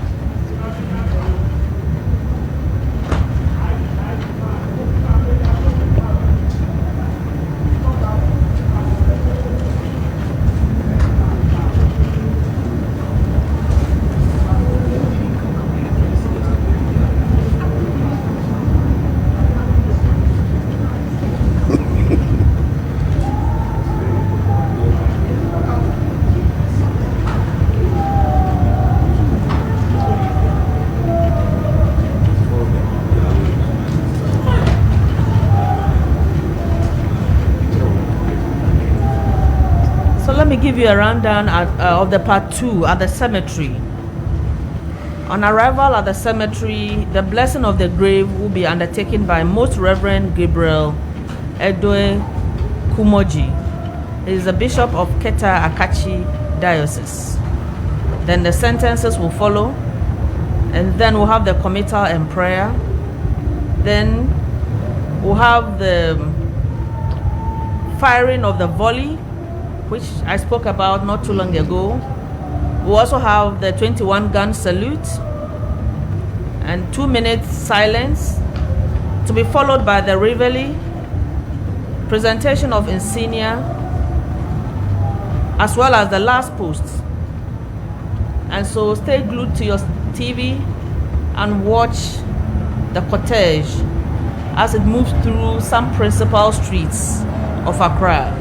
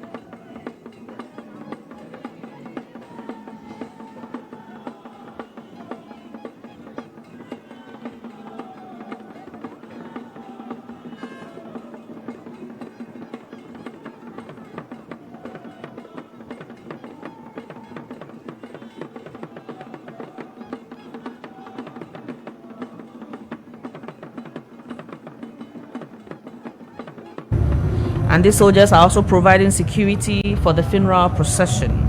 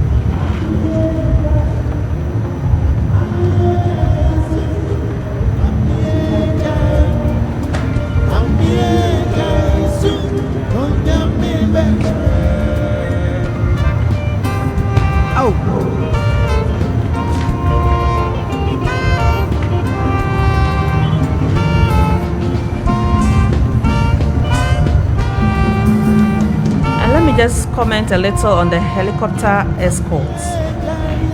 The escort helicopter is a Z9EH and it's under the hand of Squadron Leader Abuaje, assisted by Flight Lieutenant Opong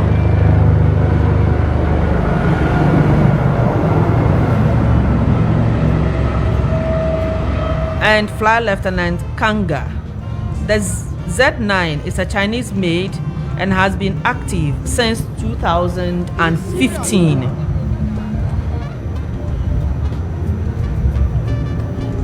Then the helicopter conducting the honorary flyover is the MI-171SH with Squadron Leader Mustafa at the helm, assisted by Flight Lieutenant Nyako Mensa, along with trusted flight technicians. The MI is a Russian-made and has been in active service since 2012. And they are all providing escort for the cortege.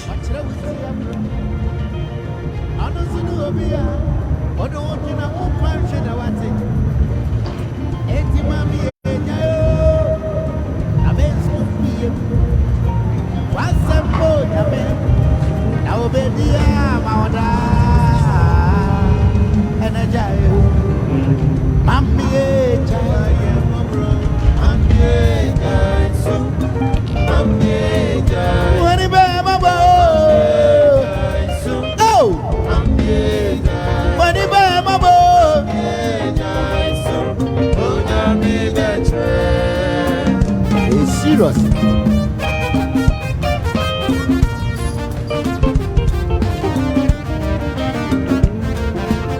Obrasha se nyadio se wieye no owo su de nkoja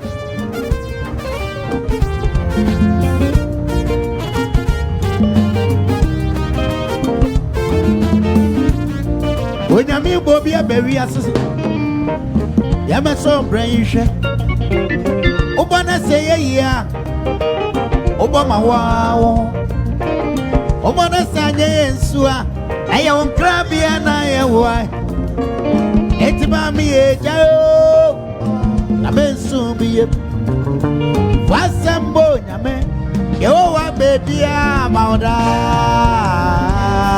na jayo mami ejao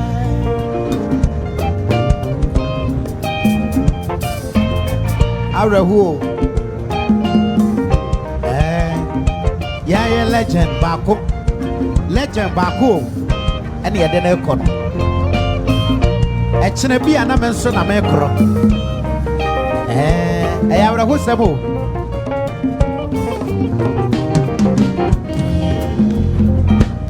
wenya mi bo bia bewi ase ya mabo brain hwe obana seye ya Obama wow Obana sanye yensua Eya wonkrabia na yewa Eti mami ejao Amensu miye Azemo nyame Wowa bedia mauda o sujayo amie odifaye mabro amie jaisu oh amie odifaye mabo jaisu amie odifaye mabo adeyo onyame bechu odifaye mabo jaisu kwamie odifaye mabo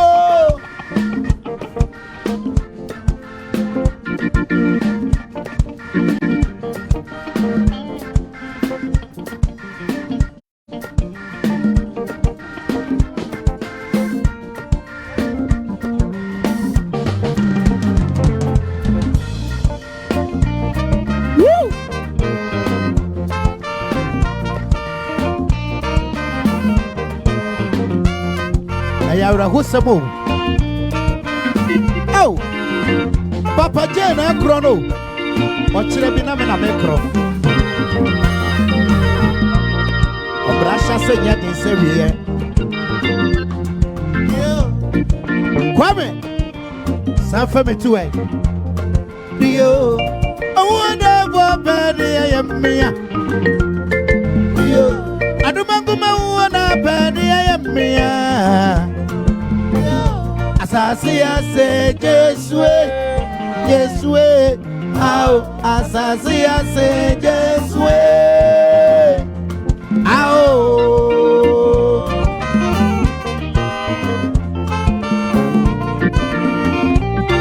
Hey,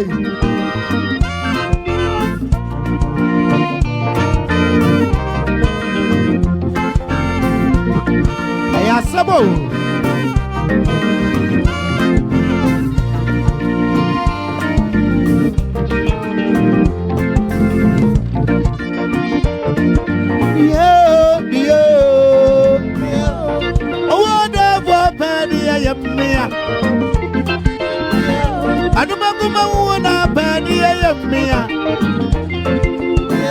Asasia se Jesue, Jesue, ao asasia se Jesue, ao.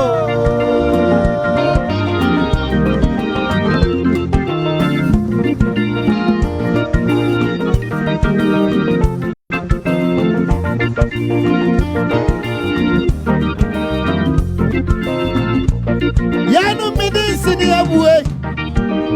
What's up for no wine? And I do a dear Jaco, Papa J, oh, dear Jaco, and Mammy, and I do Mario.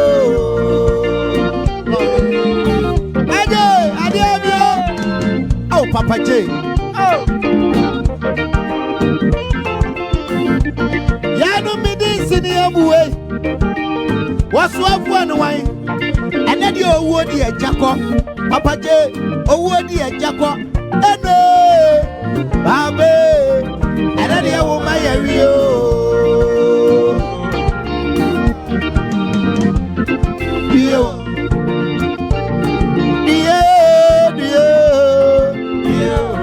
Oh, whatever bad I am, me, Papa J.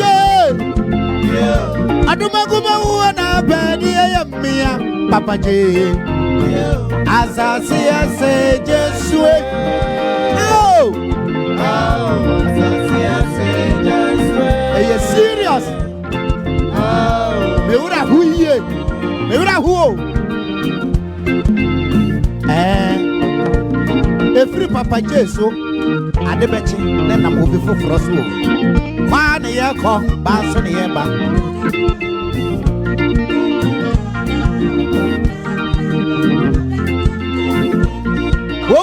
Manifesto ya anyasa ni awu na aya ni egina kira semtira ebia no kamafo anasodo no mawaduane dia ade arawa kwada jawai. And if you look at the one from President J.A. Kufuor, J.A. Kufuor writes, "My wife Teresa and I are deeply saddened by the passing of former President Jerry John Rawlings, whose untimely death come as a thunderbolt to us and our children.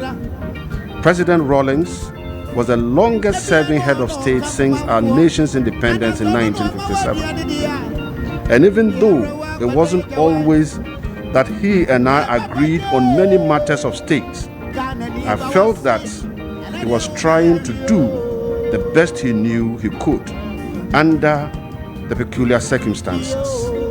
When the time came for him to step down as president, on 7th January 2001, he obliged and obviously tried to contain whatever reservations he had about me and my government. That succeeded him and his government within the bounds of National Constitution of 1992. In this regard, whatever doubts persisted about his commitment to democratic rule became accentuated and earned him a legacy of contributing to the sustenance of democratic governance of our country till his demise. History would give him a balanced place in the annals of our nation. We are left now to mourn him and also express our heartfelt condolences to his widow, Mrs. Nana Konadu Agyemang Rawlings, and their children and the larger family. May he rest in peace in the mercies of the good Lord. The year President Rawlings. This is from former President Kufuor, John Agyekum Kufuor. And then we have John Dramani Mahama, former president. He's saying, shocking and unexpected are words that both described your dramatic entry onto the political scene of Ghana and also your silent exit from this world. It will take a whole book to write a tribute to a man whose life was so eventful, a man who has had a profound impact on several generations of Ghanaians. All the world is a stage, and all the men and women merely players. They have their exits and their entries. The one man in his time plays many parts. Former President Dramani Mahama went on, he said, "You strode onto Ghana's political stage like a colossus and played many parts. Your part in the Ghanaian political drama has left an enduring legacy for our nation," recognizing the very immense contribution that former President Rawlings played. And you know, former President Rawlings appointed former President John Mahama as a Deputy Minister for Information when Dr. Spio Gabra was the Minister for Information during former President Rawlings' time. And for the tributes, they come in many shades and shapes, and all recognizing the period and the duration which former President Rawlings jumped onto the scene.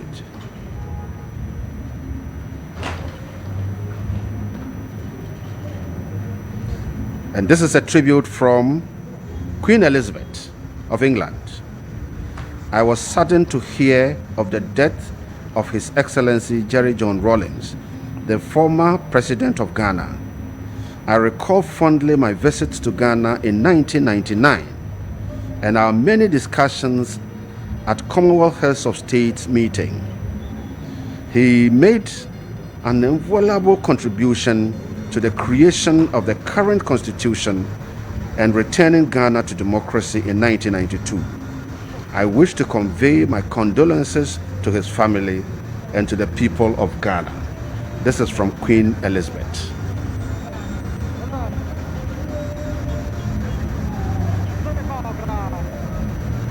And this one is from Prince Charles. This is a tribute from Prince Charles. "My wife and I were very sad to learn of the death of His Excellency, former President Jerry John Rawlings.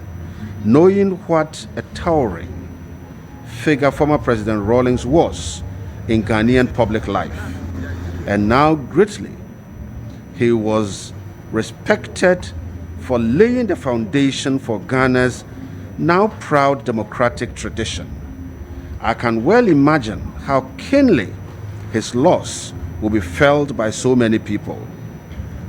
For my part, I have such special memories of having met former President Rawlings on my visits to Ghana, most recently in 2018, when he had the opportunity to recall fondly how in 1977 he was a young Flight Lieutenant Rawlings of the Ghana Armed Force who escorted my aeroplane as I landed in Ghana for the first time.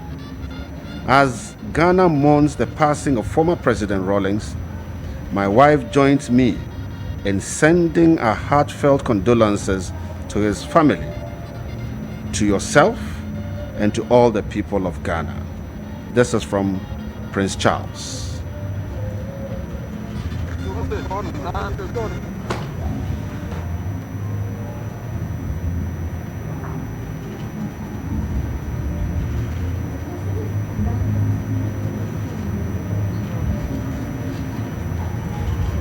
And this is a tribute from His Royal Highness Prince Salem bin Hamad Al Khalifa, the Crown Prince and Prime Minister of the Kingdom of Bahrain.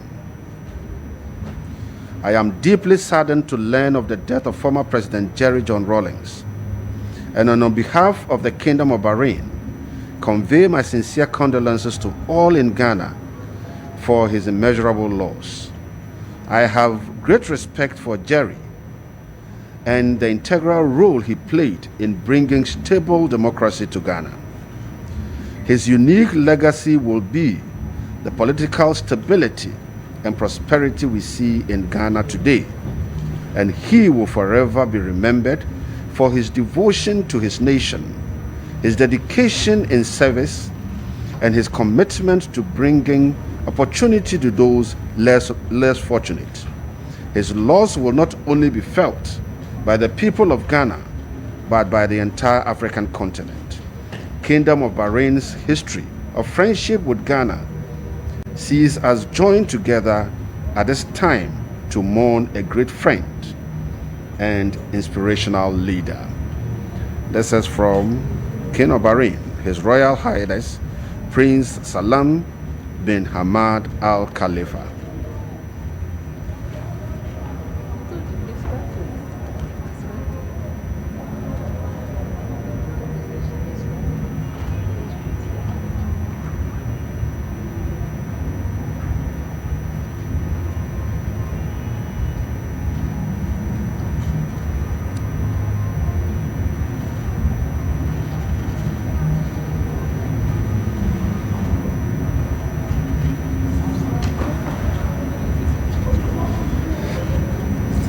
And this one is a short tribute from the former president of Cote d'Ivoire, Laurent Gbagbo.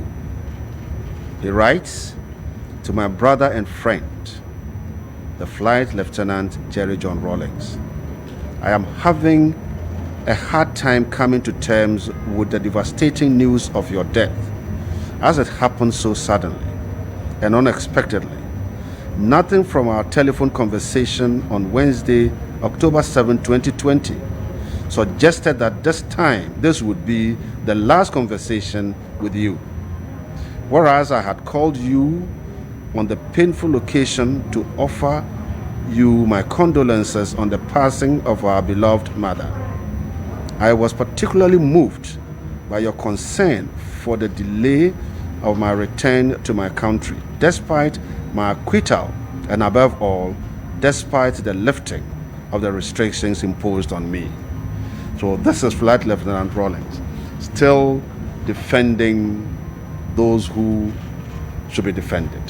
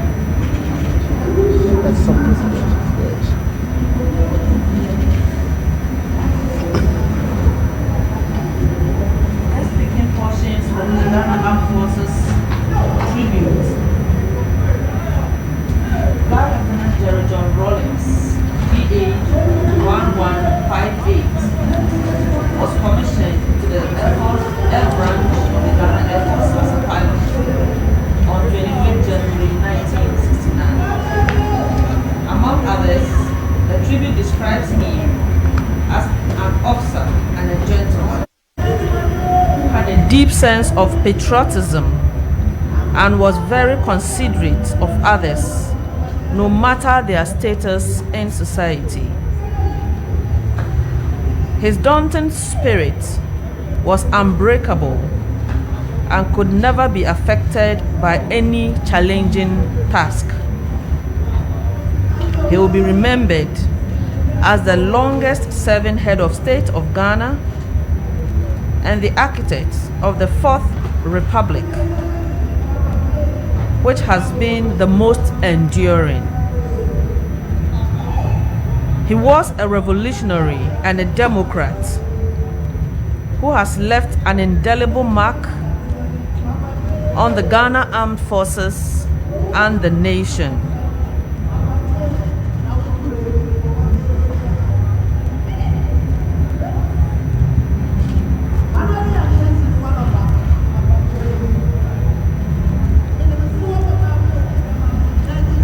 One little known fact is the amendment of the Armed Forces Regulation on Discipline, in which trial was by a sole commanding officer. This was replaced by a disciplinary board.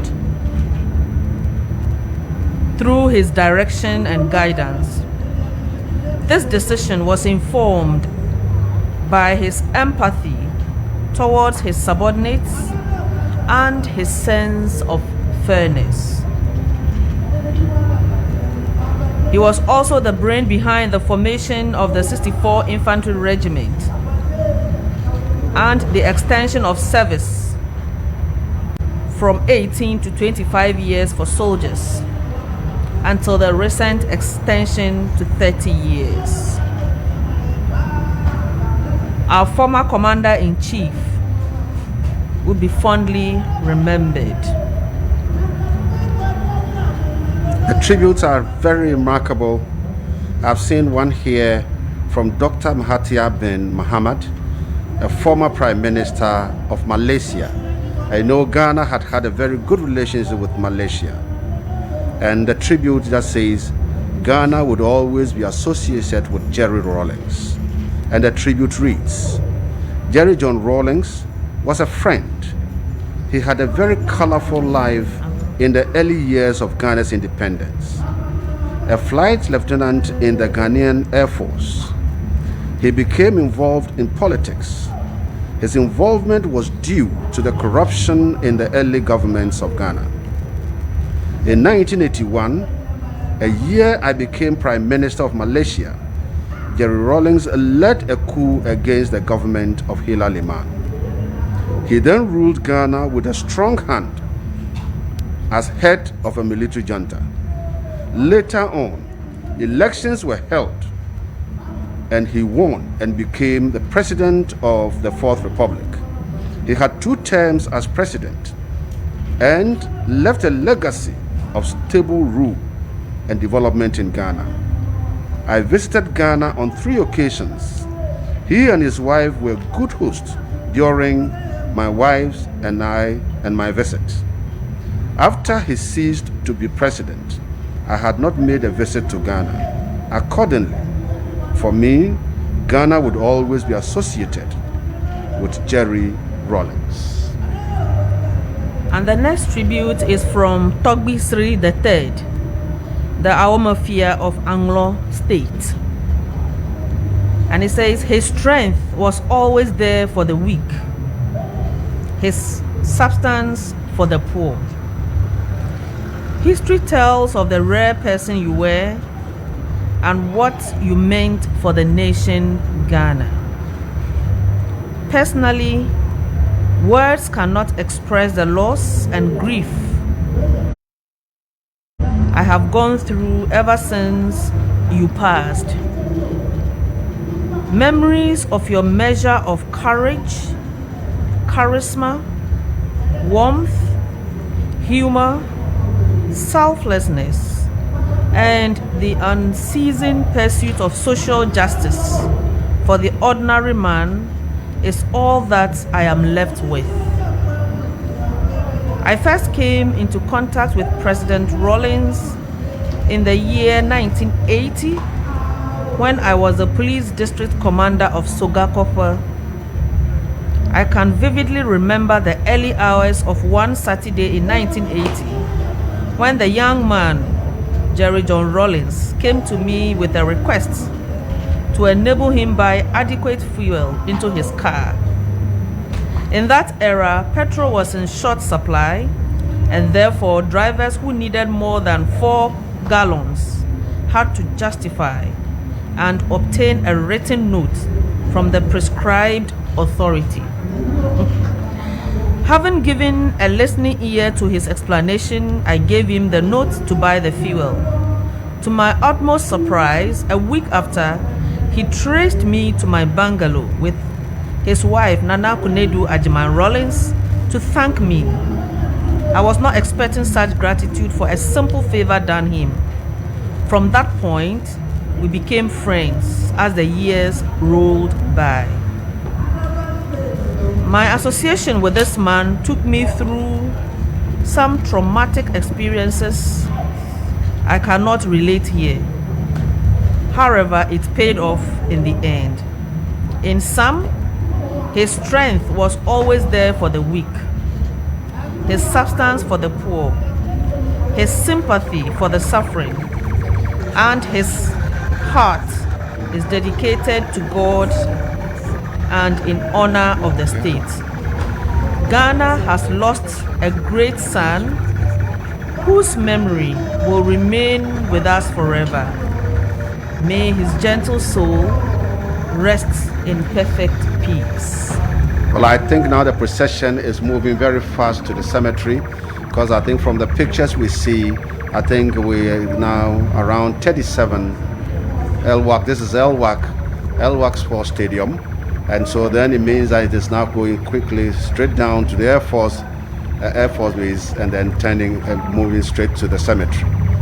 So in a very short time, I am expecting that by the next 30 minutes, the burial ceremony would start, and then the former president would be laid to rest finally. Bema Beyebi Wameyeni Nyina has played his part. If you listen to the tributes from people all over the world, it is so phenomenal that he is recognized, and almost all words are just on probity, accountability, integrity, social justice. And it is not about how fabulously rich he is and how, it is not about that. It is just about his commitment and contribution to developing the country that he loved so much. And it is not only Ghanaians who are saying this, but heads of state from other countries that had engagement with him, and those that observed him from a distance, are saying that the man had lots of love for the country Ghana. And if we had about 10 of such people, if we had about 10 of such people in the beginning of Ghana's independence, Ghana is about 60 how many years old now? We are going to 64. So if we had about 10 of such people within, before his time, would have made a lot of strides. Because look at the time that he came in and the job he did to put development at the doorstep of people.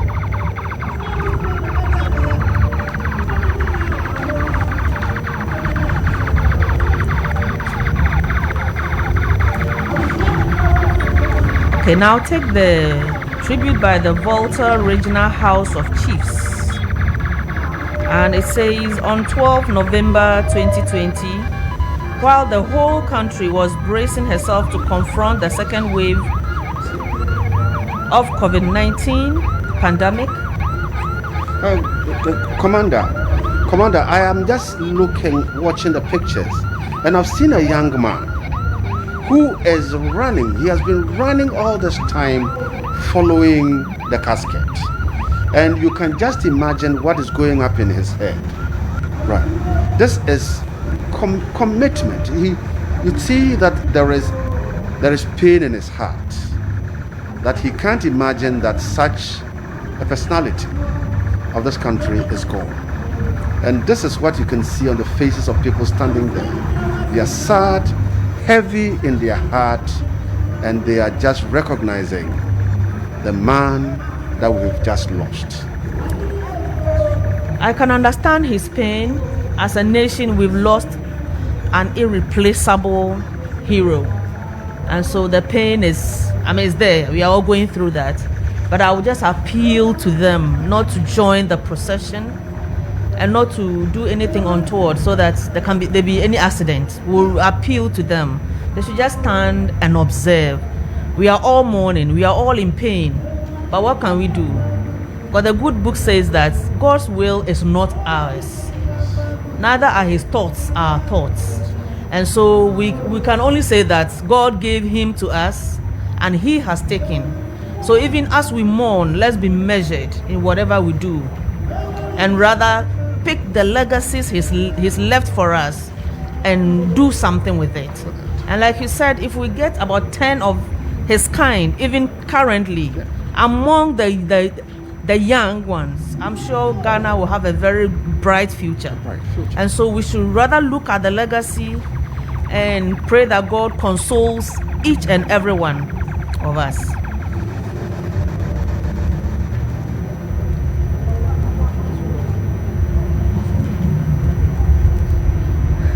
I can see him still running after the cortege. I don't know where he's going to end, but it's most unfortunate. It's most unfortunate. Most unfortunate, because he should not drop dead.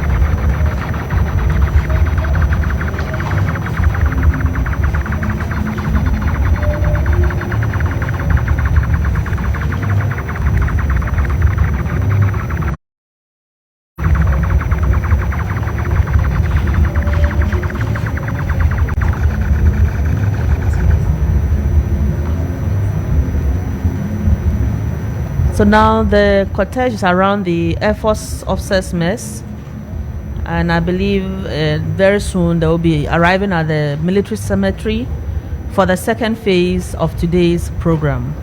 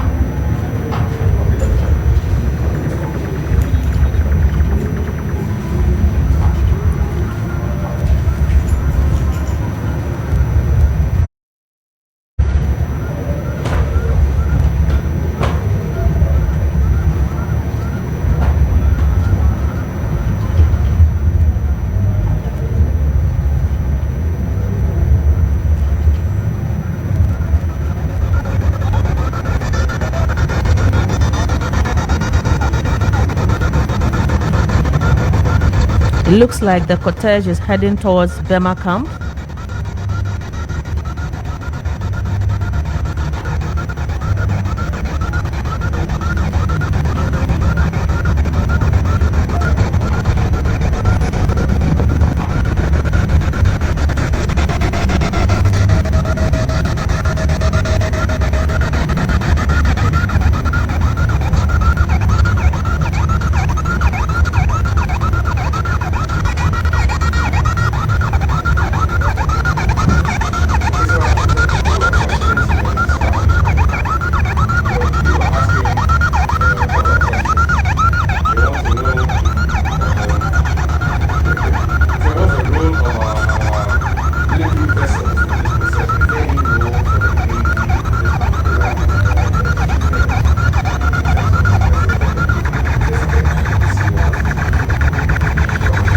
Yes, just like the Sith match, we always have the vessels right behind the Black Star Square. So they have finished playing their role, and I believe they've gone to, they are returning to the bases now. But let me quickly say that the cortege is actually entering Burma camp now, and we wait to see what goes on from there. But I believe it will provide an opportunity for personnel in the barracks to pay their last compliments to their former commander-in-chief of the Ghana Armed Forces. So the cortege is, as we speak, entering Burma camp.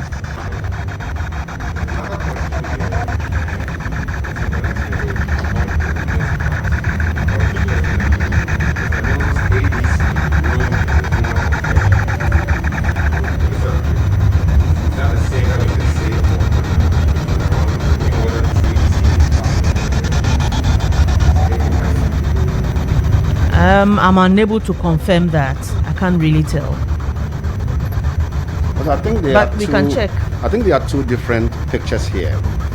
Former President Professor Mills died when he was in service. Yes, he was in office. So he died in office. But former President Rawlings has long retired. Exactly. And so definitely he would not have. He didn't go on retirement with his ADC. So he cannot be riding with him. And so I think that it should be a simple situation. Whilst there's a different one between Professor Mills and former President Jerry John Rawlings. So they're riding through Burma camp? Yes, as we speak now, they're in Burma camp, just at the traffic light.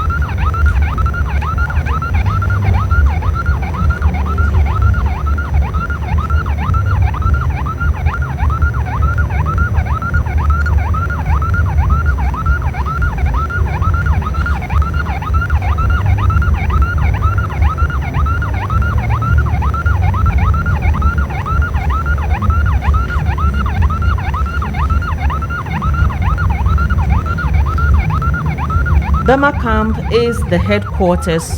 That is where the headquarters of the Ghana Armed Forces is located. And so as a former Air Force officer and a commander-in-chief, I believe the cortege decided to pass through there as a way of bidding their final farewell to him. I will not be surprised if they pass through Air Force headquarters or Air Force Base, Accra.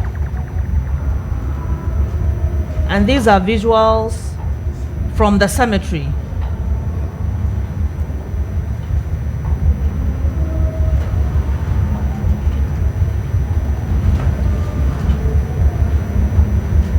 These are visuals of those who are already in the cemetery waiting for the casket to be brought in for the final funeral rites to be performed in the cemetery.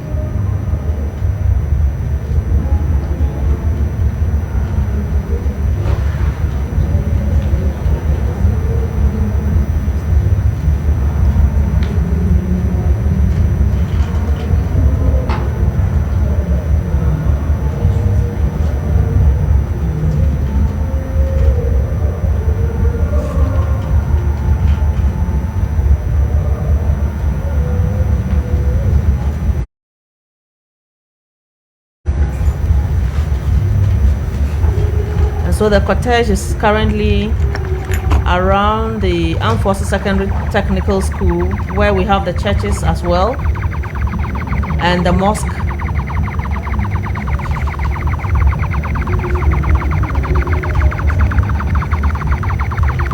So our former commander-in-chief has to pass through Burma camp to say his final farewell before his interment. And so the cortege is now inside the barracks, Burma camp.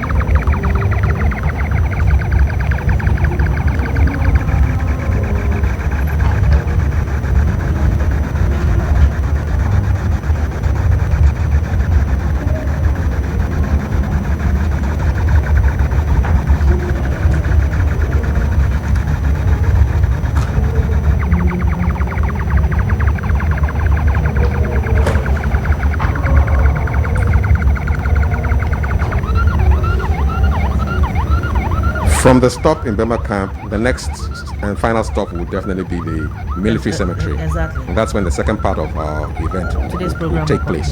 Yes, indeed.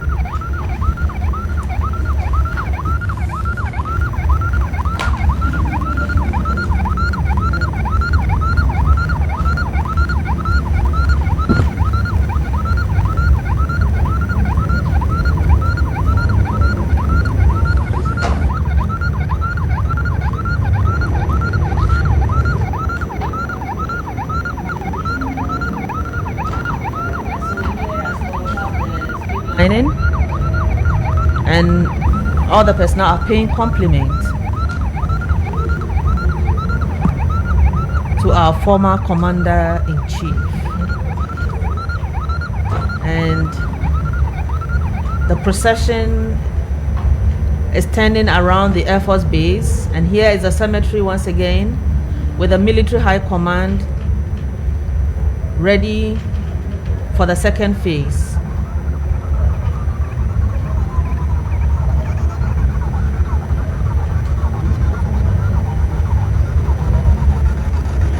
So they turned around the Air Force Base and they are going out of Burma camp to the cemetery. So like I said, he just passed there. He was taken there as his former home before he eventually leaves. Yes, so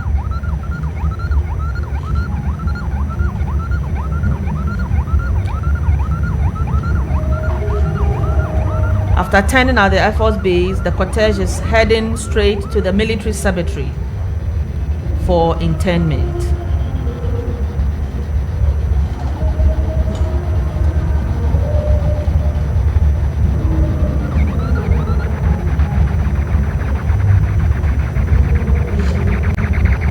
As a mark of respect, all the cars with military personnel had to stop and they got out to pay the compliment.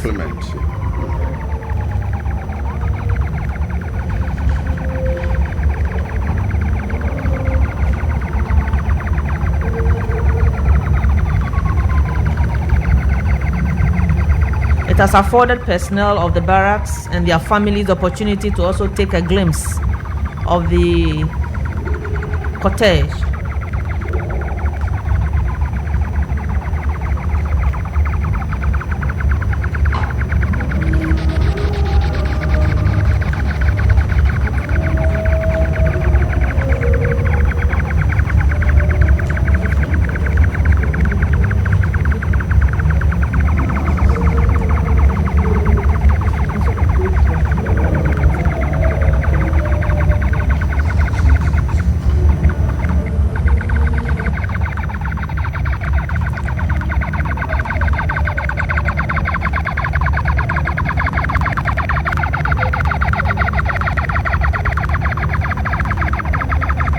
And like I said, I indicated earlier, in the military, we always have plan A, plan B, sometimes even up to plan D. So when instead of the main route we had announced, we decided to rather use a plan B, which is to pass in front of the Air Force base. It's in keeping. Yeah, exactly. Because he was an Air Force man. Yes. So they must see him before he goes. Yes. Yeah. So surprise is the key word here, and that's a very important principle of the military or of war. Explain surprise. Break it down for us civilians. Oh, you have to achieve surprise in order to win your wars. Okay. You don't make it so obvious. Or the plan here is for them to pass to the principal streets. So I believe that's what we were all waiting for. But there were alternative plans, and they took another one. So we've all been surprised. So in order to win your battles, you need to plan in such a way that you can achieve surprise. I'm sure if I take this principle to at home, wake up at 10 o'clock and say, wife, prepare Janklen for me, I don't think she'll be too amused by this level of surprise. No, that one is not surprise. That one is anger. That's an attack. So these are pictures from the cemetery. Yes. Those who have the team that had taken the lead and those who are going to support the burial of former President Rawlings. You saw a couple of minutes ago in your shot the chairman of the NDC. Yes. And while they're waiting, we just want to give you a sense of what the program will be like for the part 2 of today's events. So after the procession enters the premises, there will be the blessing of the grave to be performed by the Most Reverend Gabriel Edoe Kumoji, Bishop of Keta Akachi Diocese, to be followed by scripture sentences, and then hymn 5 in the brochure, Guide Me, O Thou Great Jehovah. Following the hymn, we shall have the committal and prayer performed by the Most Reverend Gabriel Edoe Kumoji, Bishop of Keta Akachi Diocese, and that will be followed by firing of guns by the Ghana Armed Forces. We shall also hear the last post, synchronized with Abide With Me by the Ghana Armed Forces. And that comes after the committal and prayer by Most Reverend Gabriel Edo Kumoji, Bishop of Keta Akachi Diocese. There will be 2 minutes silence on the orders of the chaplain, and the Ghana Armed Forces will perform the reveille, and then there will be the presentation of insignia by the DRA of the Ghana Armed Forces. Directorate of Religious Affairs. It's always good to have a commander at commentary post. Directorate of Religious Affairs. Yes, of the Ghana Armed Forces. A family member will do the vote of thanks, and then Most Reverend Gabriel Edo Kumoji, Bishop of Keta Akachi Diocese, will end with a prayer and benediction, after which we shall depart from the cemetery to music from the Ghana Armed Forces Band. So this is the program. The second phase. Yes, that we are expecting as soon as this procession enters into the premises of the military cemetery. I believe they are now leaving Bema Camp. Yes, they are now leaving Bema Camp, what is popularly known as Congo Junction. Yes. Yes. And so those are the artillery pieces that will be used for the 21 gun salute. These ones are different from the volleys. The volleys, like I said, they use smaller weapons. Okay. So they use smaller rifles, and you have about 7 men or so, and they fire at a go. And they do that 3 times. That is the 3 volley. Right. But the 21 gun salute, you have these artillery pieces firing 1, 2 till 21. Oh, okay. And normally it is synchronized with the national anthem. And that one, the artillery piece is from artillery in Ho, the artillery regiment from Ho 66 Artillery Regiment. Okay. And the commander of the artillery team that is there is Captain Abdul Mubarak Yakubu.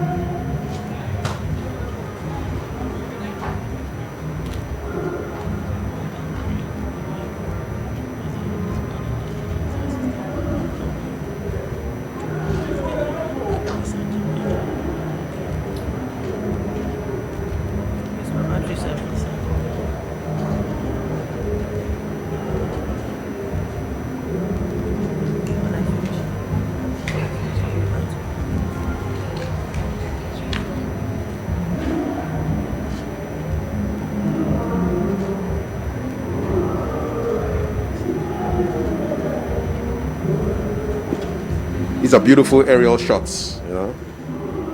I wonder what was happening in the days before drones. You know, this is just a nice shot. Exactly. Yeah, yes. The days we don't drones, we're climbing. When you go to a community and you look for the tallest building, and then you climb on it. Yes, you climb. So those times the cameramen, Don Passer and others, will go on assignment, and we need to establish the community. Yeah. So you see at the tallest building, then you go and knock, then you have permission. That we want to go to the top of your roof to go and take pictures.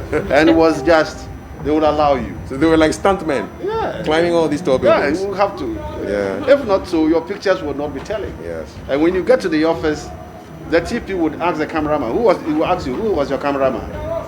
When you mention it, so is that the pictures you can provide? So if it has to do with anything, any height you see, you take it. Climb. Yes. And now, thanks to technology, we get the aerial shots. And it's great because President Rawlings was a pilot.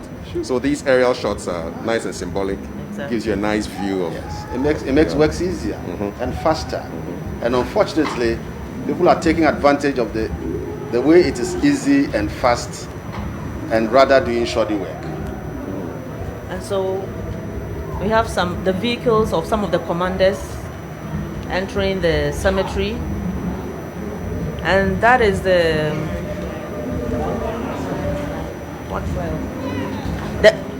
honorary flyover by the Ghana Air Force. The president is arriving at the cemetery. I think there was communication, so immediately you know when the casket was approaching the cemetery. The president informed, and now the president is at the cemetery.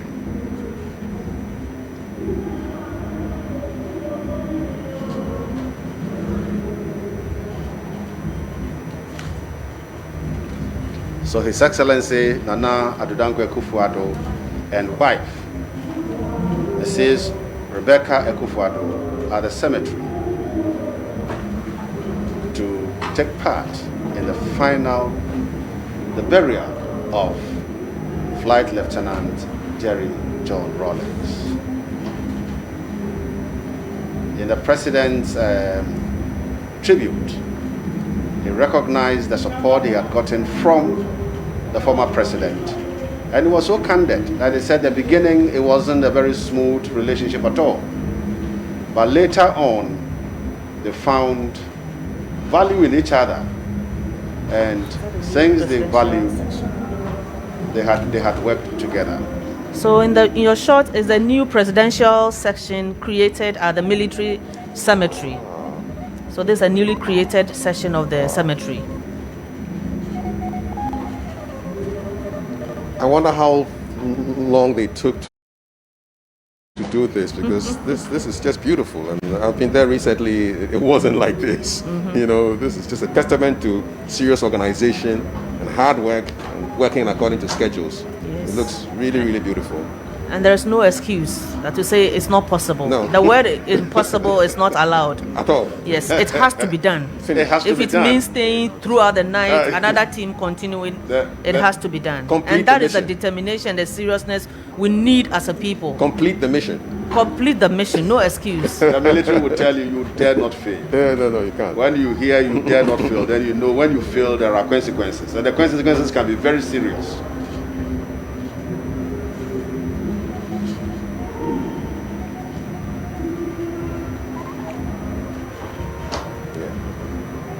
And so for those of you who haven't been to the military cemetery before, the way they line up the graves is just a picture of, it's almost as if the graves are actually on parade, because they are all in straight lines, and you can identify the particular grave by the date the person died or the date the person was buried. So it's very easy for you to find the remains or the grave of your loved one. There's no stumbling around. Everything is in order, you know, perfect order. So the gun carriage is now in our shots once again, and the commander of the gun carriage is Lieutenant Jones Amwakun. He is assisted by Warrant Officer Class 1 George Mate, the Battery Sergeant Major.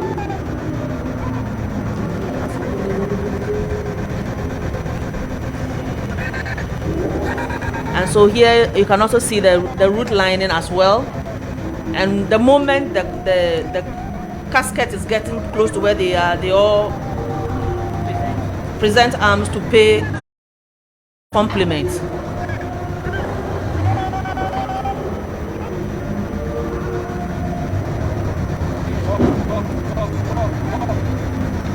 And they do it in turns. They know where the next one will start from and where it will end.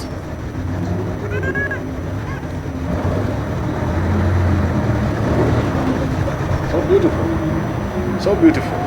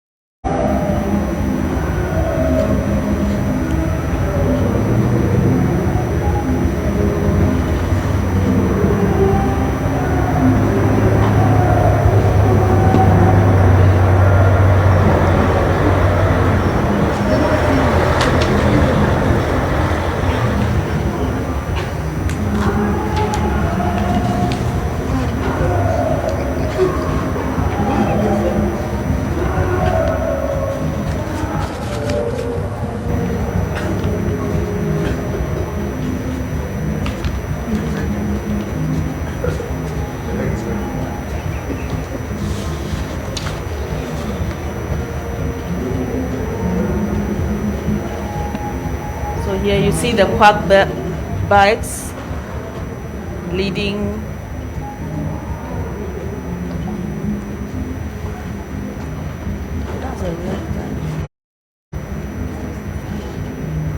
and these are 64 vehicles from 64 infantry regiments.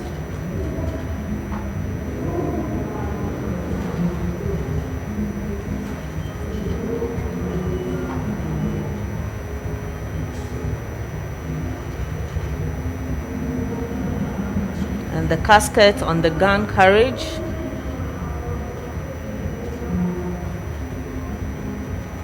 And the gun carriage is reserved for only high-profile personalities. And like I said earlier on, in the Ghana Armed Forces, it's reserved for only generals and above.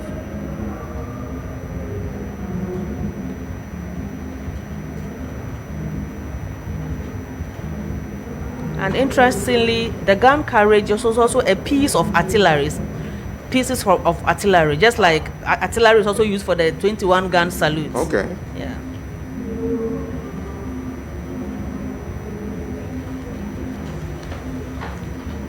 And so that is the presidential section of the military cemetery.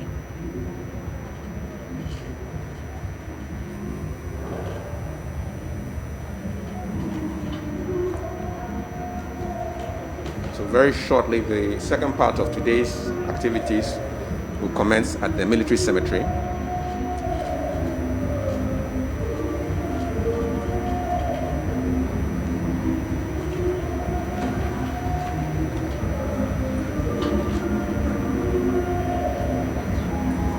It's a beautiful shot. Yeah. It's a really beautiful shot, yes. Very solemn and very moving.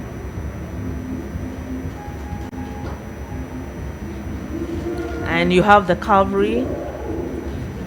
And so they're going to start the procession once again, just like it started from the Black Star Square. So they're going to slow it down again? Yes, okay. They're going to start the procession once again and then enter the cemetery with it. I was wondering where the horses were. So were they galloping? Oh, yes. Even the riderless one. I'm sure the riderless one will achieve it. Oh, yes. Will acquire a rider, and then when they get here, he'll get off.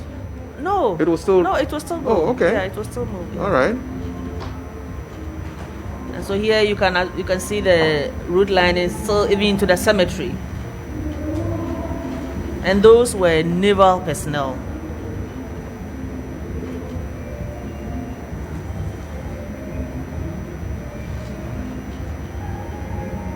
You gave a very beautiful description of the position that the soldiers assume with their heads bowed and the rifle turned downwards. Yes. As a mark of respect. Respect and mourning. Normally when you are mourning, it's not time to fight. So you reverse your weapon. Okay. You turn it upside down. And then in a solemn mood. So you look downwards with your arm rested on the weapon.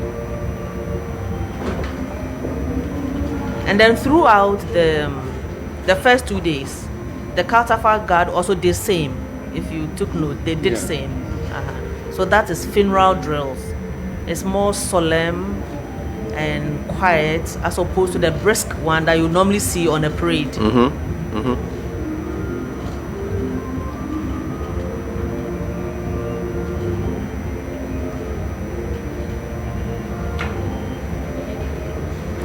It's very moving how the people on the left side of the road have all parked and they are watching the procession move slowly past them, you know.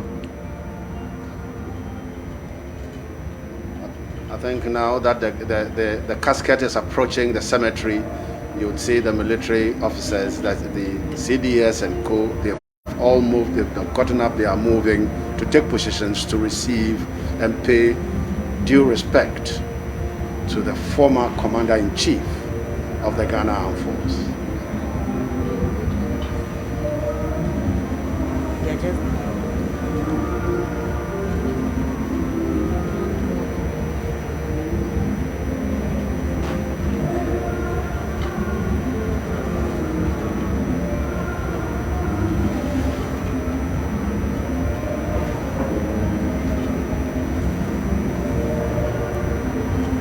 And so they presented arms. It's a form of compliment or greeting to a very senior officer.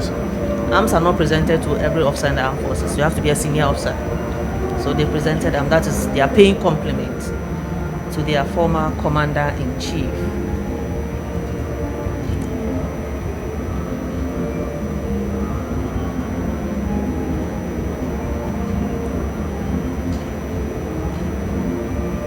And you can see that from the beginning till now, you've seen Army, you've seen Air Force, you've seen Navy. It is these three services that compose the Ghana Armed Forces or the military. So when you mention military of any country, you're talking about these three services. It's one and the same.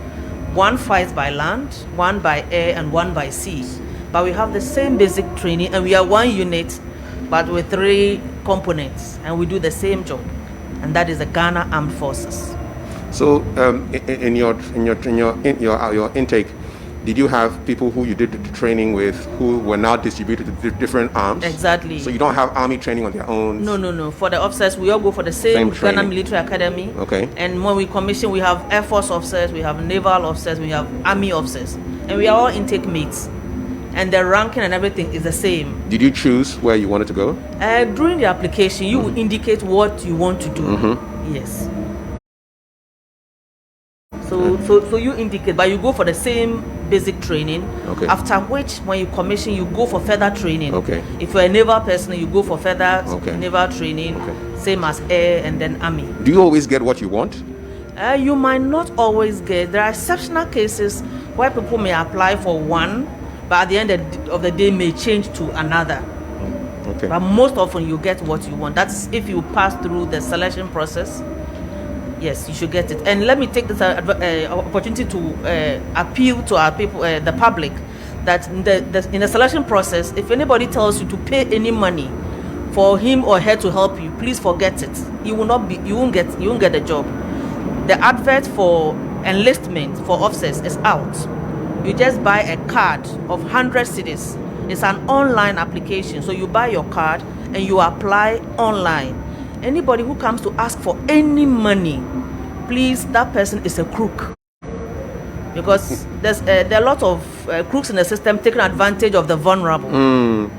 So the only money you pay is for that card? For the card. 100 cedis? 100 cedis. Thank you. Yes. And then you do everything online. So anybody comes and say, give me 30,000, give me 5,000. To fix you in the army. It. It's not going to happen. Yes. And the competition is so keen. So the chances of getting it is slim. everybody must get this at the back of their mind. Indeed. That the chances of me getting it is very slim. Because the competition, we have thousands and thousands of applications, and so you can only pick the best. Of course. And the cards are available at the post offices. I've seen some mobile sources coming out for mobile money. I can't verify, so I will appeal to anybody interested on enlisting to go to the post office and buy the scratch card, and go online and commence the process. That's really good advice from Commander Veronica.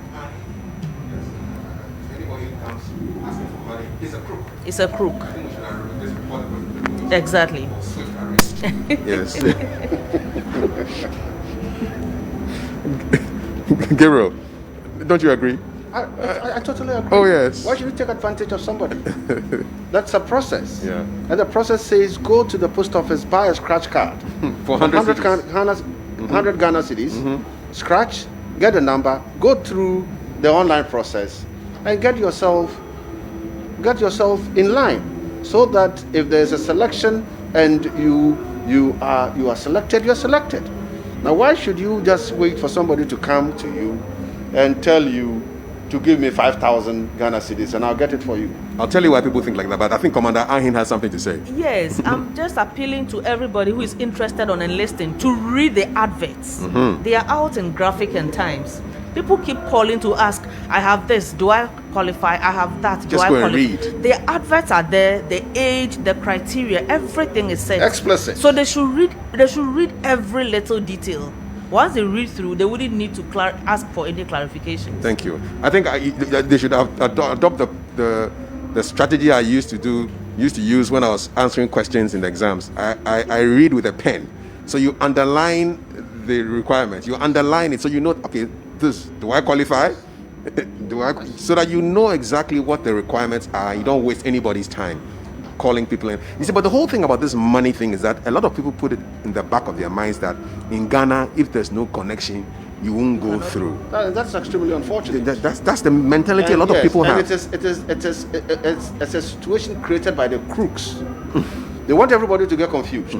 That you know that if you have not paid it, you have not put anything down, know that you are out. Yeah. And so if you want to be part, then it means you have to put something down. That is what you see, and that is extremely unfortunate. And these are the values that the man we are going to bury in a short time stood against.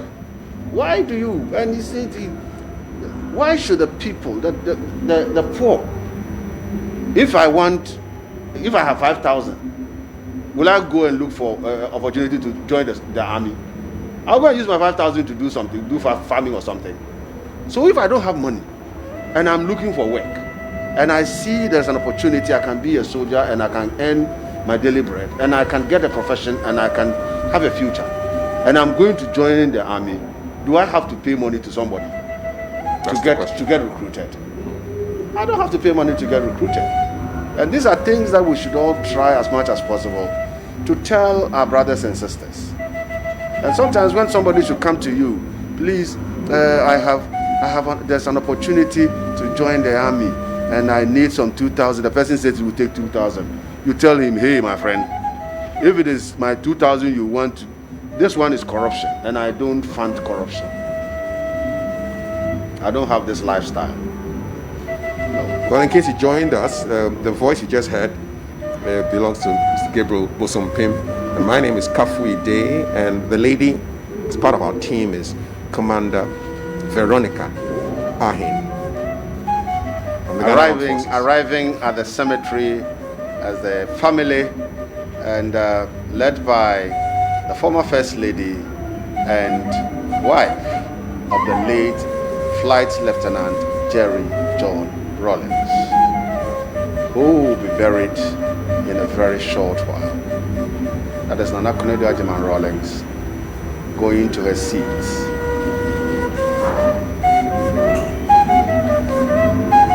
So, just before we go to the ceremony, there's a question here about these horses. I mean, what's the role of these? I mean, are they professional horse trainers, or you have military people who train these horses that are part of these ceremonies? You know, Yes, we have a unit that trains horses. Okay. That's a 153 Armored Regiment at Bema Camp. We have a place where we have horses that are trained, which are used for our South March parade. You know, the use of horses dates back to the late 18th or 17th century, where we didn't have vehicles. So the noble in society used horses to travel from place to place. And that also seeped into the military, where horses were used. In the olden days when they were fighting, the commanders rode horses. So in the Ghana Armed Forces, we have the 3 Mounted Squadron, which is part of 153 Armored Regiment, where we train horses. So yes, we have professional horses, which takes, instructions. They take instructions. We tell them halt and they halt. Oh, they speak English. Oh, they understand English. And so now we have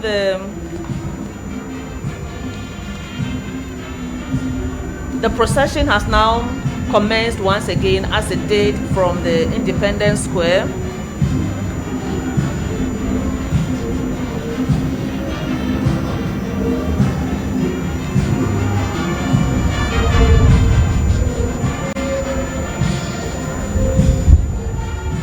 In your shots now, we have His Excellency the President Nana Addo Dankwa Akufo-Addo, the Vice President Alhaji Dr. Mahmoud Bawumia, the First Lady Mrs. Rebecca Akufo-Addo, and the wife of the Vice President, Samira Bawumia. And then we have the Chief of Staff.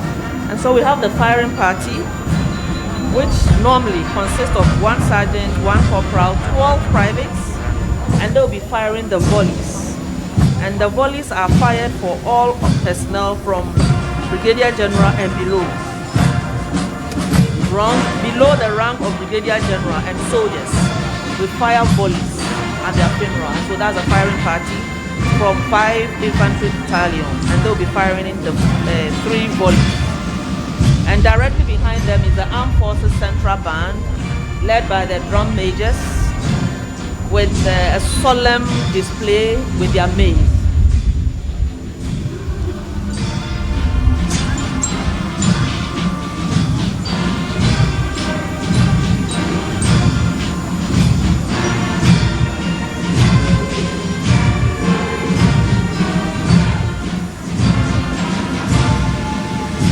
Forces Central Band is composed of the 3 services that I had mentioned earlier on: Army, Navy, Air Force.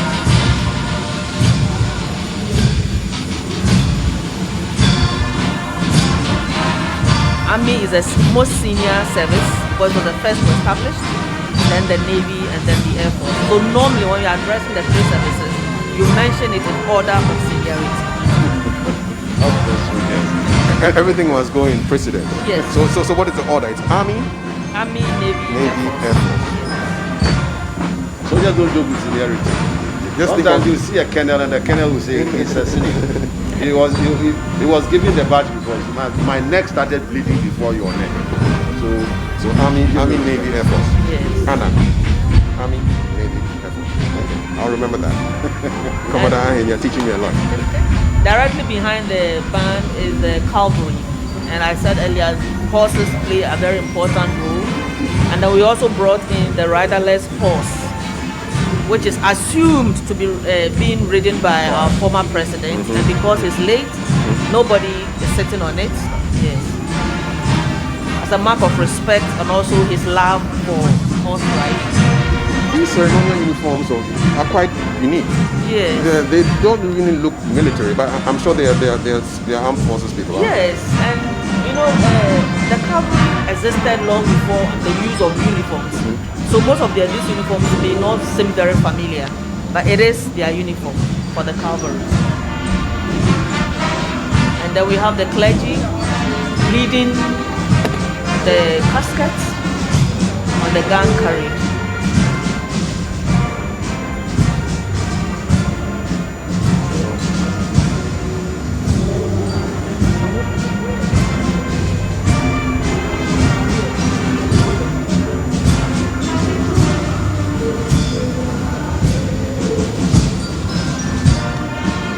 once again, you have the presidential session of the military cemetery.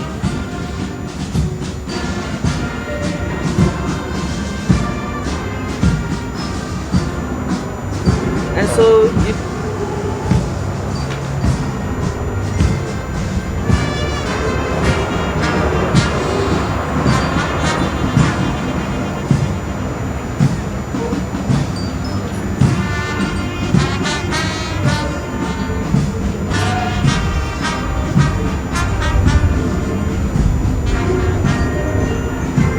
the burial party are preparing to get the casket from the carriage, and then we have the pallbearers.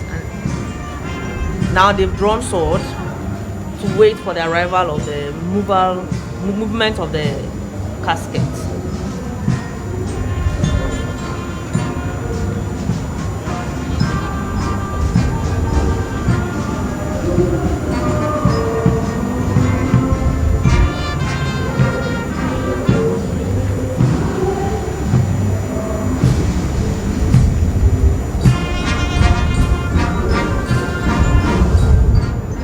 They are preparing to pay compliments as the body is moved.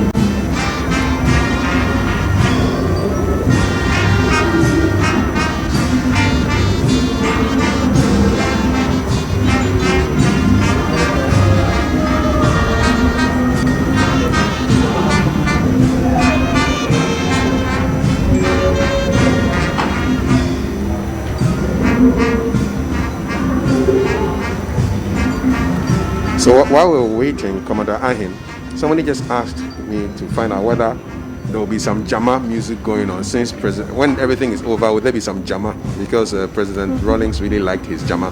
Those vigorous songs of chanting and. If anything, I thought it would be a martial music. Okay. This is a solemn occasion, okay. and so Jama may not feature. We would rather have a martial music. Okay. Not even a martial Jama, Zamina in a martial kind of form. But I think I heard them play Zamina in a martial. Okay, they can be played. Okay, yes. In a martial style. Yes. Okay, all right. But no shouting around and chanting and things like that. Exactly. Yeah. To fit the solemn nature of the occasion. Exactly.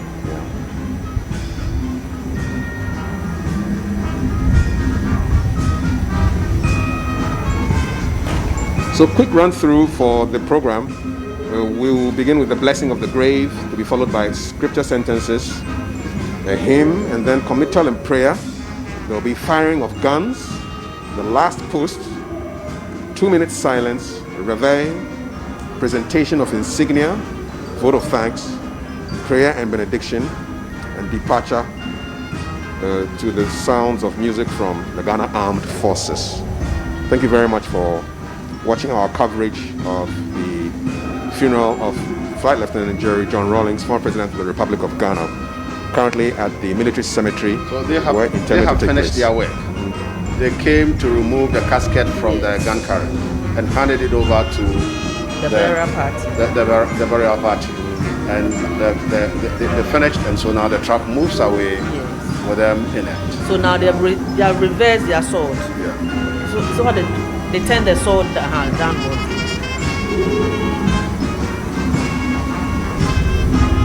And that cooperation you were talking about, the fact that the armed forces is one unit, yes. It was displayed there. Yes. They also removed the casket from Army, and they handed over the casket to Air Force. Yes. Yes. The Air Force. Yes, indeed. Yeah.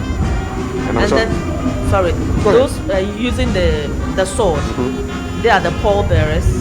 And we have Army, Navy, Air Force. Yes. All the three. Yes, indeed. Yes. And you said the rank of these, the gentlemen carrying the swords, these are from Brigadier General upwards. Yes. So these are all generals. Yes. These are all generals. Yes. Okay.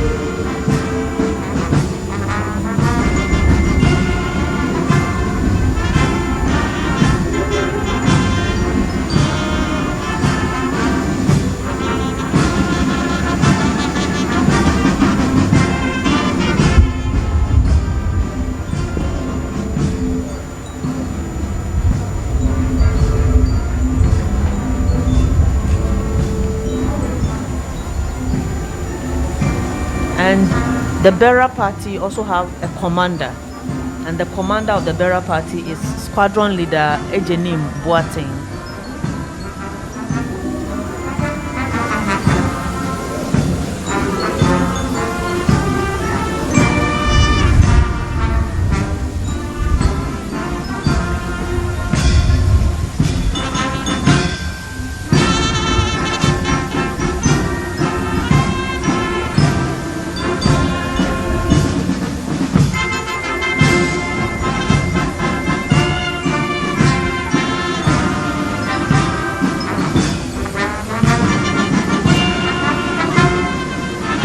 About to begin the blessing of the grave.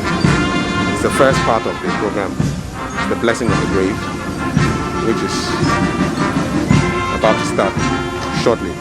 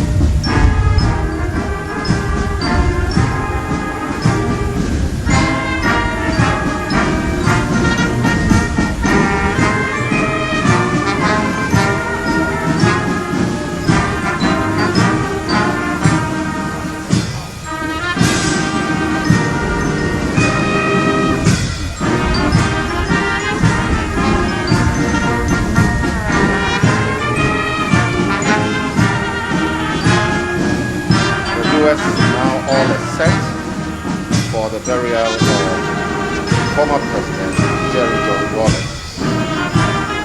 The casket is ready to be lowered into the grave. Flowers is picked up.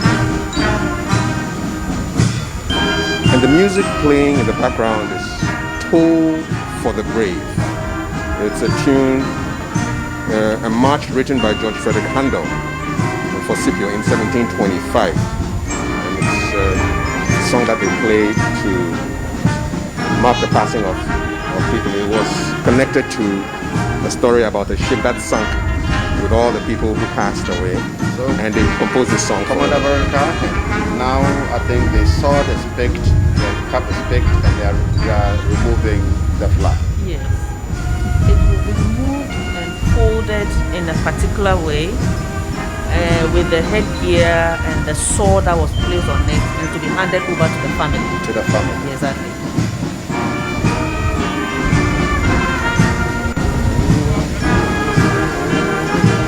It's not folded like a way we fold our big loss in the house. Not at all. That's a special way of folding it. Now we have experts who train on how to fold it.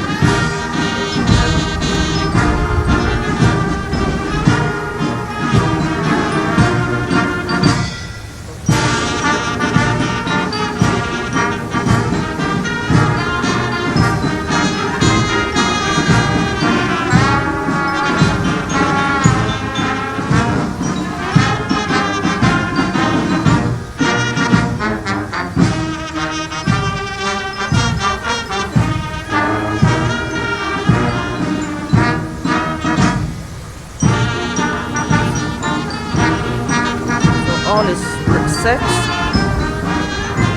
for the second phase of today's program.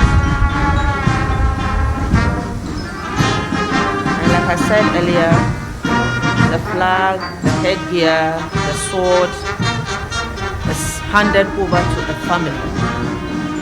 And this is the first time that we are seeing the color, design, and style of the casket.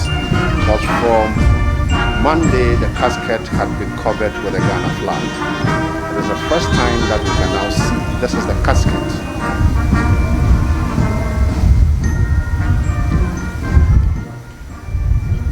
And those are the pallbearers paying compliments.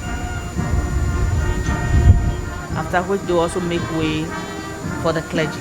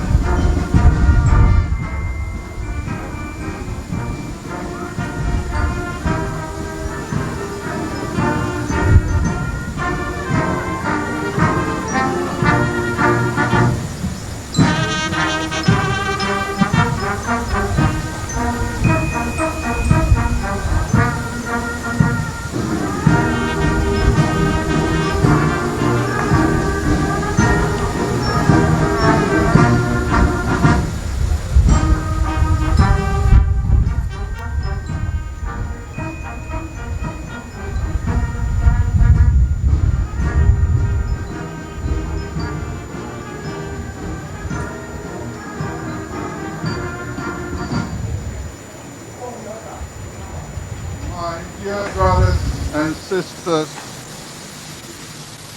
let us commit our brother Jerry John Rawlings to his Maker. Let us pray. Lord Jesus Christ, by your own 3 days in the tomb, you hallowed the graves of all who believe in you, and so made the grave a sign of hope that promises resurrection, even as it claims our mortal bodies.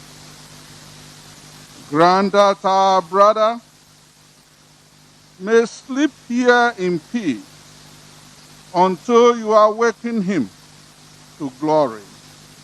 For you are the resurrection and the life.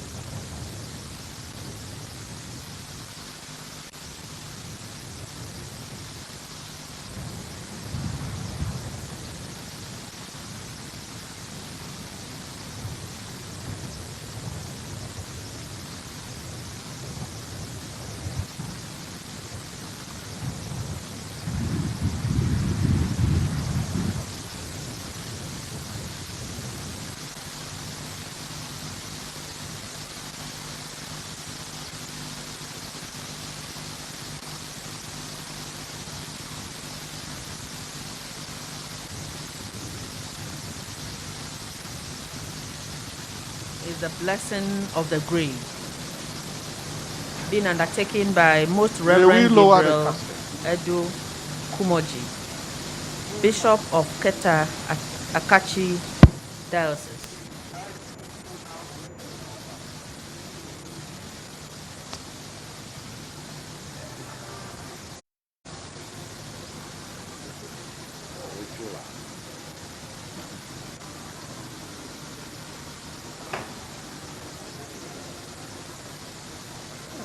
Former President Jerry John Rawlings, the casket carrying his remains lowered into the grave, and from here there would be the prayers, and then said from dust to dust.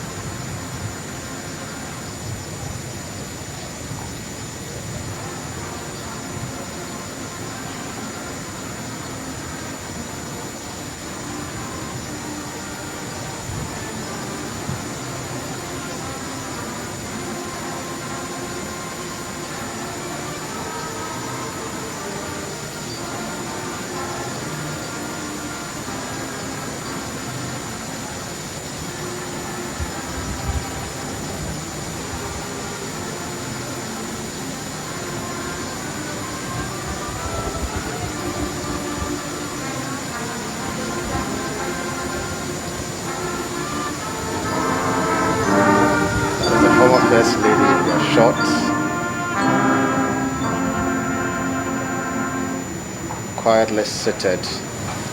Because God, the funeral, the burial of. Because God has chosen to call our brother, His Excellency Jerry John Rawlings, from this life to himself, we commit his body to the earth. For we are dust, and unto dust we shall return. But the Lord Jesus Christ will change our mortal bodies to be like his in glory. For he is risen, the firstborn from the dead. So let us commend our brother to the Lord, that the Lord may embrace him in peace and raise his body on the last day.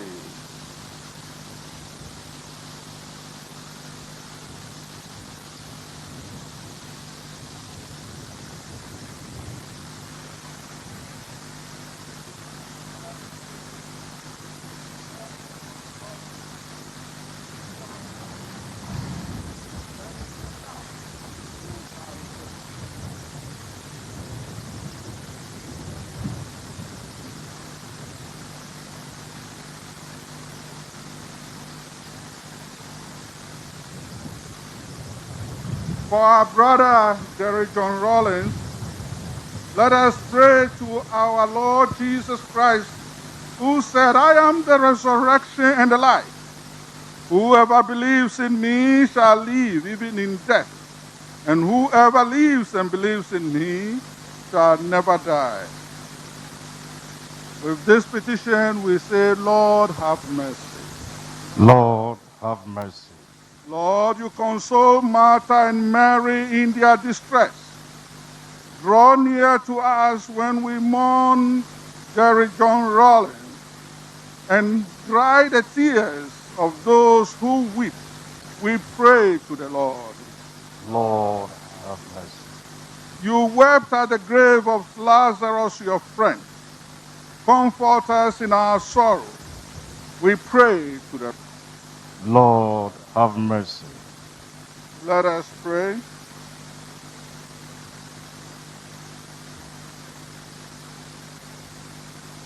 God of holiness and power, accept our prayers on behalf of your servant, His Excellency Jerry John Rawlings. Do not count his deeds against him. For in his heart, he desires to do your will. As his faith united him to your people on earth, so may your mercy join him to the angels in heaven. We ask this through Christ our Lord.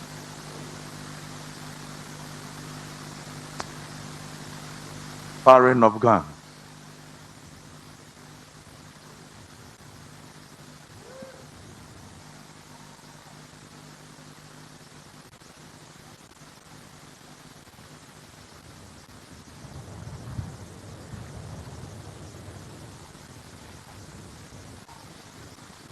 May we rise.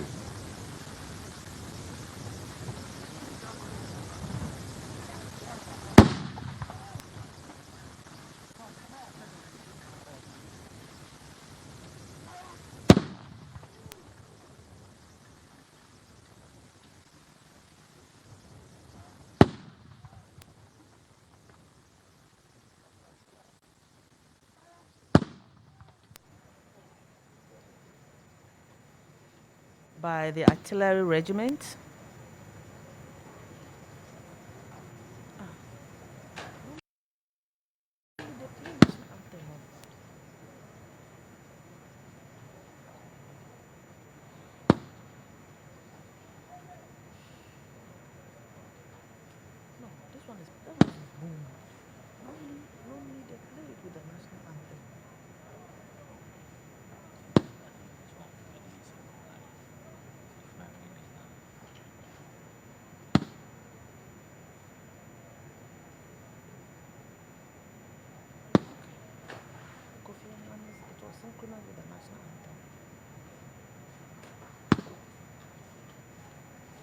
So let me read about looking at 21.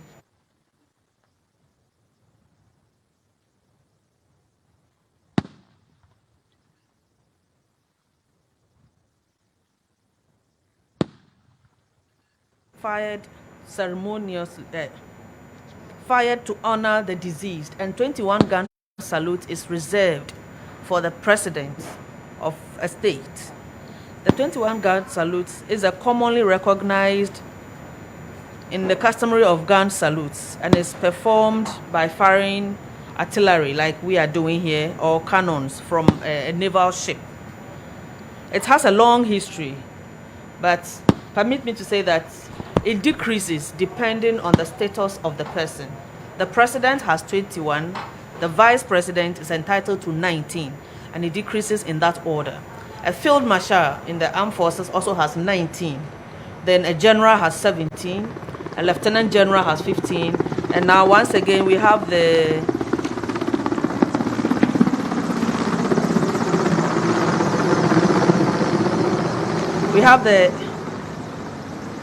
helicopter flying by, and it's under the command of Squadron Leader Mustafa, assisted by Flight Lieutenant Nyako Mensah.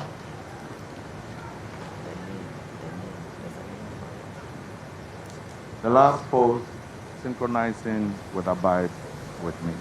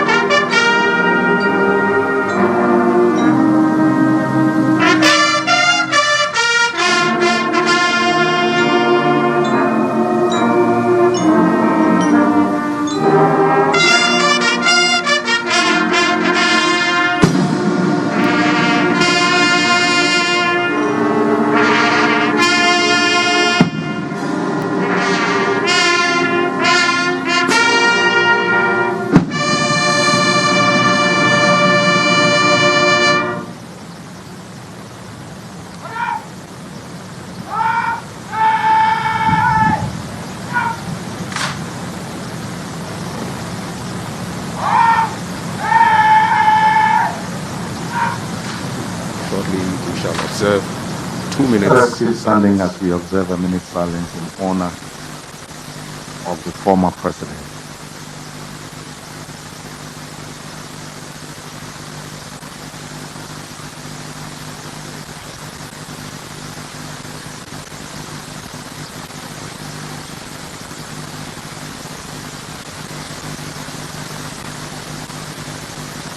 May the soul of the former president, the late His Excellency Jerry John Rawlings, the first president of the Fourth Republic, and the souls of the faithfully departed rest in the perfect peace of God. Amen. The Reveille.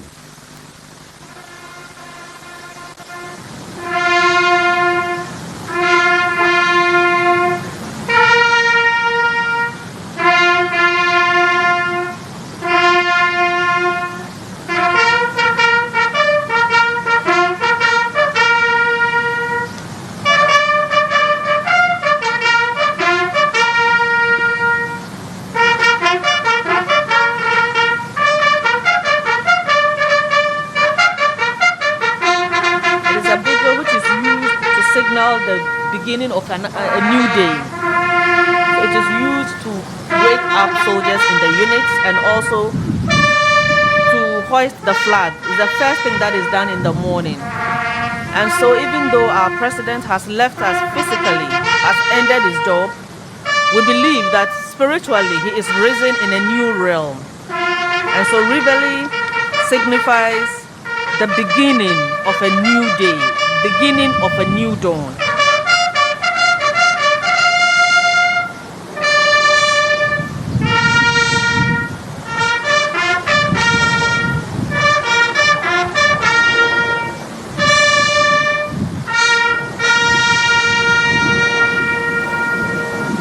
Please be seated.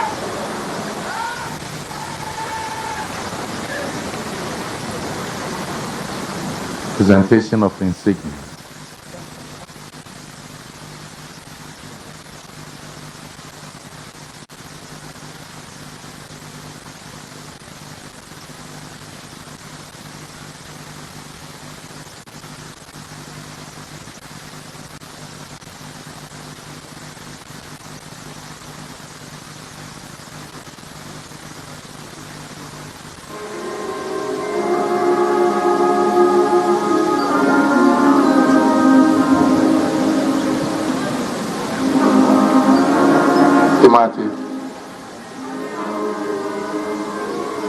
So those are the insignia bearers, and they are going to be presented to the family.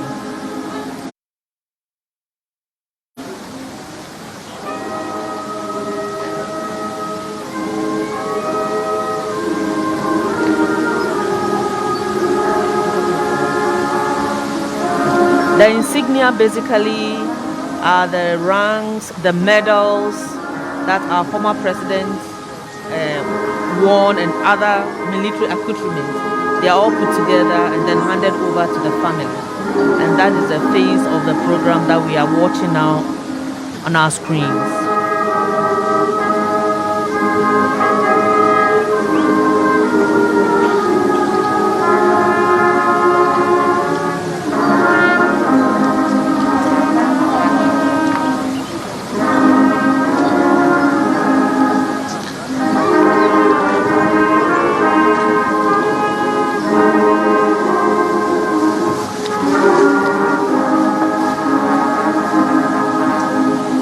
So the insignia is being presented to Kimathi,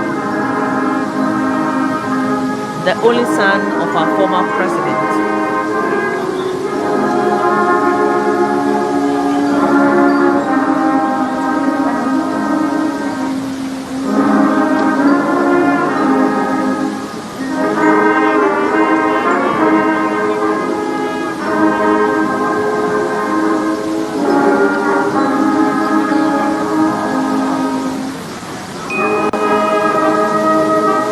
That is the flag, the aiguillet, his ranks that have been presented to the family. So insignia is a distinguished badge or emblem of military rank, office, or membership of an organization. So his headgear that originally was on the casket with a sword have been handed over to the family. Director Religious Affairs, Naval Captain Paul Ejejan, has ensured that each child got something.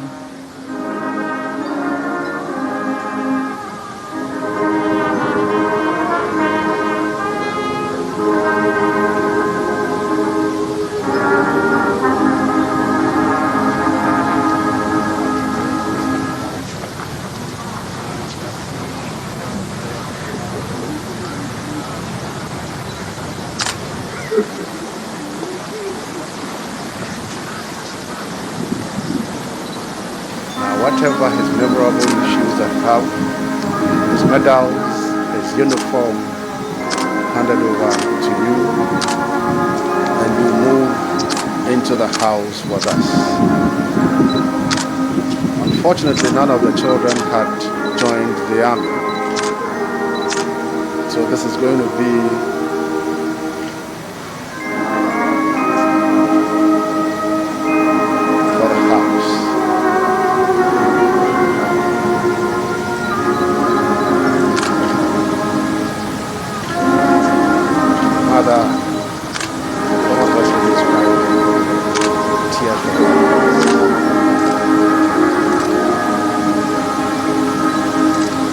May I invite Honorable Dr. Zenato Ajiman Rawlings to move the vote of thanks.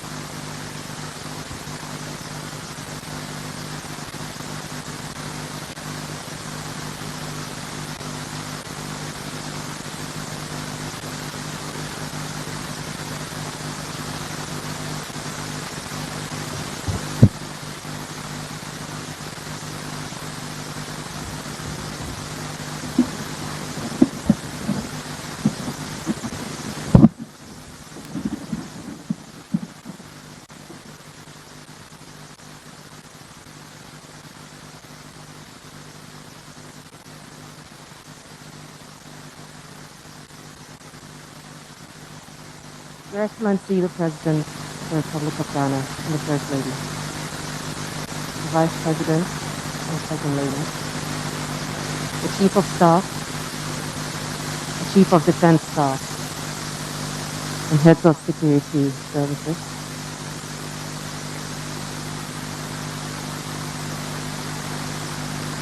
the Diplomatic Corps,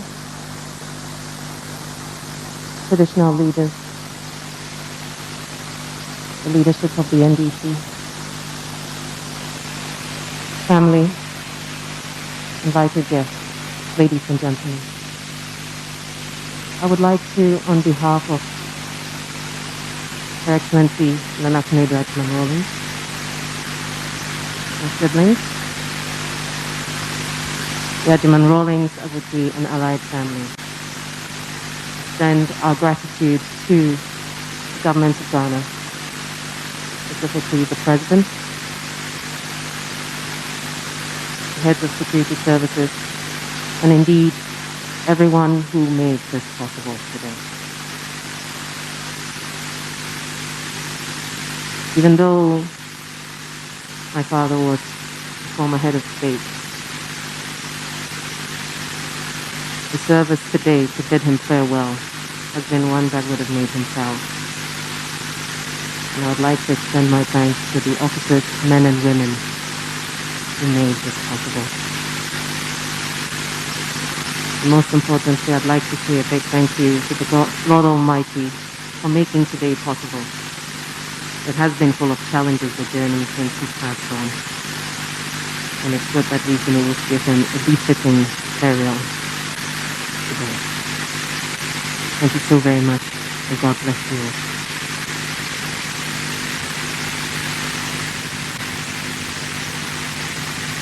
And just a final announcement, His Excellency has invited us as a family to lunch at the Castle Garden, which in a poetic way would be a good remembrance of the man who we've laid down here today as he spent the majority of his time in office there at the castle. Thank you very much. So that is a vote of thanks from a member of the family, and it was delivered by Honorable Dr. Zenato Rawlings.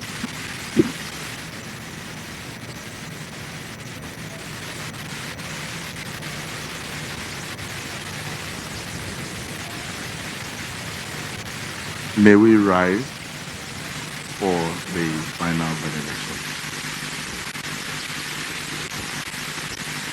Our Father, who art in heaven, hallowed be thy name. Your kingdom come. Your will be done on earth